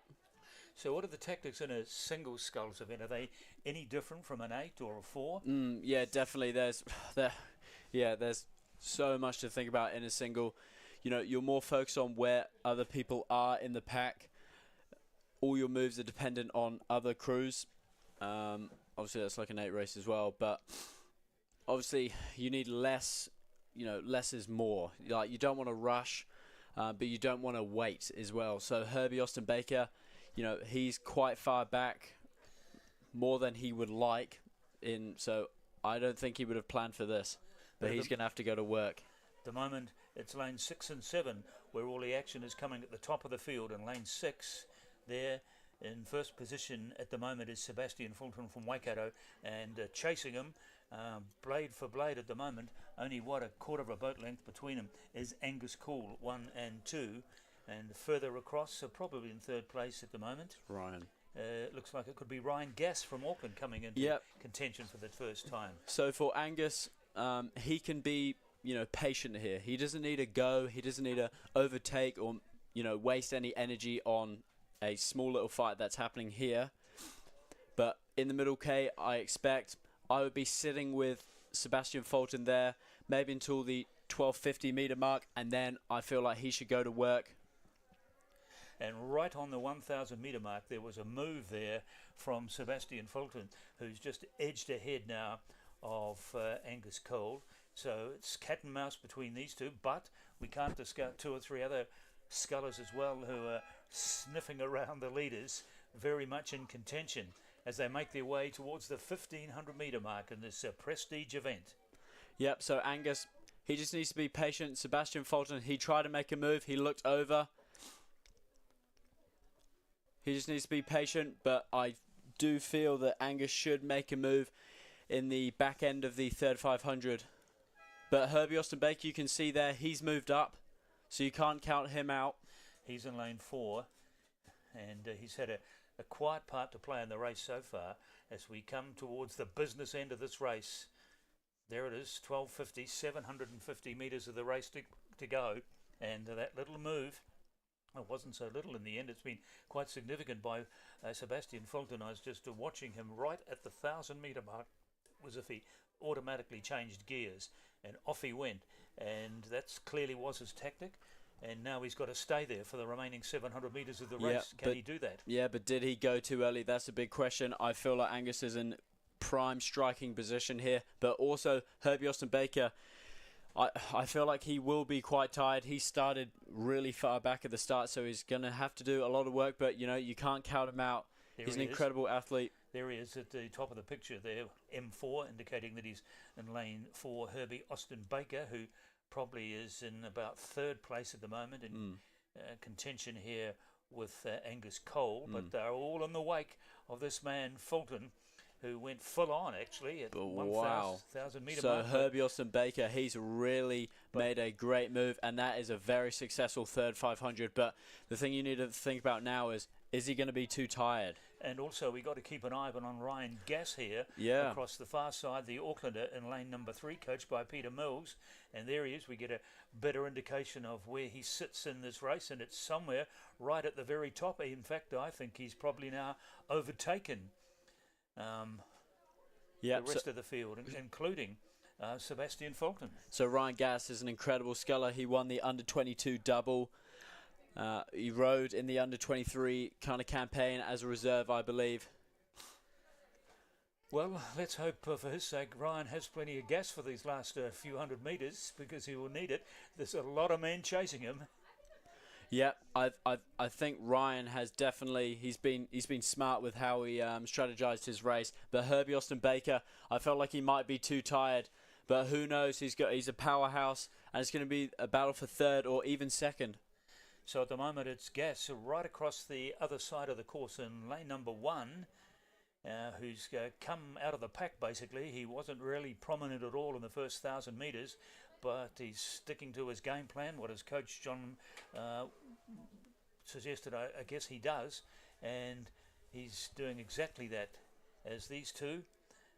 That's Herbie Austin Baker in lane 4, and alongside of him Jimmy Middleditch. And still 1, 2, 3, 4 in this race, all with a chance to take out the gold medal. Who will it be?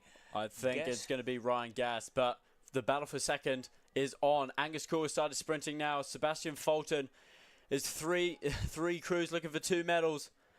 But Angus Cole, he's got the better sprint. Sebastian Fulton has dropped down. But all eyes now on Ryan Gass. Here he is coming into our picture again. He's taken control of this race, and well, there's a big finish coming in lane number 7 as well from Angus Cole, and who's got that? Yeah, and that's Herbie Austin Baker. Yeah, he is shattered. He had to come all the way from the back of the field, and he's been rewarded with a 3rd. He's got bronze. Congratulations, Ryan Gass. What a race. Strategist, and I'm sure Peter Mills would have helped him with that. But gee, it was close. He only just got there. Fantastic finish, living up to the prestige and importance and significance of this event in New Zealand rowing. As we have a look at the replay, this is the start where Jimmy Middleditch started in lane number 5 at the 500 metre mark. Things had changed somewhat with Sebastian Fulton very prominent. Then it became a duel between Fulton and Cole through the middle stages of the race, and it was at about this stage that Fulton made a move that Ryan Gass across the far side also started to lift his rate and pulled in those scullers in front of him and got to the finish line just ahead of the chasing pack. Yeah, great race from Ryan there. He's going to be stoked. Right.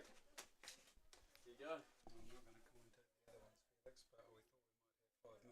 might have 5 So we come to our next event as we start to wind down. There's a very busy program here at Lake Ruataniwha today. The next event is the Women's Senior Singles Scull, and this will be a great race as well, I'm sure. Could be every bit as exciting as the men's singles final, sculls final that we've just seen.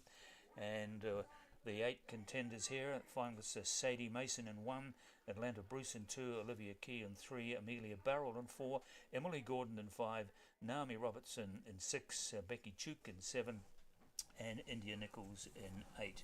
2 from Dunstan, India Nichols in 8, and Olivia Key in lane number 3, and a spread of clubs from elsewhere. I'm now joined by the CEO. Very delighted to have him with us here, CEO of New Zealand Rowing, Simon Wickham. Good afternoon to you, Simon. Yeah, afternoon. What a fantastic week it's been, and Lake Ruataniwha putting on its very best. It's amazing. Great week. And hopefully the wind will stay down. Yeah, always a challenge for any rowing event. It's, as we say, it's an outdoor sport. You can't control everything, and but so far it's been playing ball today, and with just a few races left to go, so it's looking promising. What's the significance of these championships this year in this non-Olympic year? Oh, they're always significant. These club championships, you're looking at the future of the sport coming through, challenging like we saw yesterday. I think probably most best demonstrated in that women's premier singles race. Just fantastic competition going on, and yes, LA 28's a little way away, but those that are vying for those spots have started already. Well and truly, they're out there 3 times a day. I imagine you've been talking to your selectors over the past few days. They're here watching these things closely. What's the vibe you're getting from them? Are they confident that about the future of New Zealand rowing? Are they seeing enough talent emerging in the novice and intermediate classes here? Yeah, it's a sport that's delivered consistently. I think 25% of New Zealand medals since Sydney 2000, and it's on track for LA 28, and also adding to the fleet now, obviously not here, but coastal rowing. And the fleet for Los Angeles 28 adds a few more with the likes of Emma Twigg crossing across from coastal into classic into coastal. Creates a few new medal opportunities for our sport as well, which is exciting. Because you are in a pretty good position, aren't you, in the wake of the Paris Olympics, where you won, I think, was it 4 medals? Yeah, Paris second. I can remember, as the media do, predictions beforehand, and I don't think there were many pundits thinking you would get 4 medals this time. I think it'd be fair to say that rowing's pretty good at delivering on the day. We build tough, resilient people, and it's the thing I love most about this recent involvement with the sport, and why I wanted to get more involved in it and take on the role. It's a fantastic sport for developing self-resilience, self-determination, supported by coaches that help build great young people. And we see that played out across this week with a fantastic community of people gathered on the banks and around the clubs. One of the things as a relative outsider, which I've noticed here, is the success of boats in various categories from small clubs, provincial areas. It's not just the big glamour clubs, from Auckland, Christchurch and Waikato, but there's a spread of talent, isn't there, across the country. Yeah, it is. I think of a really good example of that right now is Clifton, a club that's grown up in Waitara and Taranaki, gone through a bit of a revival. I understand about a decade ago, and been growing ever since. And you're seeing a lot of those boats coming through, and a lot of rowers coming through from that club now. And Waitara sometimes makes the news for other reasons, and it's just fantastic to see them showing the way and putting the best of their people out on the water. And that's just one example of many that are growing across the country at the moment. On a broader, universal sort of view of the sport, one thing that I've noticed speaking to various competitors who have come and joined us here in the commentary box is their keenness to see some more variety in the distances that you race in rowing. As we all know, everything is 2,000 metres. Is there not a case, and this is what these rowers have been telling me, they'd love to see sprint events over, say, 1,000 metres. Can you see one day where world rowing might embrace that idea? Absolutely. I think you're seeing some examples right now with coastal rowing sort of challenging. I think probably the the traditional 2,000 metre event, and then today's shootout event was a fantastic example. You know, the knockout format, much like the coastal format, 250 metres. Bring your best, bring it all on, and it's creating great variety and just something a bit different for some of those athletes that maybe they're not necessarily top of the pops at 2,000, but at 250 it's a different ballgame. But do you see any enthusiastic for these changes at the international level?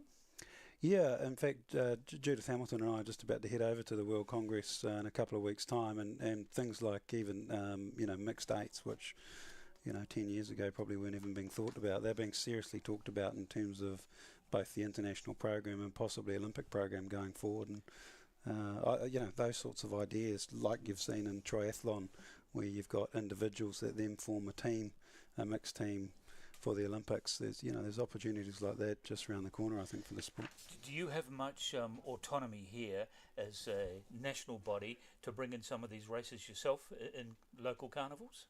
Absolutely, and I think you're seeing 1,000 metre racing happening, pre-Christmas at up in Karapiro. It's a great format, especially for novices. You're not having to deal with start gates. It's a rolling start, especially in the novice. If you might be quarter of a boat length ahead at the start. Well, okay, does it really matter?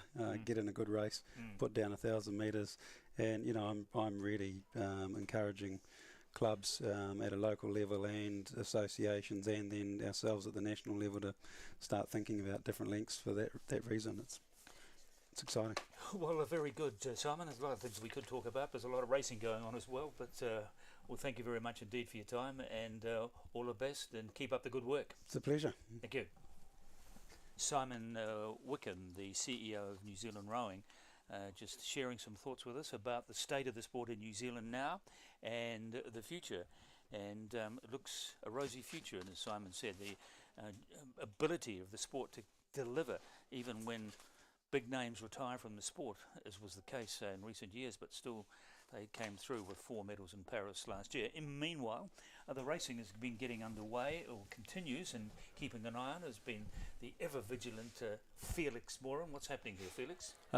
So right now, we're in the men's club Cox's Pair, or A final. So in lane 1 we have Hawke's Bay, lane 2 Aramaho Wanganui, in lane 3 St George's, in lane 4 Auckland, lane 5 Avon, lane 6 Avon, lane 7 St George's, lane 8 St George's, and I'm really happy to see St George's 3 boats in this A final. It really just shows the depth of talent and also the individual talent they have there as well. So that's why their club program has been doing quite well, but they missed out. They kind of messed up their race in the 8 today, but no worries. They're going to be wanting to see some great results here in the pairs. Okay, so that's the situation as we look at these boats making their way down to the 500 metre mark, which is coming into shot right now. Yep, so that's Avon right now. So they're leading the way, going to Alcatraz, 500 metre mark.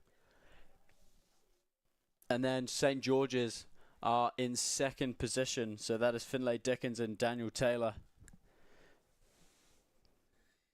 Yes, that's across the far side as they pass the little green island there in the white boat. But alongside of them, it's St Auckland. In Auckland number 1, the Auckland crew, and a nice spread of boats here at the moment as they approach the halfway stage. Still 4 or 5 of them in with a chance here to grab that gold medal. Yep, so Avon right here, they're looking very, very strong. They wiped out the sorry, not the trifecta, but Avon, they're looking really, really good, and I think they will wipe out the trifecta, the men's club 4, the men's club 8, and the men's club pair. So right now they're looking like they're going to do it. 2 red boats in this final. Avon 1, as you can see, they're leading, and alongside of them, not so very far away from this pair, is the Avon 2 crew of Charles Beale and Benjamin Ashman. And both Avon crews coached by Leon Barracliff. He's another coach along with Simon Smith, who's had a very successful week here in Twizel. Yep, so Leon, he coaches the senior, more premier crews at Avon, but he's also helping out with club as well. He's going to have some incredible experience, and he's learned off Logan Keys. But Avon are looking really good here. Avon 1 and Avon 2 also getting into the picture here, probably in just being shaded by St. George's at the moment, but Avon certainly in with a chance for 2 medals here. And there's the leading pair of Tompkins and Guerra. Yeah, you can really see the water fighting against their boat. Obviously into a headwind, it actually helps the boat sit up more, so it's easier to balance. And so it's Avon 1 and 2 now by the look of it. Yep, it's close to say it's St. George's on the far side. I still think they have a bit of a lead over Avon 2, yeah, but it is close. So right now, if I was Avon, I'd be doing an extra 10, increasing that lead, and then relaxing into this headwind. And in between them is Auckland, so it goes Avon 1, Avon 2 and St. George's, and then Auckland in 4th place. I would say St. George's are still in 2nd here. So, yep, I think Avon 1 out in front. They're making another push. They want to give themselves, make it less, less noisy. They can relax the shoulders, just keep the pressure on that foot plate, and get into their work until the, final buzzer goes.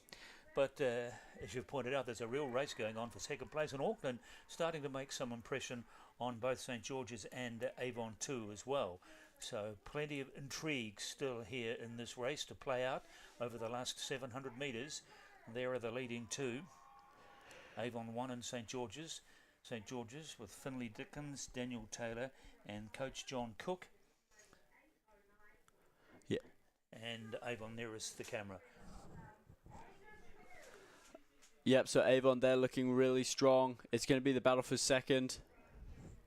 St. George's did go off pretty well. They had the lead over this 2nd Avon crew. But Avon, an incredible squad. They're senior grade and now they're club grade. Avon 2, you prepared to put them in a 2nd place yet, Felix? I'm going to predict that they do come 2nd. They've just nudged ahead, I think, of that boat across the far side, St. George's. And Auckland, not making any great impression, but getting themselves into the frame anyway for a minor medal. But Avon pair looking very strong as they come down towards the finish line. Yep, so I would not count out Auckland at all. The Auckland pair of Lewis Upton and Alex King. Yep, so Avon, that's Avon 1 there. They're looking really relaxed in the shoulders, just pushing the boat, nice tap outs, pushing together. So they're into their work. They know what they have to do, be controlled until the final buzzer goes.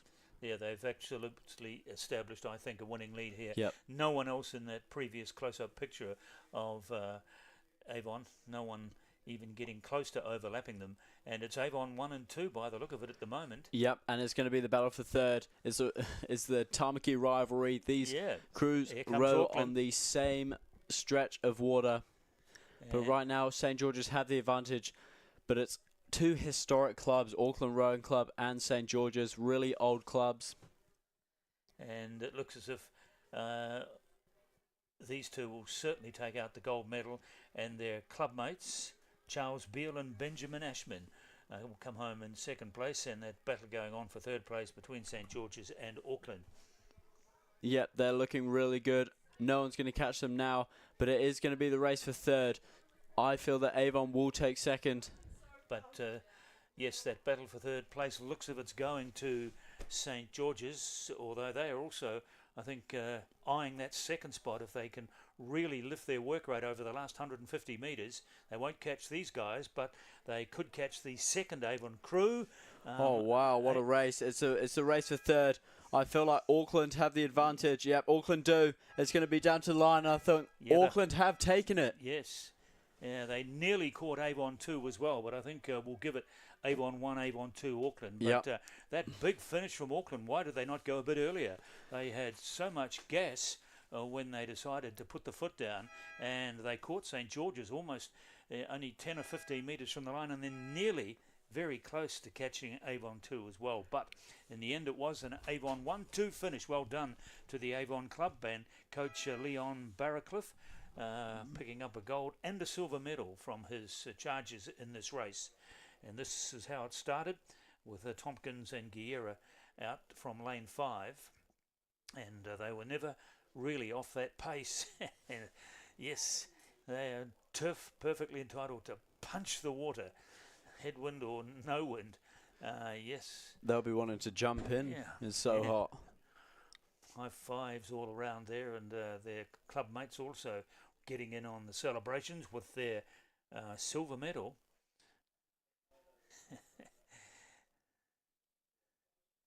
They'll be happy with that.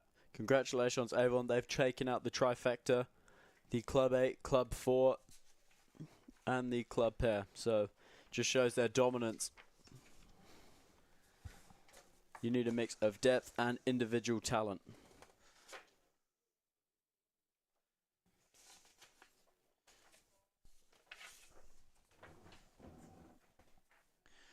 So we're coming down to the final few races here at Lake Ruataniwha today. Our next event is the Women's Club Coxless 4. There are the crews that are lining up here. Waikato with 2 crews in this race in lane 1 and in lane 5, the fastest qualifier. Aramoho Wanganui there in 2, Auckland 1 in 3, Columba College in 4, Waikato 1 and 5, Nelson in 6, Avon in 7, and Star BC in lane number 8. But the Waikato crew of Pippa Dixon, Elise Smith, Francis Casey and Madison Wright, they're ready to go. Fastest qualifier in lane number 5. They've let go and on they go. Colombo College, I think we saw a shot of there as well, alongside of them. And yep, so that was Nelson. Nelson, sorry, in lane number 6. Yep, Waikato off to a strong start in the first 10 strokes. Yes, clear leaders after the first 100 metres, and 5 of the next 6 boats all pretty much hugging each other here, and bringing up the tail is the Star here, nearest this side of the course. Yep, so Nelson are going with Waikato. Waikato are really extending their lead that they got off the start. They want clear water, and then they can just go into their work and go. They're such a strong club, and this crew is exactly what Waikato are wanting, success. So no one willing or able to stay with Waikato at the moment. Dixon, Smith, Casey and Wright doing an excellent job. At second place, possibly alongside of them, is Nelson, and also there in contest for that second position, and they might have just nudged ahead of Nelson at the moment, is Auckland, or is it Columba College?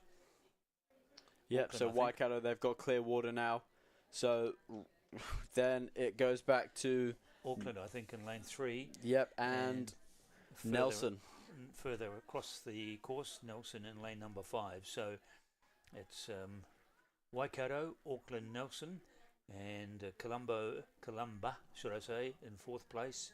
5th place at the moment would be Avon 1, and in lanes 1 and 2, you've got Waikato in 1 and Aramoho Whanganui in 2. Well behind after 500 metres, the team that is setting the pace here, the crew that is laying down the challenge to these other crews is the Waikato crew. Yeah, they're looking really nice, really efficient, really clean. I think that's why they've got their lead, to be honest. They look so clean in that tandem rig boat.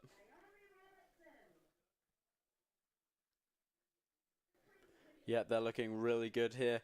But the race for 3rd, obviously, so right now that's Auckland, and then it's Nelson. It's... Oh. Well, Auckland have moved into 2nd place, no question about that, and probably Columba College in 4th place, in 3rd place at the moment. And there in lane number 6 is Nelson. Yep, so Waikato really, Auckland and Columba. Really getting the blades in, gripping the water, and then going. They're not rushing to get a stroke. They know, just need to relax, get the blade in, then start pushing. Really efficient rowing here. But Nelson not to be counted out either. They're sticking with these 3 boats in front of them. They're certainly a couple of boat lengths behind Waikato, but within striking distance of both Auckland and Columba there. Yep, so it is Waikato and then Auckland, I'd say, and then Columba College. Nelson have dropped back. Did they go off too hard? As they make their way down towards the finish line into this headwind blowing here on the lake for the final session of these championships, which began for the first time way back in 1888. Probably only rugby off the top of my head can go back that far in terms of its origin and organised sport in this country. So it's got a very proud history, and interesting to hear Simon Wickham there talking about what he sees as a very good state of the sport in New Zealand, evidenced by the 4 medals they brought home last year from the Paris Olympics. New Zealand won a record number of 20 medals, but a quarter of them came from rowing. Yeah. Amazing. Yeah, I think in Tokyo, 11 were won sitting down. Yeah. So that's a pretty interesting statistic. But rowing never seems to fail in terms of its delivery of medals. So we come back to this event here, and the green boat of Waikato, not totally in control here because there's a meaningful challenge coming across the other side of the course. So I think that's the Auckland team, isn't it? Auckland 4 there, and Columba in 3rd place, Columba College. Yep, so Waikato, they're looking really nice, still efficient. But Columba College are coming up on Auckland, and they are in striking distance, I'd say. Nelson have dropped back here. There's a nice shot of Auckland. Yep, the blade goes in, then they push. Really nice technical rowing. All blades off the water. Nice tapping out together. But Auckland just about have an overlap there, which is an important psychological factor in trying to close this gap. Yes, they are definitely starting to make some impression here, Auckland. Yeah, looking really good, but Columba are making a move on Auckland there. And that's right, Columba College with a big move there, and they're comfortably in 3rd place. Auckland 2nd, closer to the shore, but they all trail this Waikato 4 that has led right from the start. They established that very clear lead within 100 metres. They were 10 or 15 metres clear, and they've managed to retain that distance between themselves and the rest of the field. It's not over yet. And they're actually walking on Waikato. So let's see this Columba crew here. Let's see what they can do. You can't count them out. They might have an incredible sprint.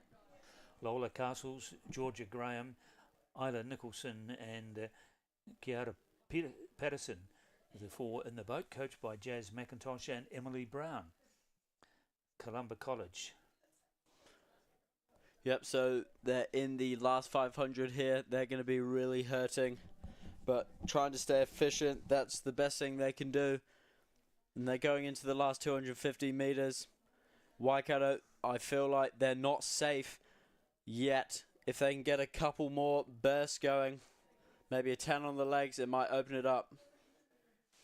But they have led from start to finish, Waikato, and they won't be conceding this lead and all this hard work they've done, you'd think in the last few 100 metres. But Columba College made their move at the 1,500 metre mark, and it's a significant gap they've got to make, and I don't know whether they're going to have enough water to catch these guys. No, I don't think they will catch them, but Columba College will come away with a silver medal. But you never know, you can't count out. We saw that Dunstan crew in that quad, they caught a crab. You know, anything can happen, but I feel like this Waikato crew is too technical. They had a great start, they strategized their race well, and Columba College did as well. They had a great third 500, and they set themselves up for a great finish. Coming down to the finish line to complete the women's Coxless 4, and it's Waikato, start to finish leaders, and they will get the gold medal. Good finish coming here again from Columba College. A very good second half of the race, which took them clear of the Auckland crew, who have to settle for third place. That's how it finished, 1, 2 and 3 in the women's Cockless 4 final.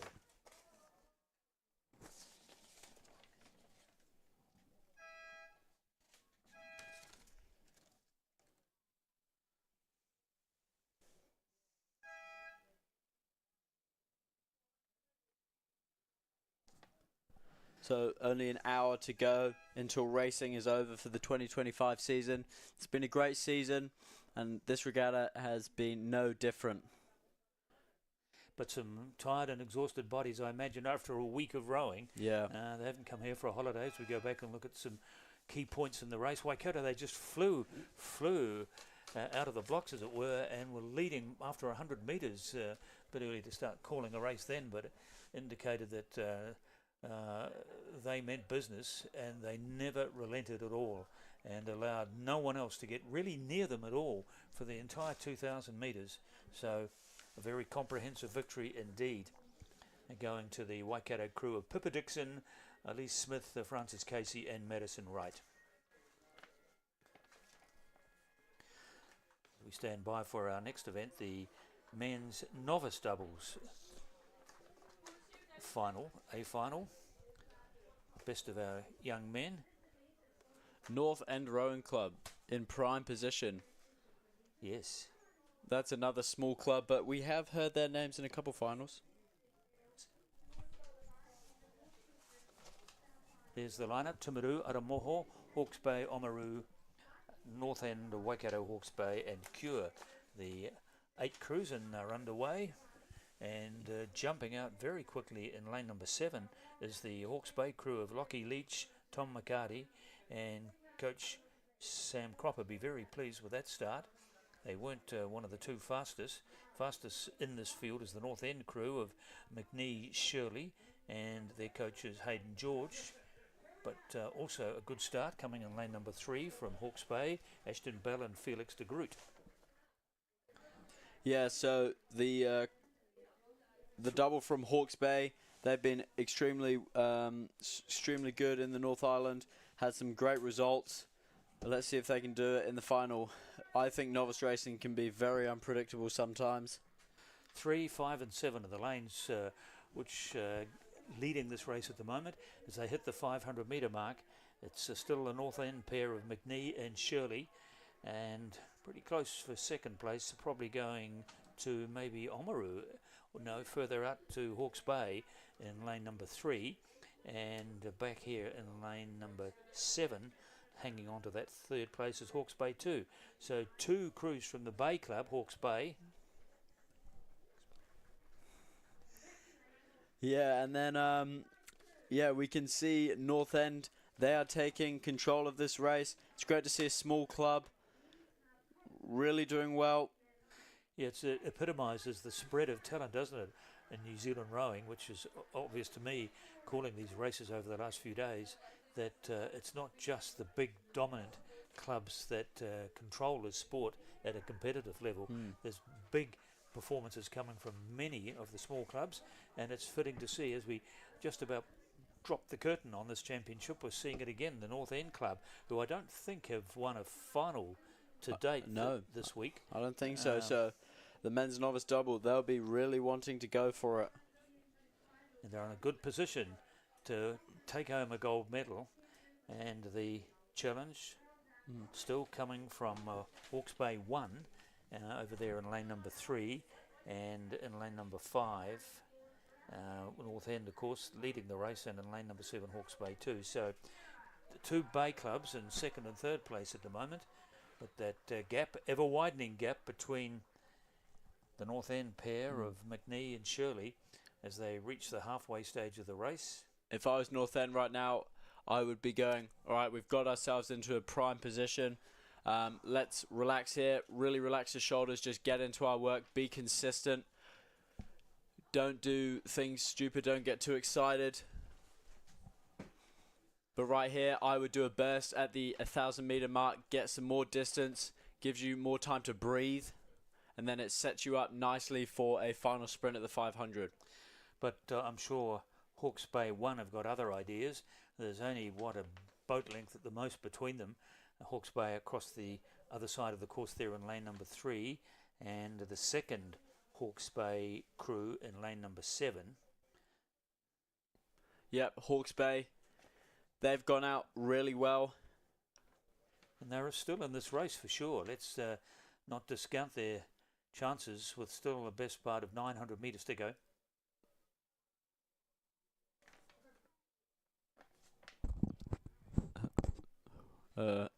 So that's how it looks from our camera above the water, capturing the action with these spectacular shots which our crews have done splendidly over the last couple of days. This world-class venue, I'm sure there'd be many rowers around the globe that would give their right arm, I suppose, to have something like this in their backyard. And the wind has actually calmed down, which is great. So we won't, I don't think, have to worry about a postponement. We've only got, I think, 3 or 4 races left, and we should get through without any breaks, which would be a good thing. Yep, still is a headwind though, but I think it has calmed down. Good for these novice crews, but you can see the clear leaders right now. North End going through the second part of the third 500. I feel if Hawke's Bay want to get the victory here, they need to do a big burst to about the last 500. Well, that is coming up, and they are within striking distance. Quite a big gap between those first 3 boats, and at the moment it is North End leading from Hawke's Bay 1. Yep, Hawke's Bay, but it's going to be the battle for third. There are 3 crews who are looking in prime position for third, so that is Waikato. Timaru is well across the far side of the field there in lane number 1. And in between them is Sarumoho. They might be just a little too far out, but they could get into contention for a minor medal. But a long way behind this pair, the North End pair of Ashton McNee and Ethan Shirley. All North End, they've just clipped a buoy now. I think they need to go back into their lane. Wow, look how close they are. In fact, what would be causing that? The wind? No, just lack of steering, I think. Just not concentrating. There we go. They've gone back into the middle of the lane. So now they just need to lock in here for the last 500 metres. They're pretty much safe, but just not doing anything silly. Concentrating, isn't it, is the key here. That might have been just a little mental mistake that one of them made and saw them drift. But quickly rectified and corrected. And if anything, they have extended their lead. So the brave showing of Hawke's Bay is not going to bring them a gold medal, you wouldn't think. But they're certainly in contention, I think, without much doubt, for the silver medal. Yep, they've very much got that silver medal locked in, but who knows? It's the race for third still on. Right now in prime position for that is... Auckland, is it? No, I think that is Oamaru. Oamaru. Yep. Again, a small club from a small town in New Zealand coming through to feature with prominence in a final. Yep, so North End have extended their lead, so they're really going for it now, bringing it home. But Hawke's Bay 1 in second place, and yes, Oamaru in lane number 4. Cash Patterson, Ike Newlands Carter doing a very good job, so making their presence felt in the second 1,000 metres of this race. Yep, so North End, they are going to take it.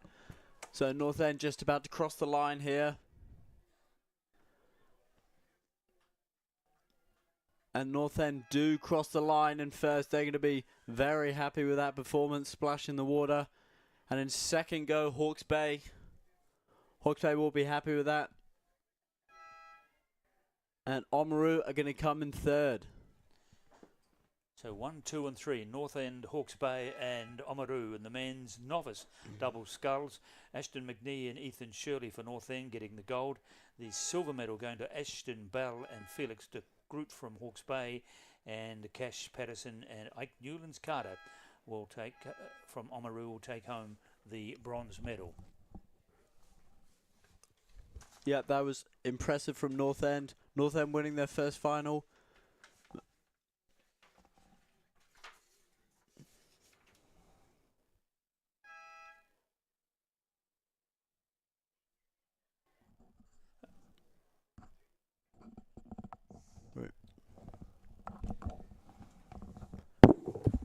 We're just going to take a quick break now until we go into the main events, the Prem 8s.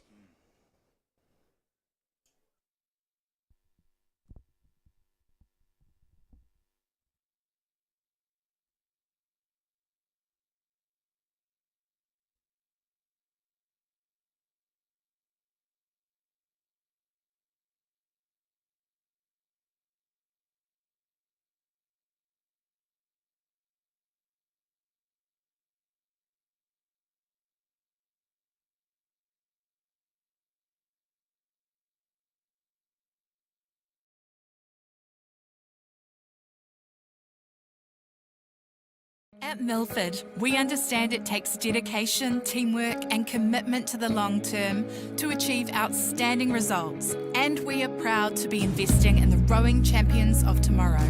Official live stream partner to Rowing New Zealand. Milford, invested in you.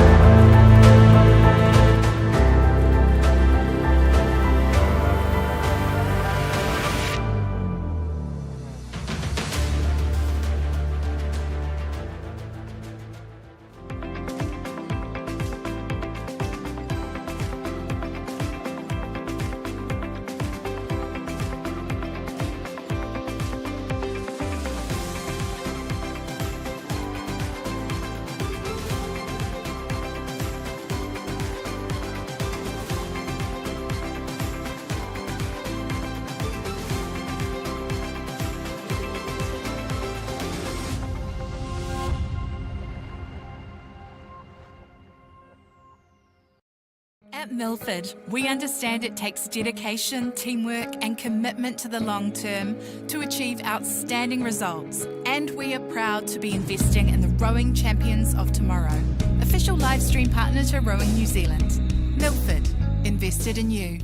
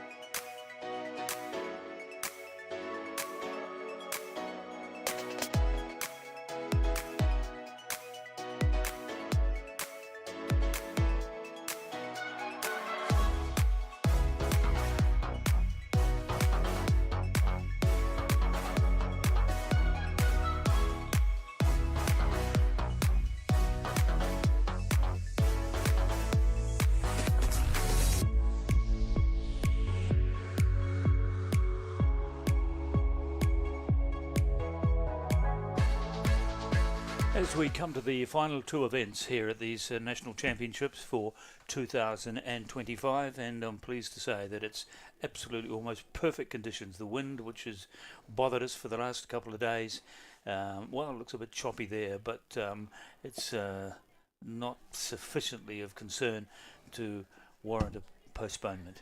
And here we come to one of the feature events, Felix, of these championships. I'm sure you've been waiting for this for the last couple of days. Yep, this is definitely the race I have been waiting to see. My prediction, I'm going to say Avon 1 takes us out in lane 5. Oh, and there you see on the screen, there's one of the captains, Joshua Van Donovich. Who's from Ham Boys. He's an absolute monster on the erg. 194 in height and a 197 reach.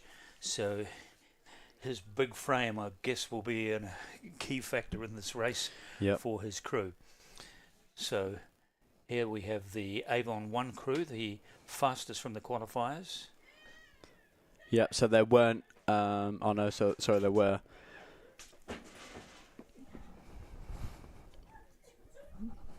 Yep, so we're here in the final. There's Waikato there, stroked by Jack Henry, I believe. He was a very handy sculler back when I was at high school, raced him a couple times. But yeah.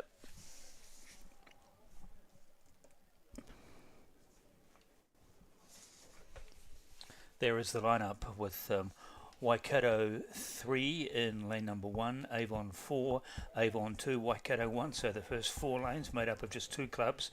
In fact, another one from those 2, Avon 1 in 5, Avon 3 in 6, and Waikato 2. So, well, remarkable, only 2 clubs represented in this premier event. Yep, so this is draft format. So I believe we have a couple crews that have been drafted. That's the Waikato 3 and Avon 4, we understand. Anyway, they are underway, leaving behind the choppy waters at the start. Yep. And it's the race for the red coat. That's how I'm calling it. This is the main event of the day.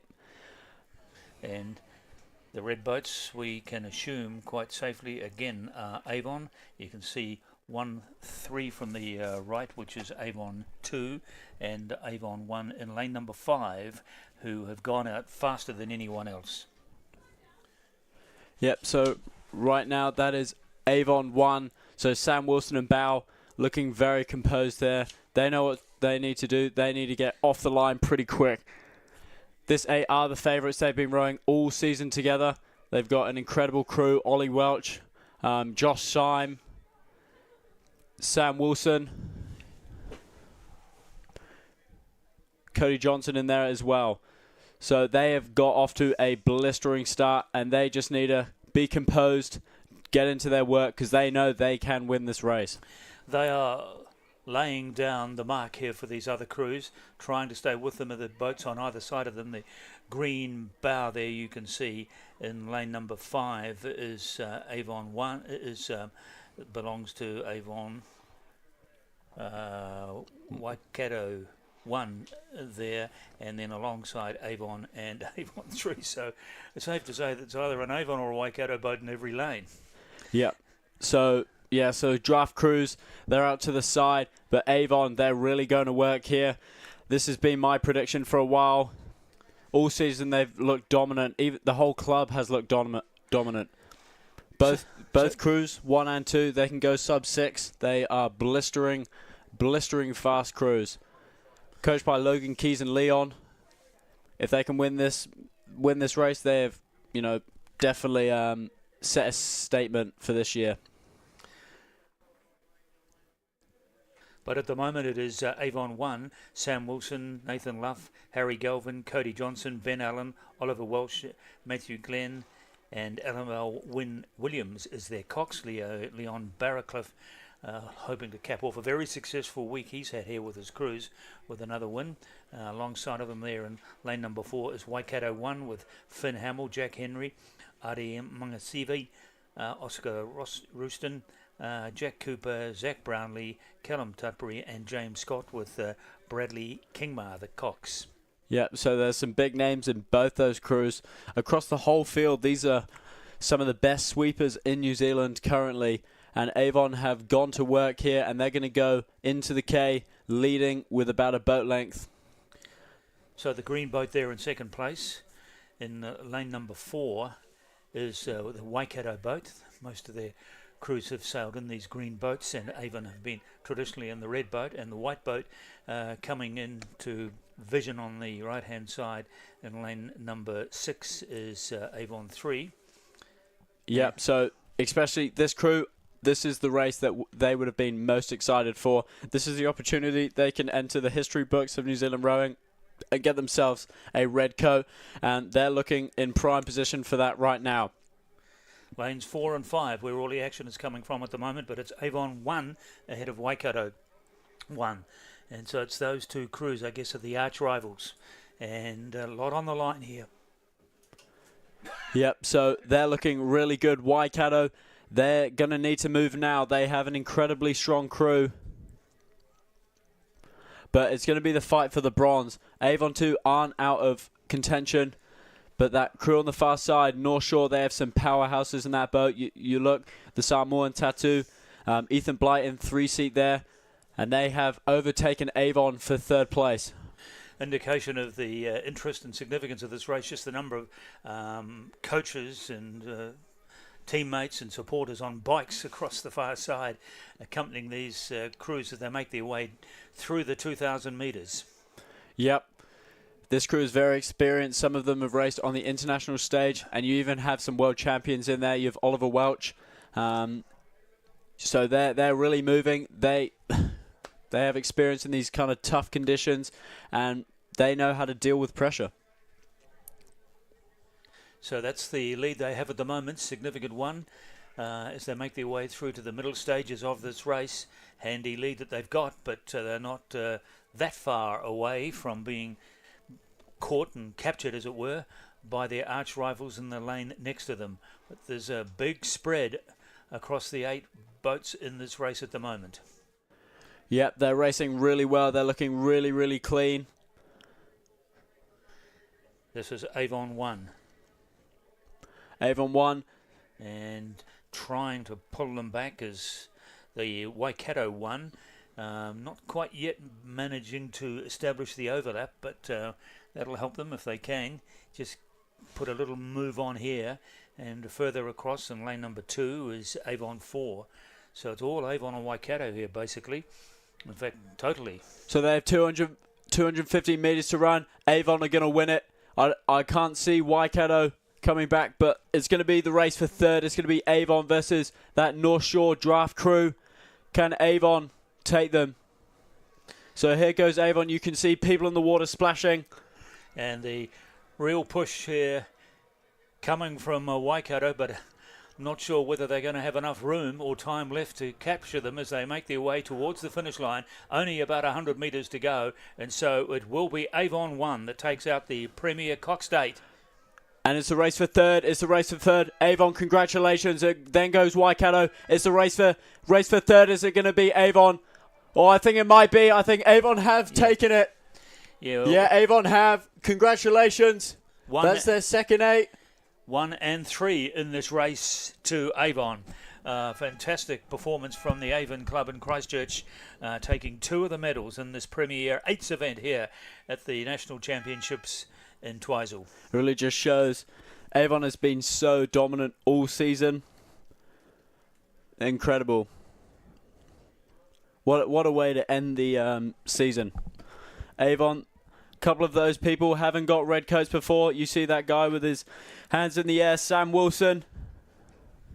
Sam Wilson, Nathan Luff, Harry Galvin, Cody Johnson, Josh Syme, Ben Allen, Oliver Welch and Matthew Glenn, along with Annabelle Wynne Williams, the Cox. We shouldn't forget clearly the excellent work that she's done. Yep, incredible stuff. They're going to be so pumped. They're going to be celebrating tonight. And they got there ahead of their arch rivals, the Waikato 8. And just to make it a very special day for the red boats, a red letter day for the red boats, Avon 3 came through and grabbed 3rd place as well. Yep, you can just see what a wonderful shot there. You can see all 8 boats lined up away at the start. Avon will be pumped.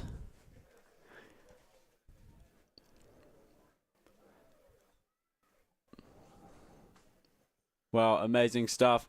Avon will be absolutely chuffed with that.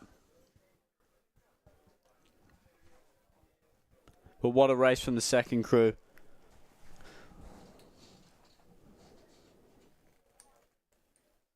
Yeah, 1 and 3 for Avon, and in between them, the Waikato 8 getting up for the silver medal in the men's premier Cox Date. Coming to you with the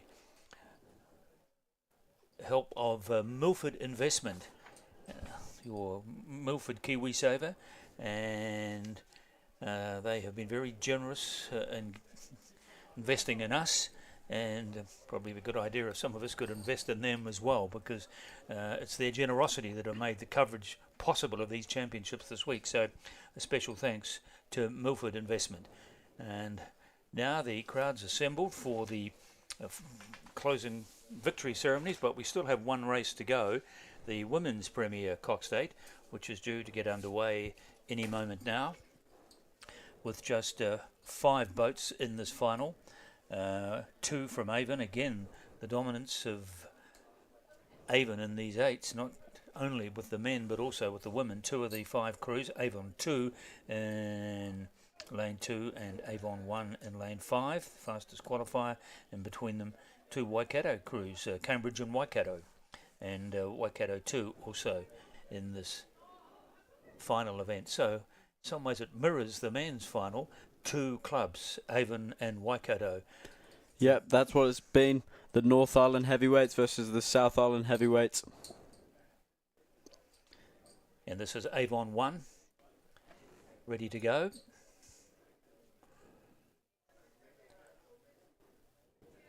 With their Cox, Isabella Hope Murray, coached by Tim Hopkins.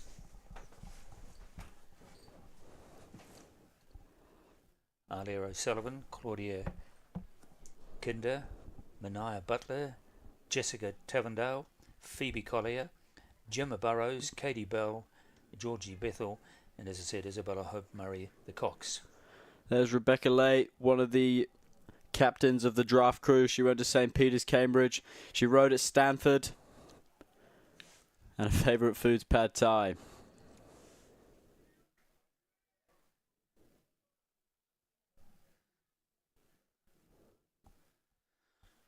All is in apparent readiness as the little ripples glisten across the surface of the lake down there at the start line, 2,000 metres away. As we pan across those 5 boats, Avon 2 in lane number 2, Cambridge then in 3, 4 is Waikato 1, 5, fastest qualifier, Avon 1, and in lane number 6 is Waikato 2. So huge sigh of relief here, I'm sure, amongst the organisers and the crews and coaches getting through this final day, which started around about 8:30 this morning, and we've been racing since then, but there have not been any stoppages for the wind today, unlike yesterday and on Friday.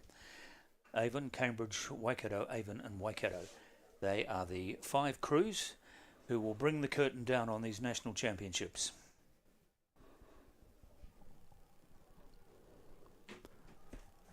Yep. What's your prediction? Well, it's hard to go past Avon, I suppose, isn't it? Avon 1. Mm-hmm. And I guess rather like we saw in the men's race, it'll be a match race between Avon 1 and Waikato 1. Yep. I would not count out the draft crews either, though. Cambridge and Avon in those draft crews in lanes 2 and 3. So the rope hasn't been released yet. We can forgive them for being a couple of minutes late because the organisation here has been superb over the last week. So blades are squared, still holding on. They've just let go.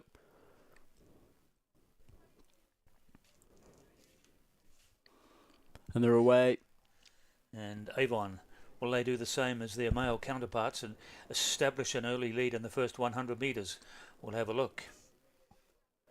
Yep, Waikato and Avon are going out. I think it's Waikato at this stage. The green bow that you can see there belongs to the boat of Waikato, and alongside of them in lane number 5 is Avon 1 and Waikato 2.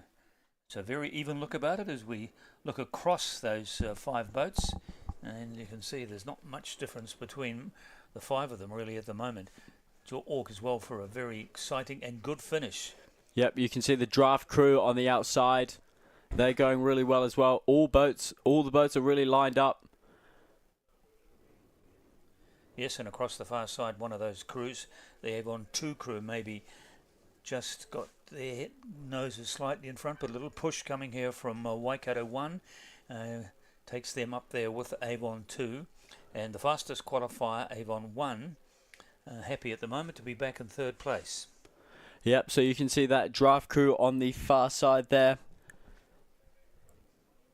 Well, they're known as Avon 2 for the purposes of this race. There they are out to the right-hand side and contesting the lead there with the green bow of Waikato. Yep, so it's Waikato and that draft crew on the far side. But it is going to be very close.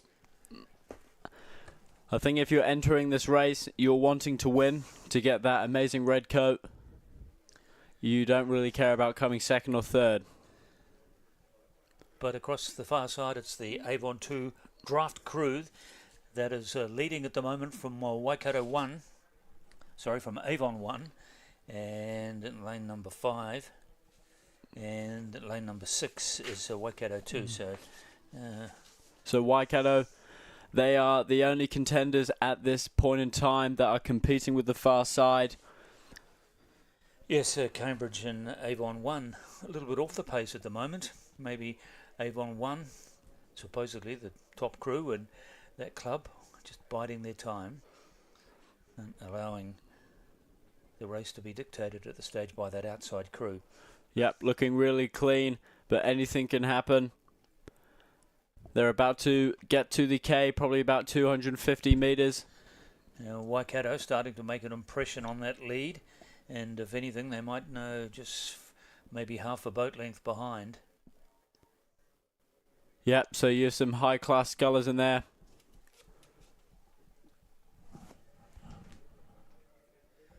Pushing hard through the increasing chop here on the waters of this lake. But this is the final event of the championship, so it can blow as hard as it likes anytime 5 minutes from now. Yep, it's interesting to see. So on that far side, you have Stevie Maybe. She won this event last year and got herself her first red coat straight out of high school. So let's see if she can repeat.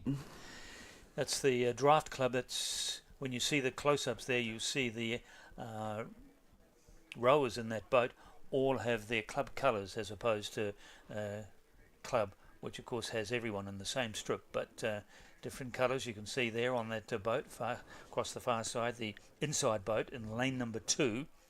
Yep, so I think that is Olivia Tattersfield. She was an incredible sculler at high school. I believe she won the under-18 single scull, or it was under-17. But Waikato and the draft team going blade for blade at the moment. In that black boat that was donated or bought by by Otago University. So Hannah there in the 3 seat, she'll be used to this boat. Yeah, so those two have put some distance on the rest of the field now. The Avon boat probably in third place out to the left there. That's Avon 1. Yep, I don't know who's going to win this. Well, it's neck and neck. They're pretty much level. Even Absolutely. level. One of these boats, you'd imagine, will have the stronger finish, which will be revealed somewhere, you would think, over the last 500 metres. But that's still some way off. Just playing cat and mouse with each other here.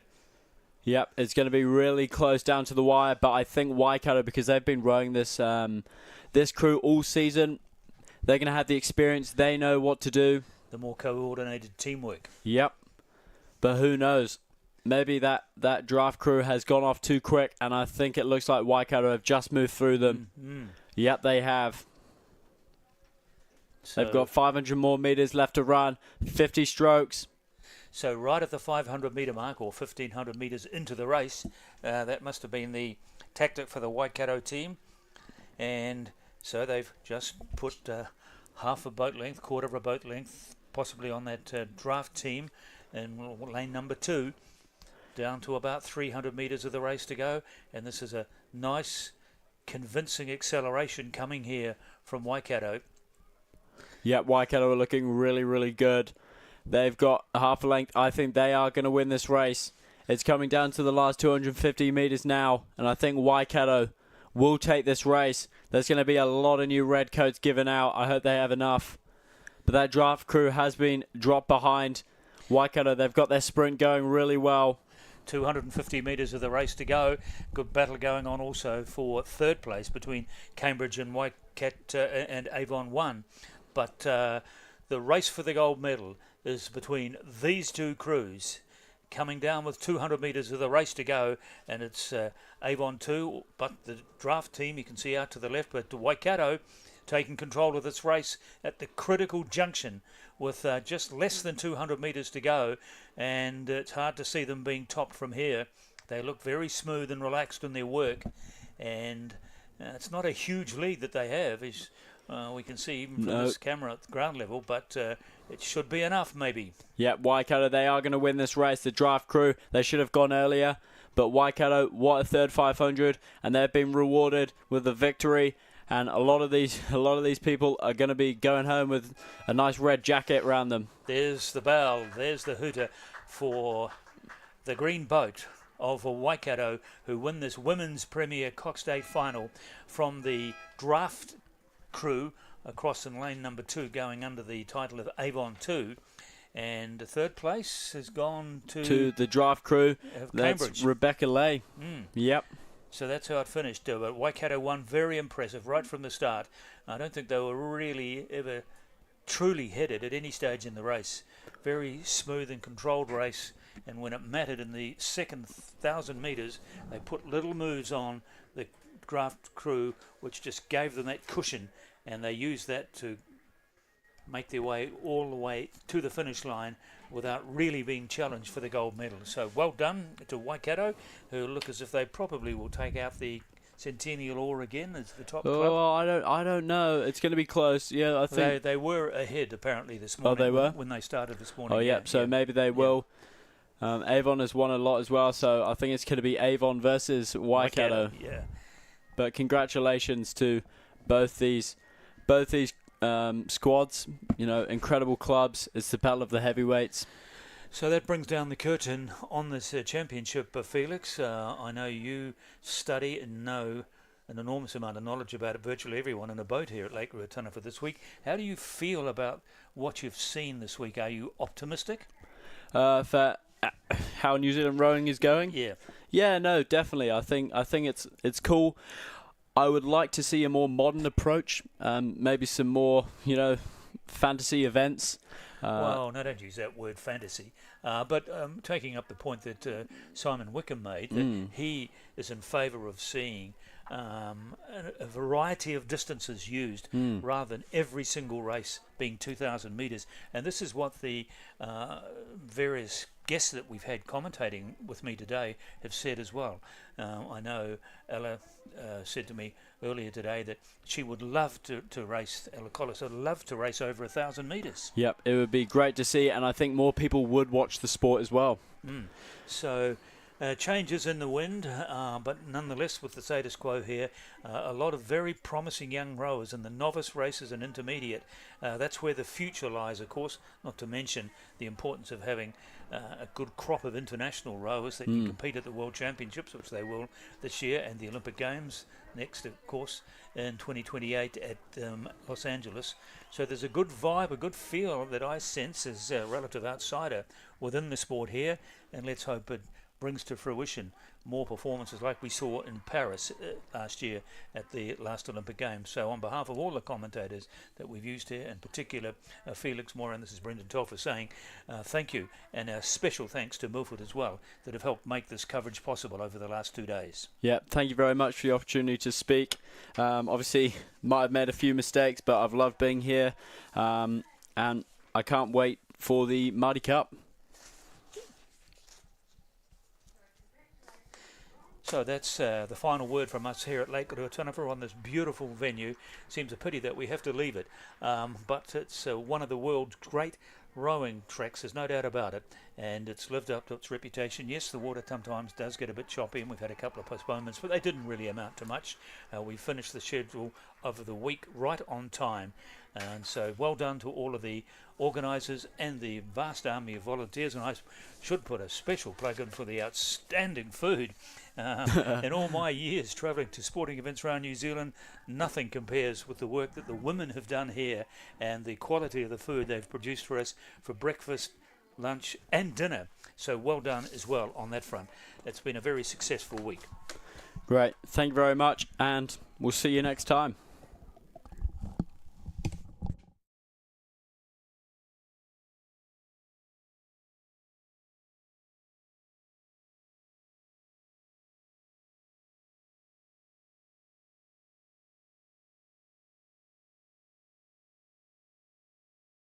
We are all in the same boat. Our team invests in the same Milford funds as our clients, so we are all invested together. Whether it's KiwiSaver, investment funds, wealth management, or advice, speak to a team with world-class expertise who are committed to the pursuit of outstanding results and are proud to have brought you today's live stream. Find out more at milfordasset.com. Milford, invested in you.